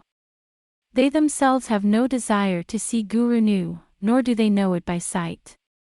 Leave them here. Go with me now. I have some business to attend to. I promise you I'll be back by tomorrow or the next morning. Otherwise, we may never have the chance to enter Guru Nu again. Tonight is the right time, the right direction of the wind, the right position of the moon. After all, you're just a mage, aren't you? Scar said, standing up. No, just a great mage, if you will. Then let's go. I hope you don't mind if I take Lihua and Tezuto with me. No. You're going alone. Here they are, Prince. And fate is the most precious thing in man, unique to each one of us. The fate of the Crown Prince must be seen by the Crown Prince alone. Now ride your camel, or will you turn back without seeing Guru Nu? Take your pick. Your choice is your destiny. I noticed that the camel, which should have been some distance away, was standing close by, and that Locandoris, who should have been sitting next to Scar and talking, was already sitting on a camel. Scar growled.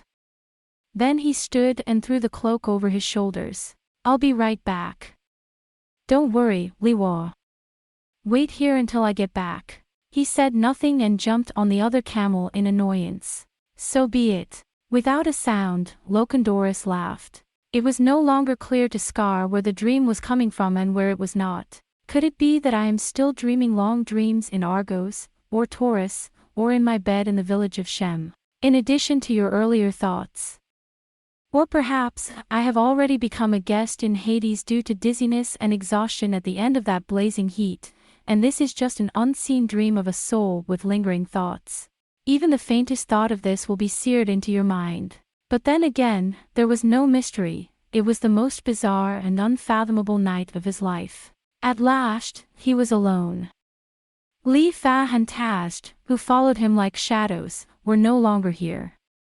Only the mysterious old man, who silently guides his camel in front of him, is his companion. The old man's long, half-sleek black cloak hangs down on either side of the camel, swaying. Its shadow wavers in the desert of the moon. All around is a sea of blue moonlight. I don't know how many dozens of times I have traversed the moonlit night of Nosferus. But tonight, as far as the eye could see, the stars continued to fall like a wave, and the moonlight spilled into the night without reserve. Softly, softly, white angel hair flew, and several times Scar saw demon fire like a ball of blue phosphorus pass by. Somehow, the desert beneath my feet had disappeared, and I felt as if I were in a space of moonlight and stars, right down to my feet. The camel swayed like a boat as it moved slowly through the depths of the night. He does not know what he was, or why he is here, but everything is unclear, and words and existence are losing their meaning, and a sense of uncertainty grips Scar. My name is Scar, Black Prince of Argos.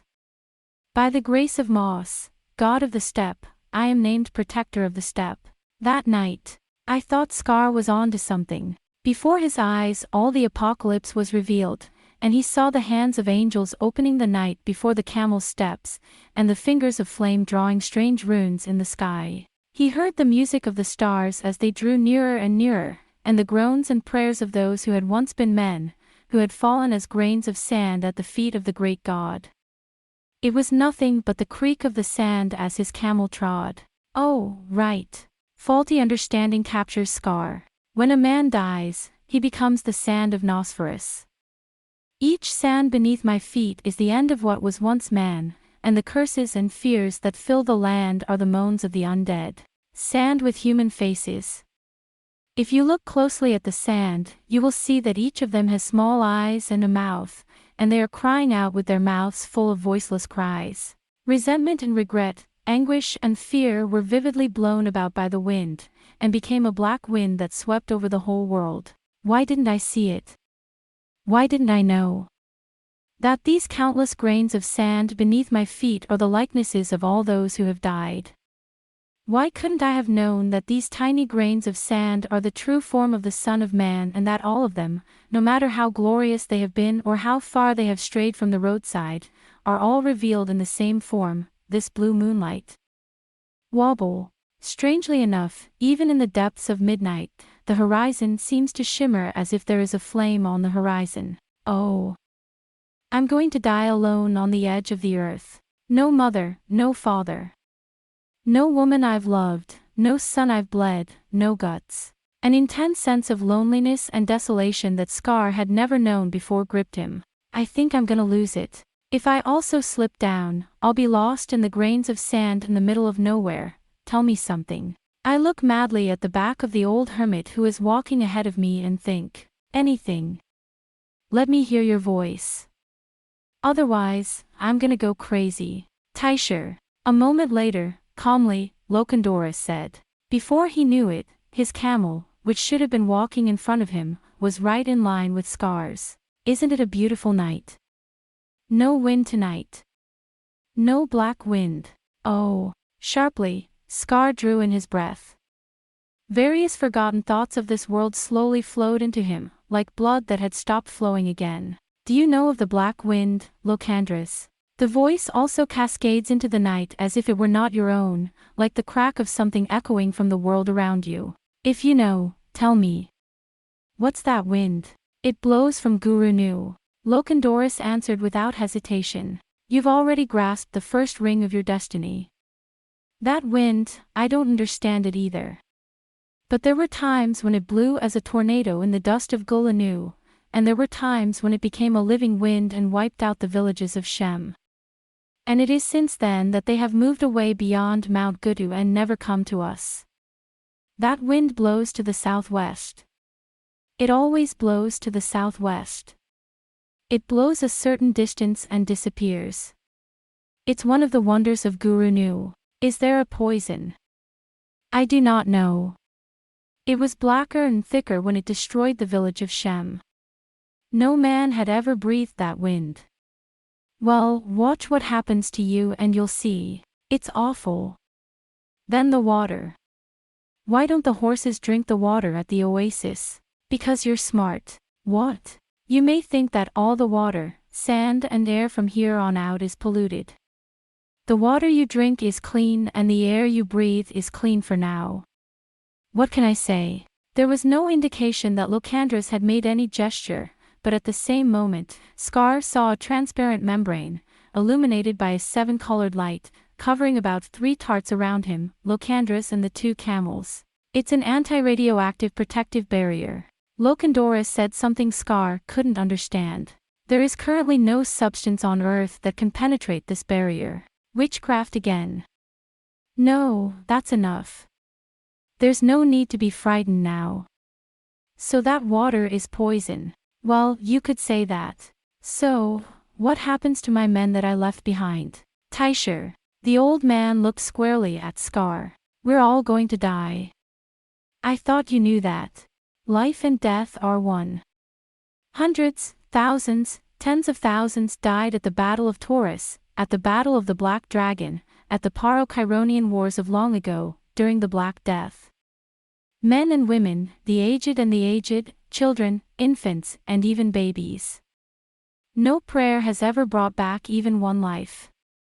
People die.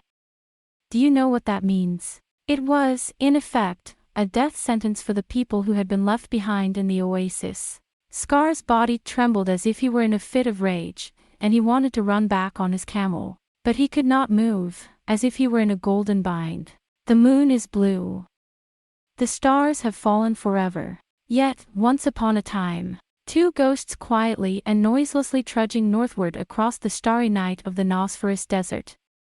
The voice of the wise man of the north quietly disperses in the silence of no habitation. No great king or emperor has ever escaped this curse and won immortality, not even the mages who have lived for thousands of years.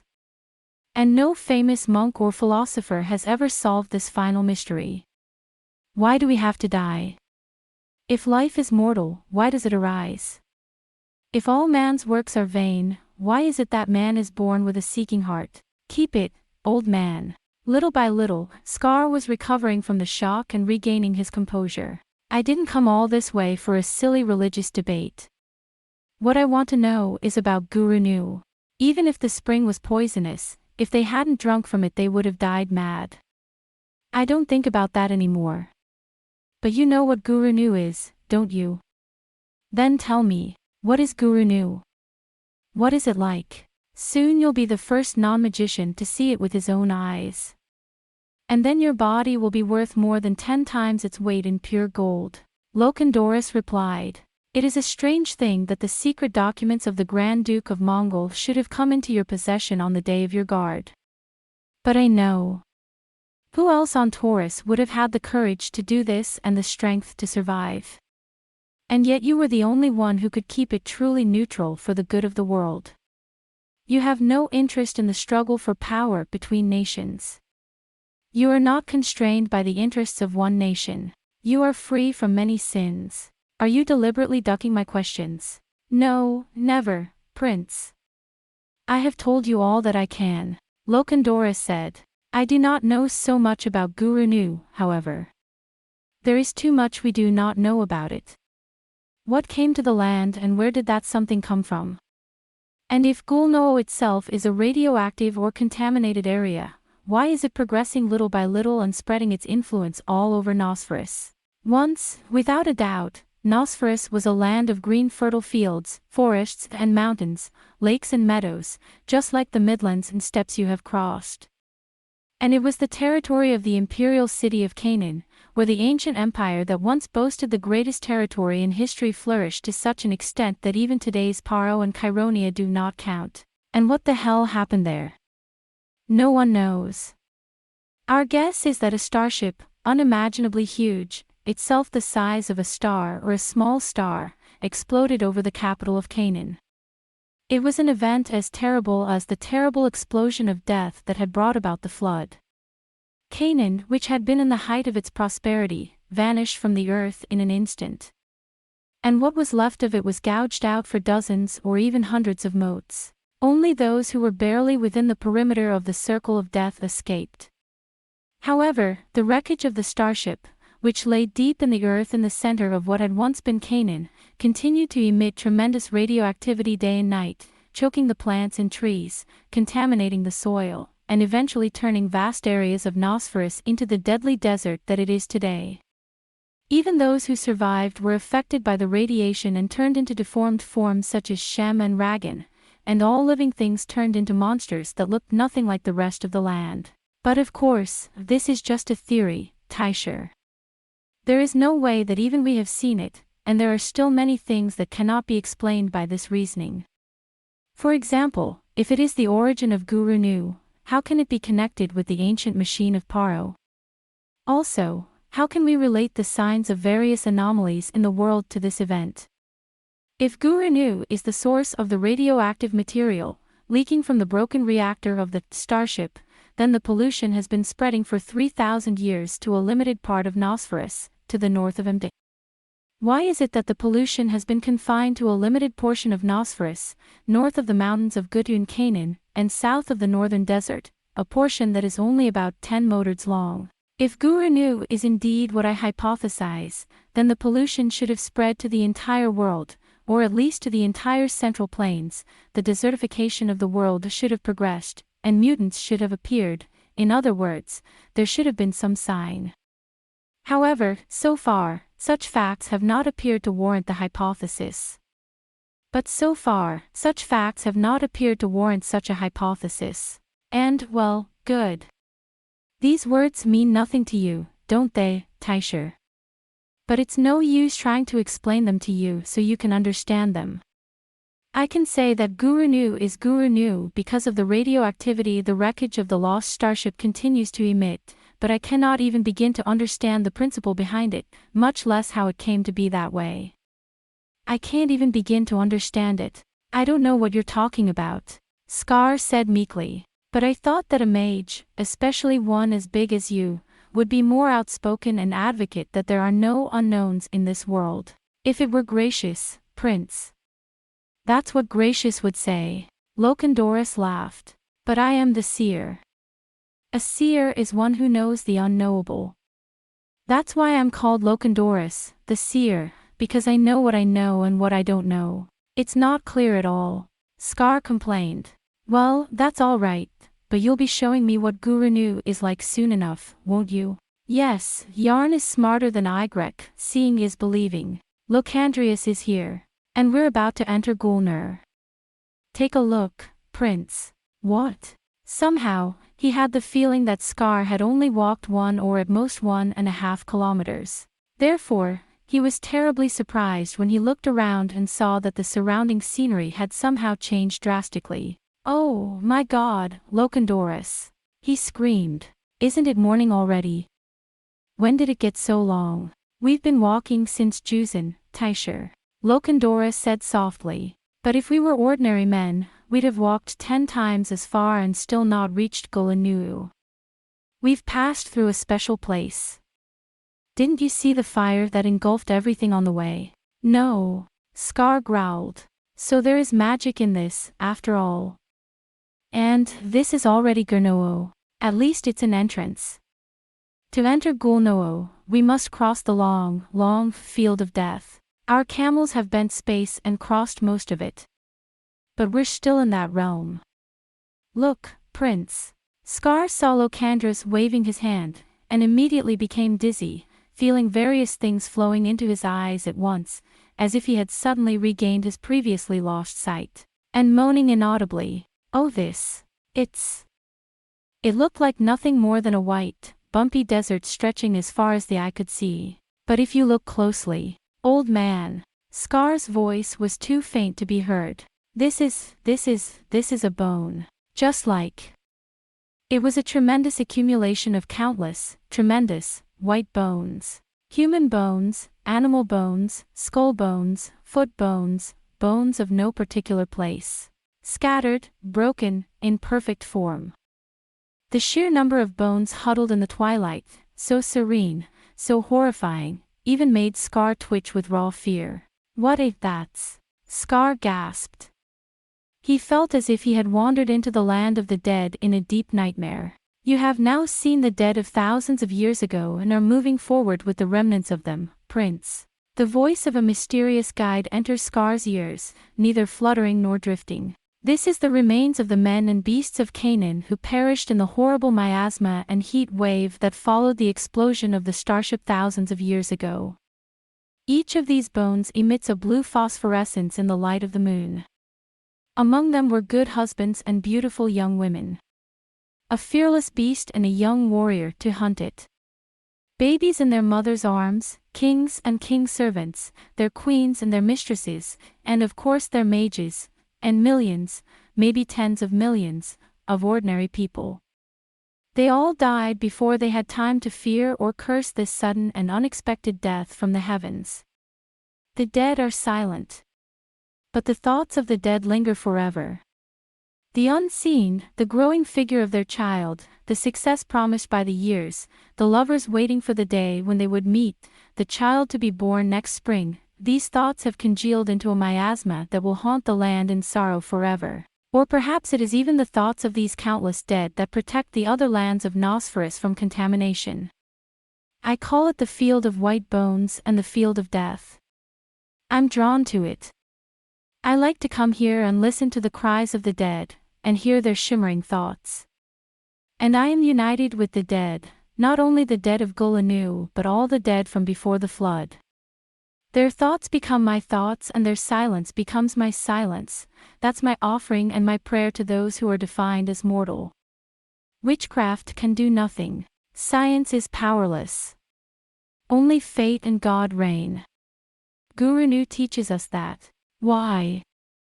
Scar's voice was faint. His eyes never left the field of white bones that stretched out in silence, and as far as the eye could see, even the horizon was covered with white bones. "Why are you showing me all this stuff?" Finally, Scar cried out. That cry, however, did not disturb the slumber of the white bones. "Why? That's what you wanted, Prince." The wise man of the north replied calmly and compassionately. "You knew what you would see and what you would have to see if you went to Gurnu. Yes, you did, Taisher. And yet you still wished to know Gurnix. I can't stop looking. I can't stop looking. I don't know." It was Scar's blood-curdling cry. But Lokendoris didn't care. "I'm not saying I understand. And even if you do, it won't help you. Just look. Look, Taisher. Aren't these bones, these dead men, beautiful? Aren't they quiet? After the ugliness of death and the horror of the curse, all that remains is this field of bones. Don't they know something? I don't want to be enlightened." Scar replied fiercely, but somewhat weakly. "I always thought that being alive was all that mattered. When you're dead, it's all over. But it's not. There's already an afterlife here. You have no way of hearing these voices because you've lived your life without listening to them. I can always see the stories they tell." Scar looked around the field of white bones once more with stunned eyes. It seemed to go on forever, to the ends of the earth, but it did not, and the camel that walked on it slowly was passing through the field of death itself. At night, all this land glows pale. Lokendoris opened his mouth again, loosely. "And in this land there is no wind, and time seems to be wavering. Every ruin, after thousands of years, is replaced by a fertile field of green, fertilized by the ruin, and oblivion and new life sink the old ruin to the edge of time. Even after thousands of years, not a single tree or herb grows in this land. No wind blows to crush the bones and turn them to dust. I once removed the bones from this land and dug until the earth was revealed. The sand and soil that came to light also shone with pale phosphorescence. I brought back some of that earth in a ball of gears and tried to sow various seeds, but 9 out of 10 failed to sprout. The one Vajya that barely sprouted produced a monstrous thing that did not resemble the original. Well, if this is the fate of the Dazzler, then this time I shall not be able to force Janice to answer that 1,000-year-old voice. Why? I can't help forcing Janice to answer that unchanging voice. We've passed through the field of white bones. Next is the true entrance to the Miasma Valley. Be careful not to slip through the barrier that surrounds your camels. If you stretch your hand too far, you'll fall out. The miasma is stronger here, so increase the density of the barriers and make them smaller." Scar made no answer. Now he was completely distracted by the great number of white bones, and he felt that he was in a dream so deep, but at the same time, he was seized by an intense emptiness and a strong interest. Anyway, this was a place beyond human knowledge. A group of white bones broke off around Scar. It was a sudden break, as if a line had been drawn through it. Gulnoo, i.e., everything that was within the circumference of 10 motads from the hypocenter, was completely obliterated. Lokendoris said. All the buildings and trees that were outside were shattered and lost in the waves of time. Only the white bones remained, and these white bones moved little by little over a long period of time, as if by some mysterious and invisible magnetic force, and formed the shape that we see today. Now, the white bone field has become a huge concentric circle surrounding Gurnu. From the sky, it's a strange and beautiful sight. It's as if a giant spider flower is opening up. Now, that is the entrance to Gulnoo, Prince.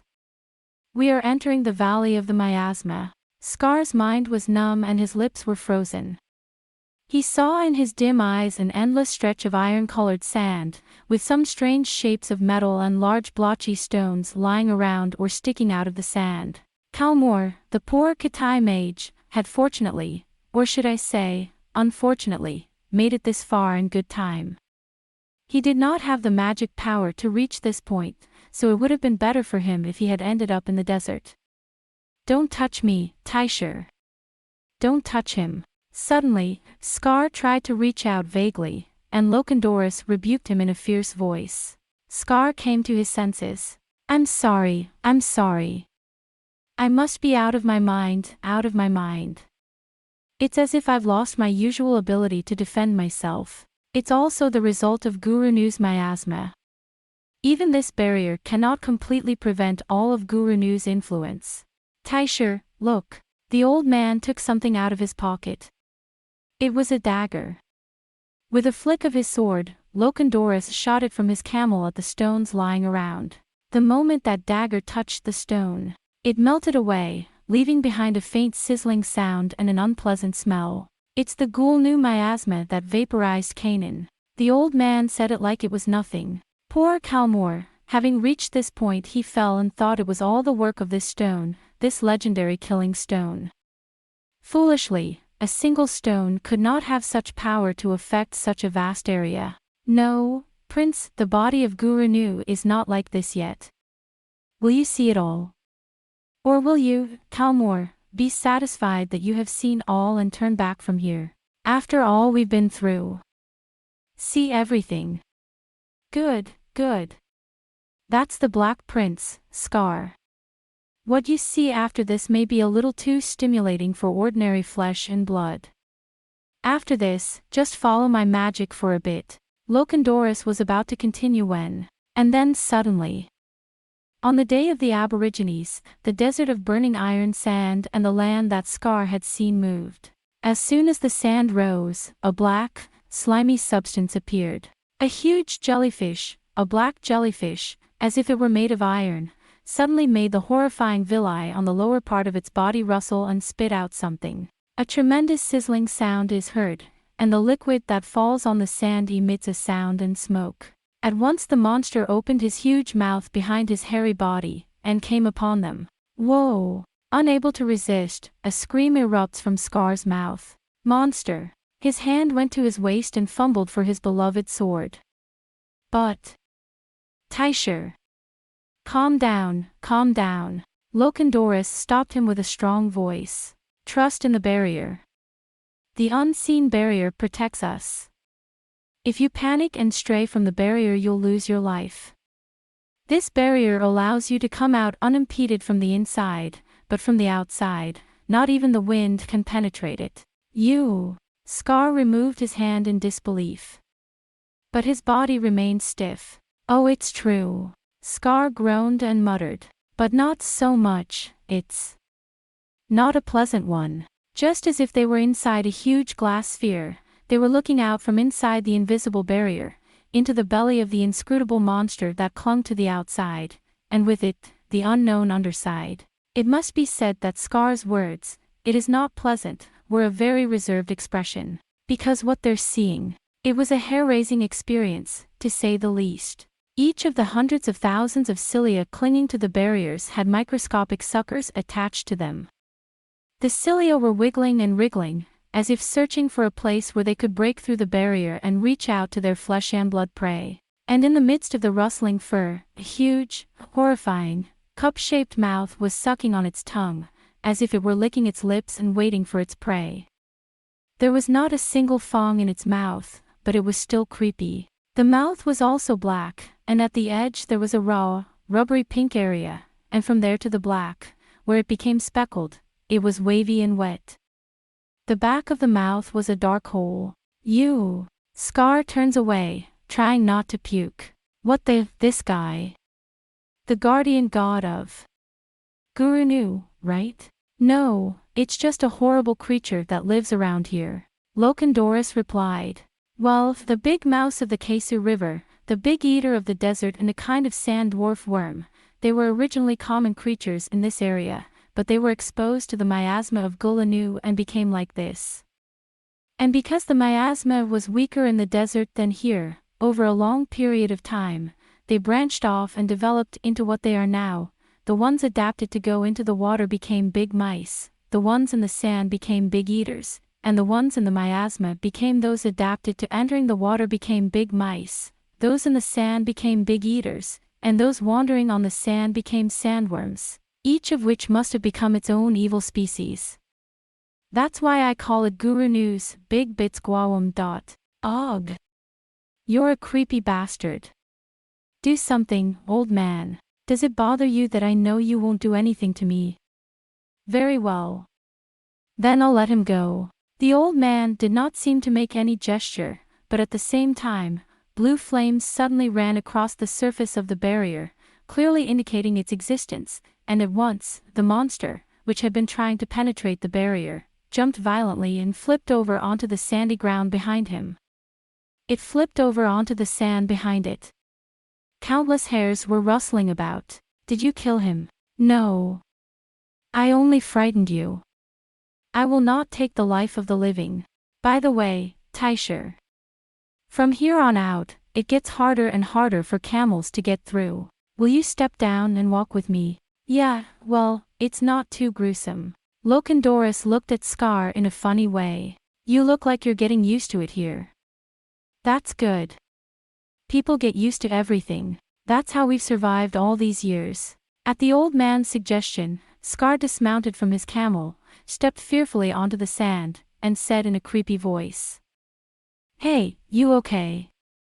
My feet feel kind of, limp, like. Immediately, the sand began to swirl. Then, from underneath it, a huge, translucent jelly, a large ID appeared. Scar had licked up the ID. Whoa, it's okay. It's okay.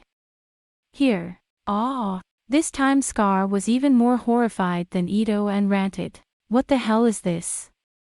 My body's floating in the air. Indeed, both Lokendoris and Scar rose up softly and hovered in a bubble of light just a tar from the ground. Knowing that it has lost its prey, the ID jumps up and tries to catch the bubbles floating in the air, but it is unable to reach the bubbles in the slightest and falls back down onto the sand, spreading itself out. Before I knew it, its body had become the color of the sand, and I could no longer distinguish it at all. There are as many IDs in this valley as there is air.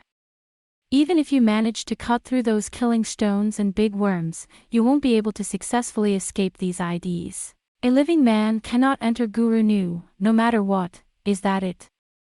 What does it mean when the body floats in the air? It's just a simple, well-known principle, a gravity control device. It's not science, though. Mine is more of a natural science. Knowing it was useless to ask, Scar gave up asking any more questions. The bubble of light that enclosed them drifted softly deeper and deeper into the valley that was filled with ID. Scar did not need to move his feet at all. Then, after some time, the bubble of light begins its slow descent. The scenery around us gradually changed, and gradually the sandy cliffs on both sides of us became narrower and narrower, and the path itself was descending rapidly, and it became steeper and steeper in the middle. The path itself was descending rapidly, and it became steeper and steeper along the way. If I had walked down the path in a normal way, I would have probably slipped and slid straight down to the bottom of the valley because of the sandy ground below. The bottom of the valley was like a huge hole in the ground. You can't see a thing from up there. Instead of dropping his phone straight down into it, Lokendoris dropped down a little further. I like it here, Prince. The old wise man whispered in a meditative tone. This is no longer the mother planet. It is better to call this a different planet. The miasma has transformed what was once the thriving imperial city of Canaan into something else. I often come here. I come here often, and here I ponder. Will my mother's planet be covered with these strange shapes, and will they bring back the people of the past or the spirits of the dead and never be known again? Oh, Prince, I see a world that has already been overrun by evil. The twilight of this planet, a vast primeval forest and an endless desert that occupies all but the cities. Myriads of monstrous creatures, an infestation of foul religions. Darkness will reign and rule the world. Even I probably won't live to see that day. And the seeds of that dark rule were sown here 3,000 years ago. Fatty, what an uncanny fate. What a strange and wondrous coincidence. I can read it because I'm a bystander. But from now on, you will witness this scene for the first time as an ordinary person who does not make a career of witchcraft. The voice of Locandorus drifted slowly, quietly, tirelessly, but like a perpetual chant, through this strange valley. Again the thought struck Scar that he was a prisoner in the depths of a dream so deep that he could not even wake up. And even as they did so, the bubbles slowly entered the cave at the bottom of the valley, or rather, the huge darkness. As soon as he stepped into the darkness, Scar immediately understood the meaning of Locandorus' words. This is no longer the mother's dazzling star. He was no longer in the familiar land of his fathers. He was no longer in the unknown frontier of Nosferus, the void. If he had been lifted down here suddenly by the secret trick of space launching, he would have thought that he had suddenly been transported across the universe to a different planet in a different dimension. There wasn't a single thing there that was even remotely familiar or recognizable. Not even Nosferus monster. The inside of the dark cave was extremely wide. The first thing that struck Scar's eyes was the enormous, white, glowing spider webs that covered the entire inside of the cave, but of course they were not spider webs at all. They were as thick as a man's arm, intertwined with each other and stretched out. The light emitted by these sponges was so faint that when the light entered from the outside, the inside appeared to be completely dark, but when the eyes became accustomed to the light, it illuminated the inside as an effective light source. It was not a horrifying thing in itself, but as I looked at it more closely, I realized that it was a being with a life of its own, because it was undulating. It was a frightening thing. And within the spongy spider webs, countless strange plant and animal things grew from below, sprawling and twisting. Some of them were almost beautiful, huge bell-like flowers at the end of long, twisting vines, and trees with minute bird-like flowers. These shining, transparent, bird-like flowers would leave the mother tree and flit about the cave, perhaps catching food to take with them, before returning to the tree and settling into their original casings. However, there were far more things that could only be described as bizarre, deformed, and monstrous. From the ground of the cave, there grew many huge, translucent hydra-like things that wielded a huge number of tentacles, and they waved their tentacles wildly. The tentacles had many knots, and looked like giant worms springing up, which gave me the creeps. There were triangular, round, and cylindrical objects laying around, eating each other and intertwining with each other, and things that looked like children of the ID were floating in the air. Tree-like animals, angel hairs, eating and snacking on them, round things with huge mouths and teeth, connected to the trees by long tails. It was an alien planet that had suddenly appeared, just as Locandorus had said, and it was a scene from another dimension, so different from everything else. Scar had no choice but to stare blankly at it. They had to brush away the strange caterpillar-like things that flew through the air. Angel hairs also seem to be strangely active in this cave, and they are attracted to us in great numbers. The sponges that filled the wall seemed to be trying to approach us, and the ID drifted down to my face. Here stones were not stones, trees were not trees, and life was not life. Scar did not know the words, but he was taken aback, partly in disgust, partly in fascination, as he gazed at this otherworldly scene. What do you think, Teicher? It's quite a sight, isn't it? Scar's oblivion was cut short by the calm, unchanging voice of Locandorus. Even in this narrow hole, at the bottom of the radioactive Gulnoo, within thousands of years, life has created an ecosystem of its own, infested it, filled it, and made it the only world of its own. How sad and precious life is, don't you think so, Teicher? Oh. Scar does not know how to answer, his eyes and mind are already absorbed in this fertility. Is this dolls? Doing dash. Finally, the voice escaped his lips. What, Prince? Dolls nothing. He doesn't have the power to create something like this.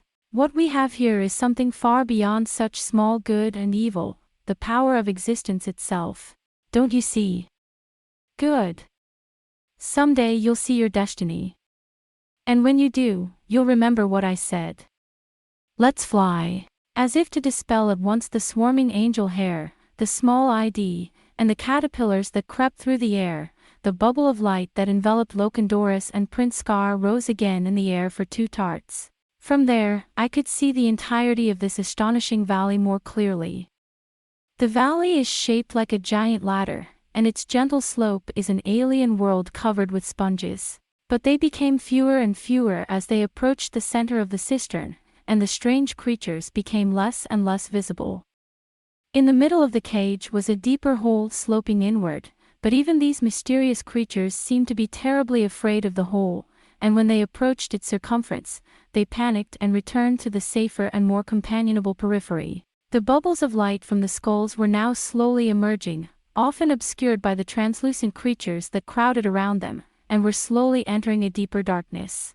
We are finally entering the heart of Guru Nu, Taishur. In the descending bubble of light, Lokandoris quietly announced, "You will see things never before seen in man. You will see it with your own eyes."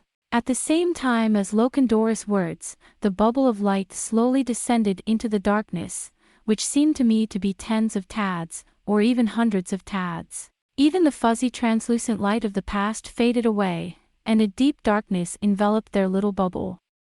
At the same time, the clear-bodied monsters that had been clinging to them disappeared. Now they were truly alone.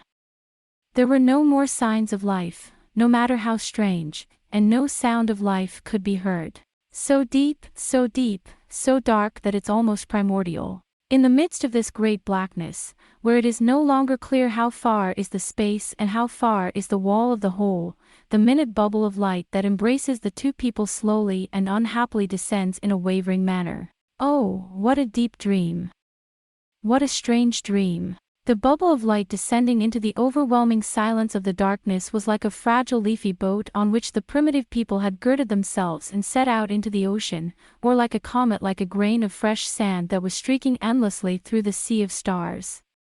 And went on earnestly. How far down did it go, and how long did it stay down? Scar had lost his sense of time and his sense of space. He was already the lost soul of a deceased man, and the wise man of the north was the yarn that guided him. Look, Prince. In this fuzzy darkness, there seems to be no air to carry voices or sounds. The voice of Lokandoris rang directly in Scar's head. The old man's finger was pointing straight down. Scar saw. At the bottom of the seemingly endless darkness, something vague and silvery can be seen. "It's a starship, Prince," Lokandoris whispered into his head. The thought seemed to be hiding some strange emotion. "It's a ship that's crossed an infinite sea of stars, a ship that's crossed an alien planet. For thousands of years it has lain here forgotten and unseen in a mere sleep. This is what I wanted to show you. Prince Scar." Oh, a strange breath, as if from the deepest recesses of his soul, came from Scar's lips.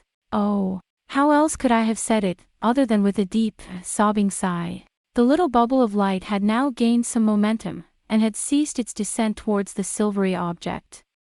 It grew larger as I approached it, and when I reached the top of it, I found that the bubble of light was spreading over the ground with tremendous immensity, as if it were a small fruit that had fallen on top of it. It was more than half buried in the earth, so that from above, combined with its depth, it appeared to be much smaller than it really was. Lokandoris, with the certainty of a man who obviously knew better, sent the bubbles spinning in a great silver semicircle and let them fall in one place. Scar pawed at the fuzzy silver thing on his shaky feet.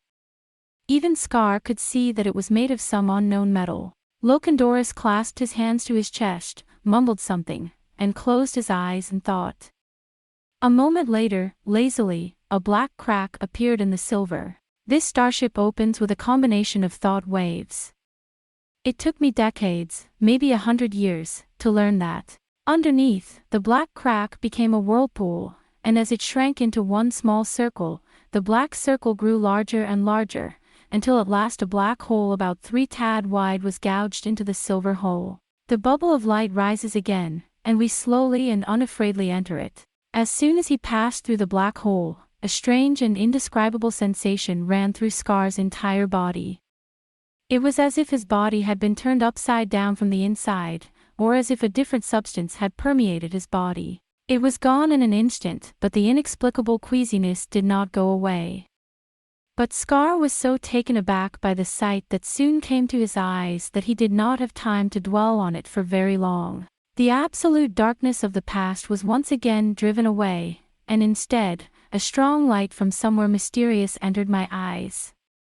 What the light dimly illuminated was quite astonishing. The silvery scales are lined with rows and rows of machinery that you can't even tell where they come from. Instruments, strange handles, huge seats. And on top of it all, it is covered with a translucent ID that glows faintly white. Some of them moved slowly, and some of them remained stuck to the ground and did not move. But in any case, it was an ID, layer upon layer of it. Or they were monstrous creatures that looked just like the ID.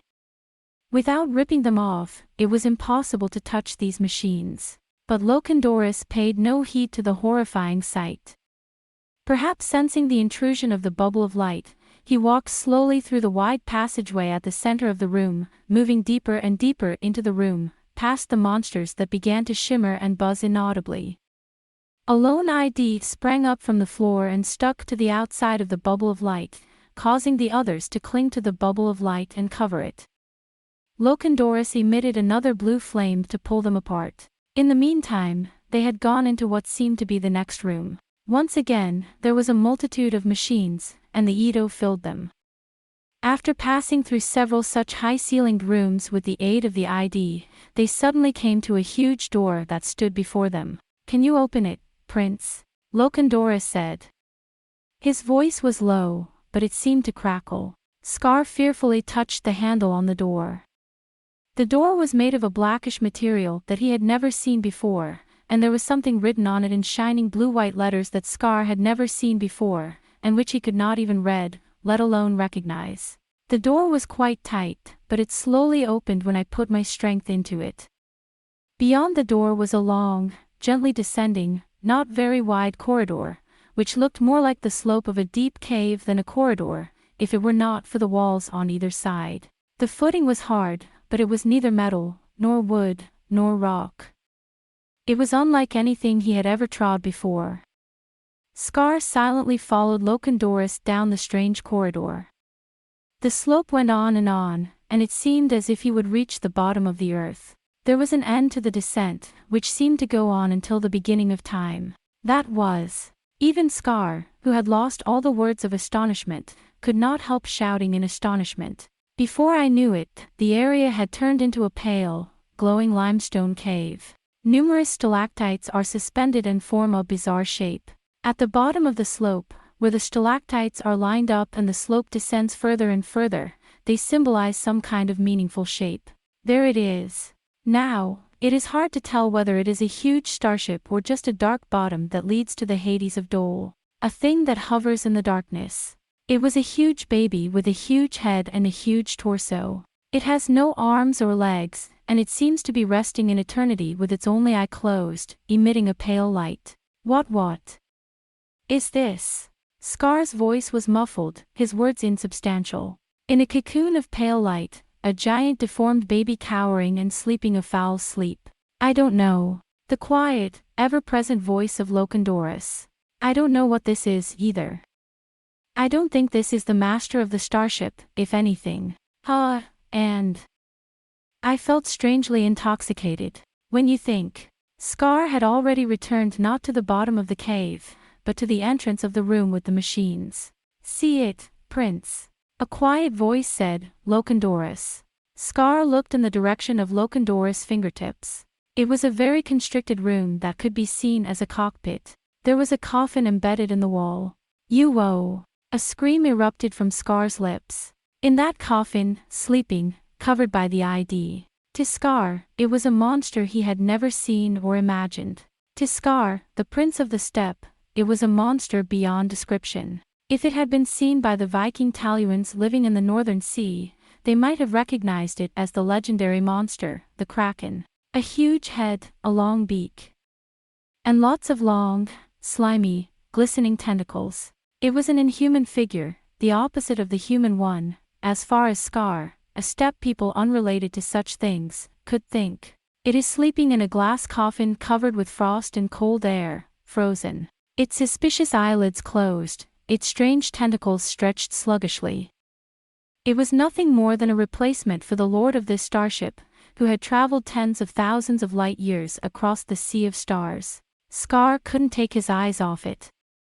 But after a moment's glow, the scene faded away, and Scar was once again standing at the edge of the cliff, looking down at that strange, caterpillar-like giant baby at the bottom of the cave.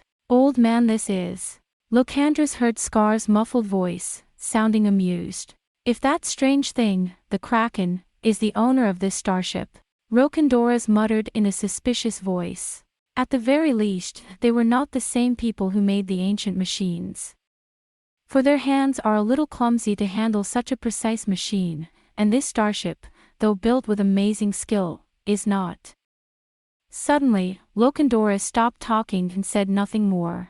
However, Scar's mind and eyes were occupied with the strangeness of his surroundings and the strange things he saw, before he had time to apologize for his sudden silence. "Are you saying that this is a creature from another planet, old man?" Scar said, gasping. "This baby with no eyes, no nose, no limbs." "No, Prince. I was referring to the Kraken.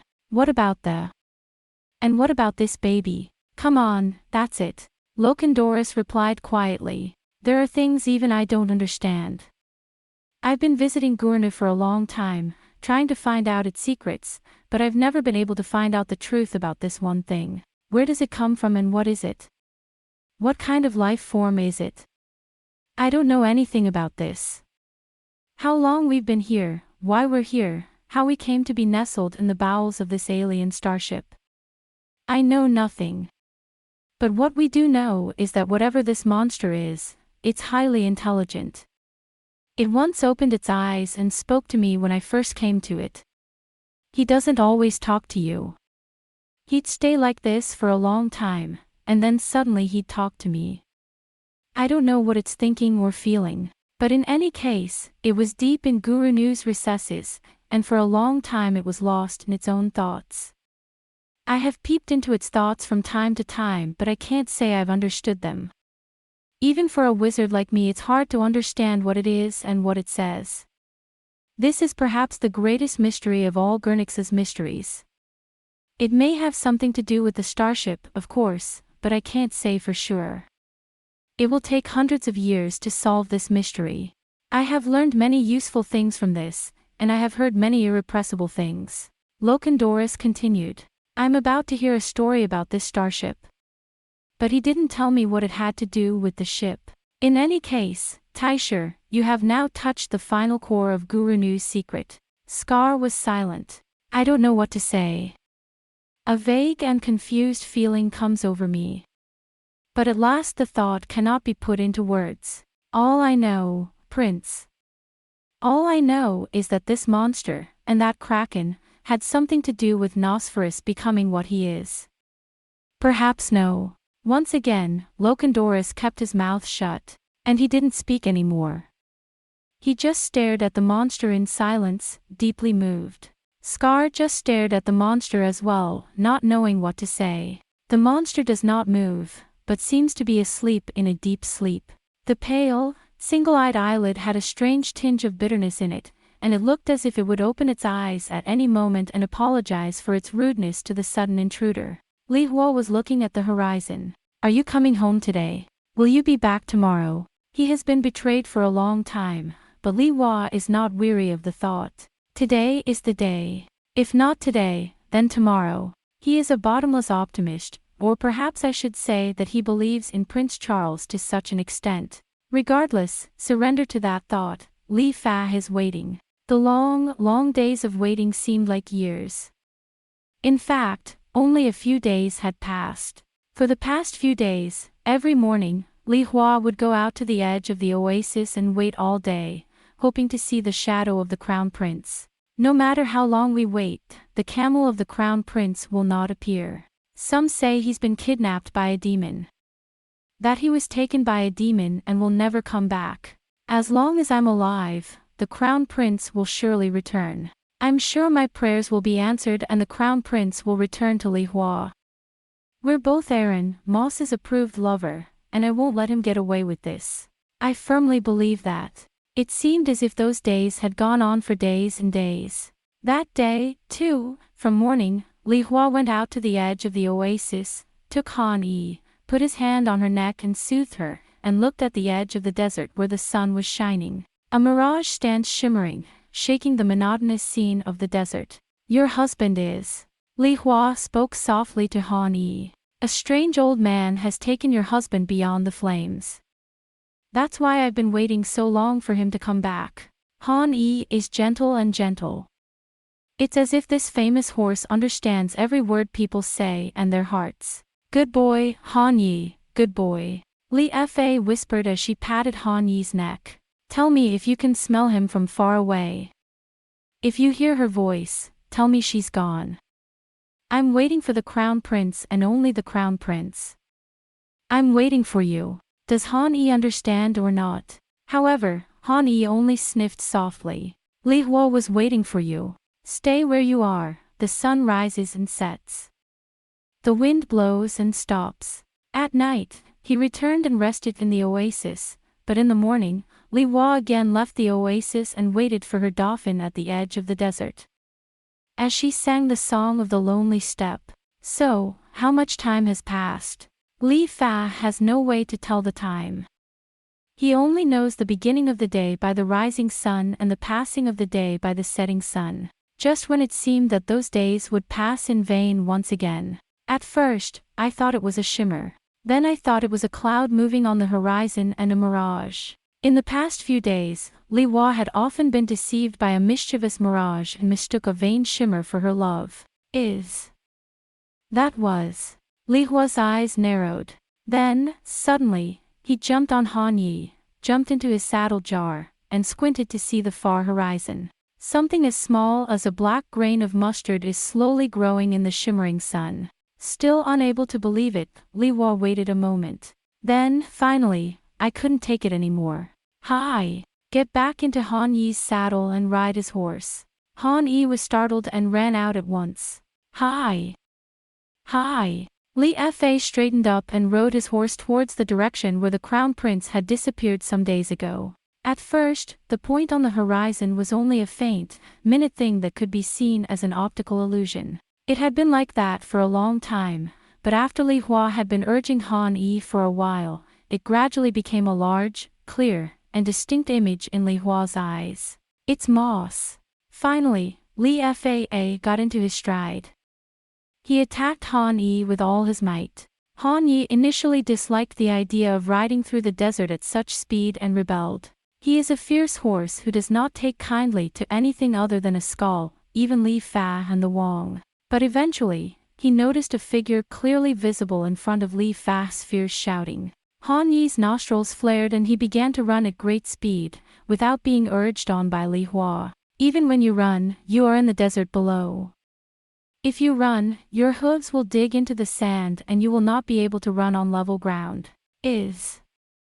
Despite Li Hua's impatience, gradually, the shadows on the horizon began to show the appearance of the seeker clearly and distinctly. Taisher Sama! Li Hua shouted loudly. Li Fa's Taisher Sama! Of course, that voice will never be heard. The two shadows were moving steadily and tirelessly, and were slowly coming towards us. I knew it. After squinting a little longer, Li Hua ranted. Oh, I knew it. It's the crown prince. Taisher Sama, Taisher Sama. As soon as he shouted, he whipped Han Yi one after another. The great horse, who had never been treated like this, was furious. He suddenly started to run with a great gust of wind. Go! Go, go, go! Li Hua shouted. Hola! Hola! Hola! Soon! On the horizon, out of the shimmering flames, the black figures of the two horsemen were now beginning to appear clearly. The one ahead with the black, fluffy cloak hanging down, behind him, the one in black. And they are both riding camels, not horses. Hola! Li Hua ranted. Wurra! The fatty has returned to Li Hua. It's as if I'm looking at a mysterious miracle of a depiction. On the vast screen of the white desert, Han Yi with Li Hua on his back rode up from the left, and from the right, a camel followed by another camel, as if they had finally spotted Li Hua's figure, suddenly increased their speed and overtook the one in front. He is still walking at the same speed as the other riders in front of him, but he is going faster and faster, and is heading towards you. Hola! Li Hua yelled. Yay! Ay! Bula! Hola! A shout from far away echoed in Li Hua's ears. And now, Han Yi and the camel were crossing the desert from right to left at a great speed, and they were in love with each other. Taisher Sama. Li Fa's voice echoed in the desert. Scar Sama. Li Hua. The camel jockey, who was now clearly visible, continued to shout. Li Hua.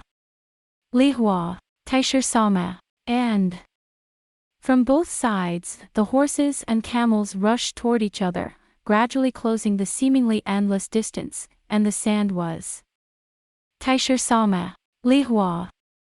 Li Hua. The two horsemen who seemed so far apart are now within arm's reach of each other. In the heat of the moment, Han Yi overruns the camel.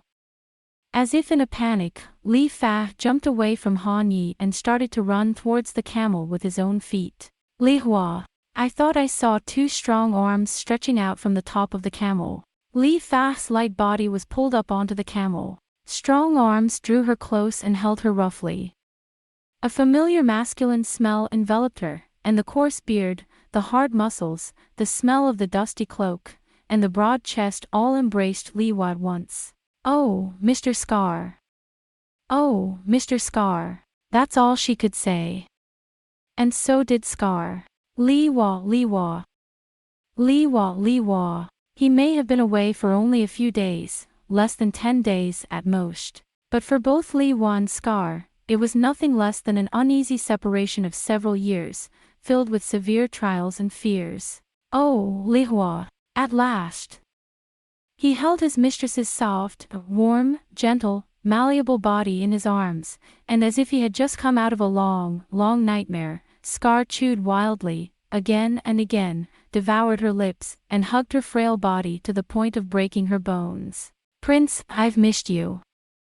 I've missed you. Li Fa, too, firmly accepted the embrace that was so strong that she could even feel the pain, turned her face away, and closed her eyes in fascination. Her expression was one of ecstasy and anxiety, as if she still couldn't believe that a man was wrapped around her body. Oh, he's back. He's back. Li Hua repeated it enthusiastically, as if he could not say anything else. I thought he'd never come back. If the crown prince didn't come back, Li Hua, I was going to die in my throat, so I waited alone outside the oasis every day for a long time. What, idiot? Holding Li Hua tightly, crushingly, as if the skull were a stake that would pull you up to the shore of sanity. Do you think it's possible for me to leave you and go away, Li Hua? Even if I die, I'll come back to you as a soul. Didn't I tell you that? Couldn't you believe it? I believed you. I believed in you. But there's nothing to it. All you have to do is trust me, and me alone, and surrender. Scar said, shouting wildly. I only love you. I'll always, always, always love you. Oh. After a long, passionate, and many deep kisses, Li Hua raised his eyes and looked at Scar from top to bottom. Then he looked again. What's the matter? Aha. A little anxiously, Li Hua said, and lightly put his finger to his mouth and bit it. I feel like. What? It seems like Prince Taisher, you've changed a little. Have you changed? Scar was horrified. I've changed. What's changed about me? I don't know. It hasn't changed, but it has changed. I don't know. You're thinking too much, Li Hua. I am. A camel with a locandoras on it is approaching lazily. Scar murmured in a muffled voice as he watched. Even though, whatever you see or hear, don't. I'll get back on track and ask him. By the way, what do you think, Li Hua? The ones you left behind, are they still the same? And just like that, tears began to well up in Li Hua's eyes. Li Hua, everyone, no. See for yourself, Prince. Li Hua gritted his teeth. In the far desert, the wind was still whistling in the sand on this day.